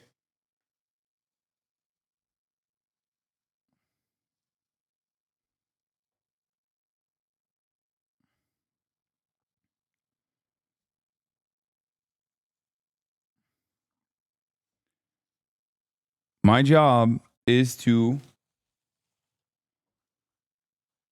question the veracity of shit exactly like this. They don't understand that it's a good rhetorical strategy to anticipate how your opponents will react to a claim. They think that means you're a conservative or pedo. Yeah.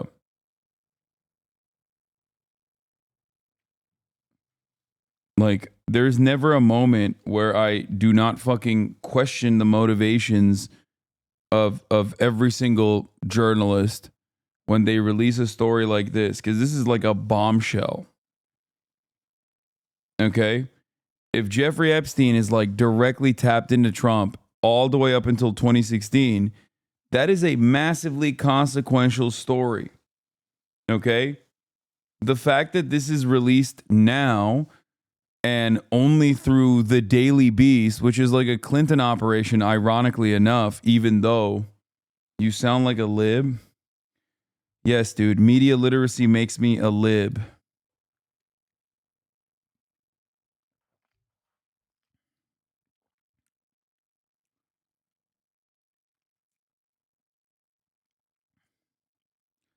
I question the motives of Michael Wolff for keeping this information up until this very moment.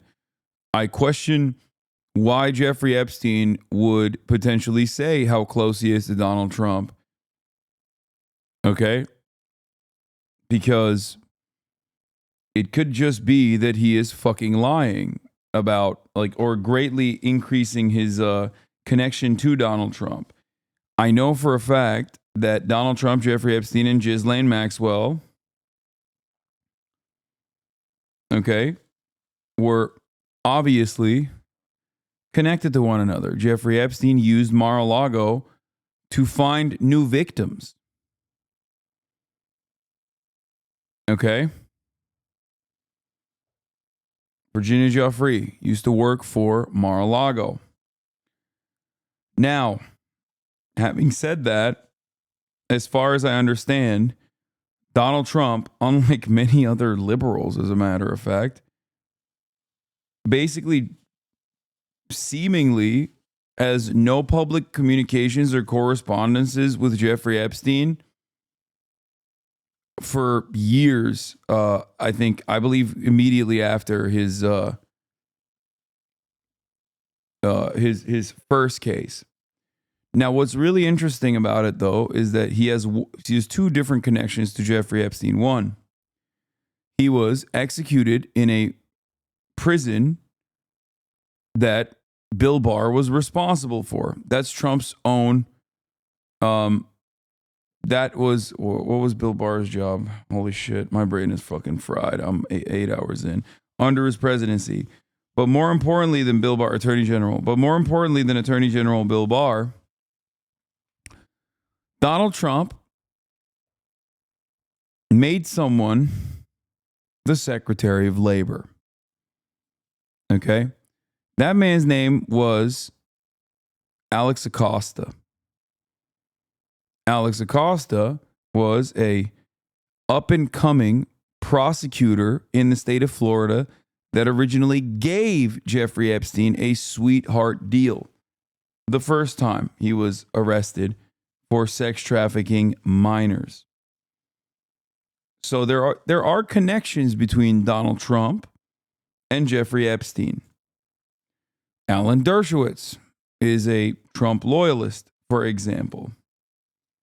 Do you think Epstein was Mossad, as HasnAbi claimed, or he was just talking shite?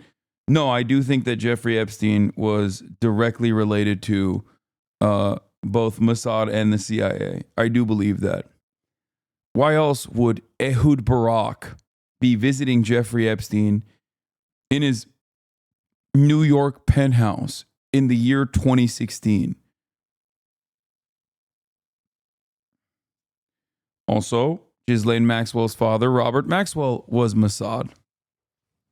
Originally OSS. So, you know.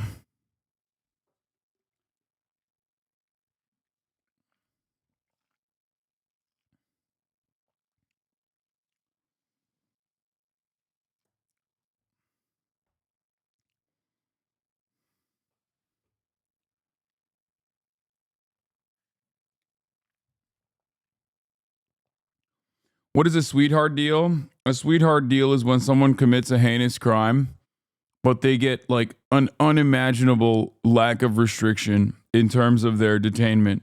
Jeffrey Epstein, as a sex trafficker of minors, was able to literally be released from prison. Like, he would only spend the night in prison. Like, that's unheard of. That's not a thing that happens.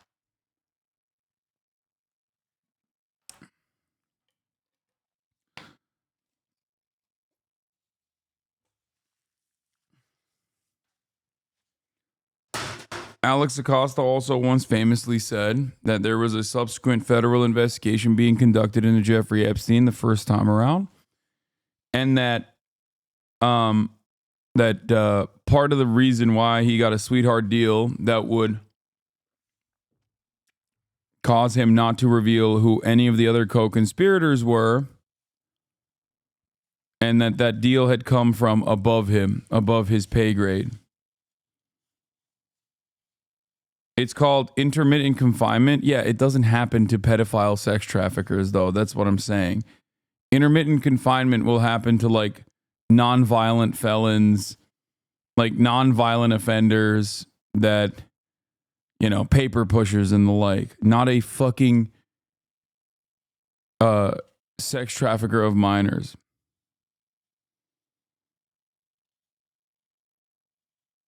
Anyway.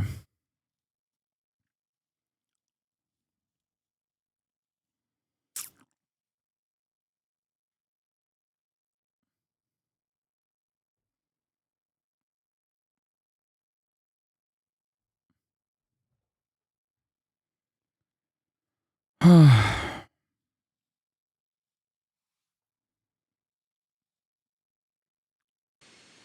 whole time, Victoria's been on the phone, listening, setting it up, because he wants Victoria. So he has you on, because as the boy conversation. And there's like weird interference in this part of the tape.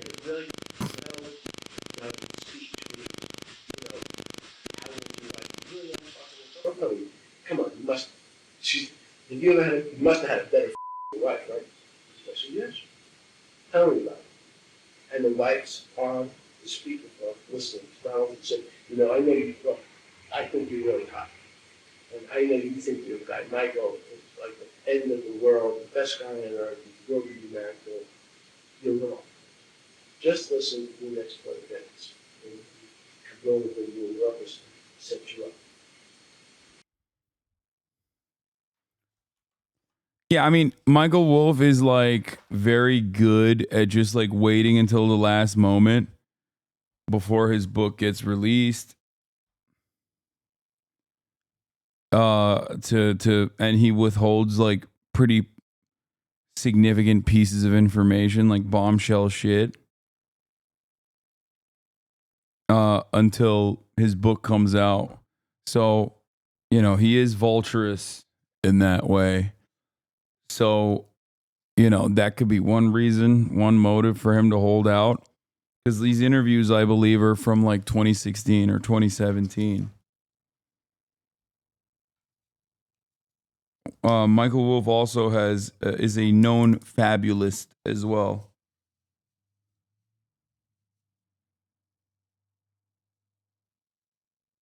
The tapes are from 2017.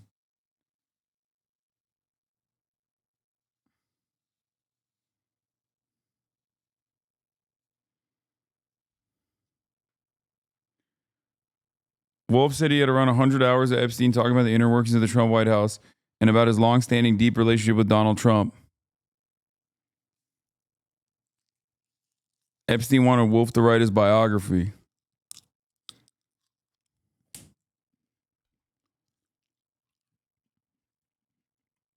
Caroline Leavitt, National Press Sec for Trump, responded to Wolff's claims. Michael Wolff is a disgraced writer who routinely fabricates lies in order to sell fiction books because he clearly has no morals or ethics. He waited until days before the election to make outlandish false smears in an effort to engage in blatant election interference on behalf of Kamala Harris. Yeah.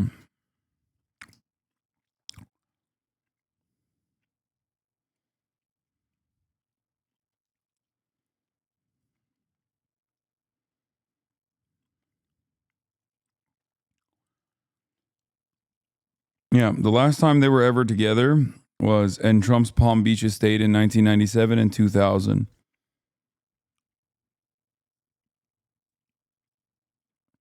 A Trump campaign source claimed to the Beast that it is widely known that Trump severed ties with Epstein after allegations of sex trafficking were leveled against his once close friend. The tapes reveal, according to the Majority Report, Michael Wolff has a history of withholding crazy information until the book is written or some other way to maximize profits. Pretty insane to keep this info this long hidden. The first news from 2017 after inauguration. You also hear how every pundit on Fox is for hire. Personally, the billionaires Kellyanne and Bannon was still on air. Yeah. So I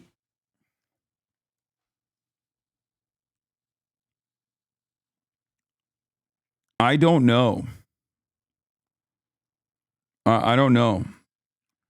And we unfortunately don't know enough other than whatever the fuck Michael Wolff is like withholding. Says he has hundreds of hours of tapes, dude. It's so fucking gross. Like, what good is it if he just withholds these tapes and then makes a convincing case that Donald Trump and Jeffrey Epstein were besties long after people previously thought they were?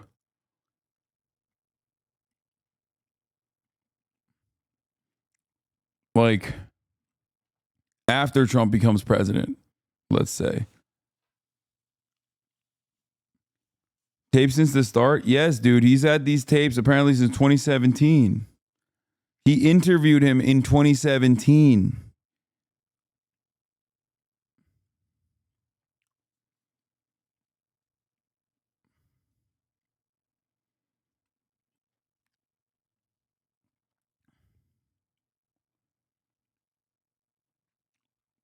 I don't trust Michael Wolff. I don't like Michael Wolff. There's something a little sussy about this.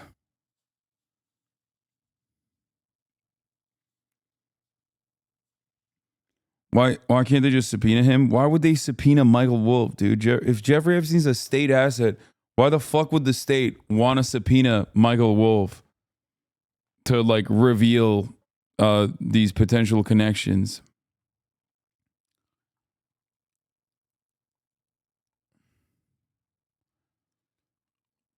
Oh, this was a crazy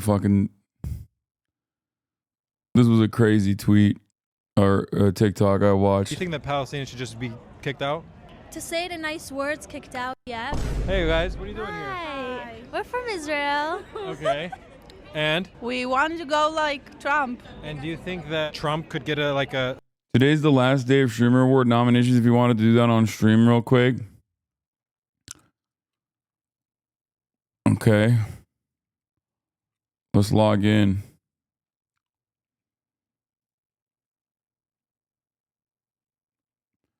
Oh, dude, I can't do this. I don't know. I can't. I'm too tired. Nominate me for best streamer, please.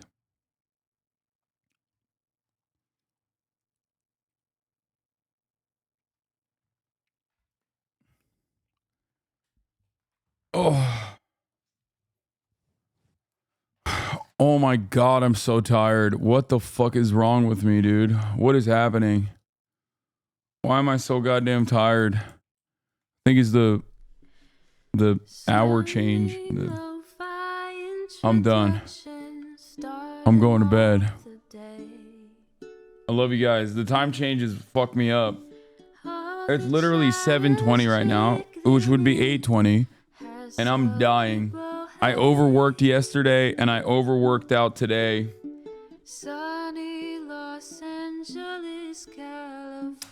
We got a long day ahead tomorrow. Anyway, love you all. I will see you tomorrow. And bye-bye. Peace.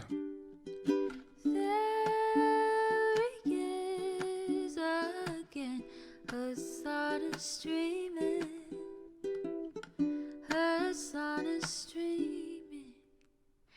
There he is again. Hasan is streaming.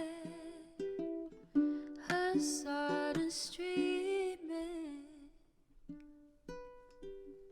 Review in the P.O. box. Uncle Uger's face.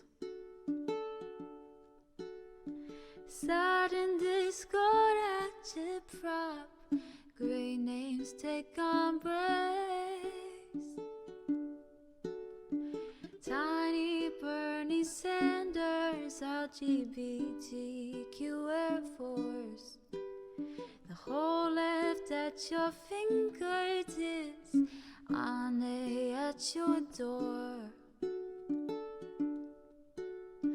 H3 crowded debate, the Young Turks online show. 3 full fucking years of this, plenty more to go. 90-day fiance talks of champagne bourgeoisie. A Trump rally live reaction, a mass riot at DC. There he is again, Hasan is streaming. Hasan is streaming. There he is again, Hasan is streaming. Hasan is streaming. Reading a live stream, fair comments, Austin show chat advice, and all the ways the right-wing pipeline can suck you in online. JCS react, Lord frame gets broken, cover blown. A full-blown mass pandemic monster streaming at your home. Total radicalization coming out to find. The system you were taught to trust in was broken the whole time. All these daily streams, whether big or whether small, have helped me and so many find the meaning through it all. There he is again, Hasan is streaming. Hasan is streaming. There he Hasan is streaming. Hasan is streaming.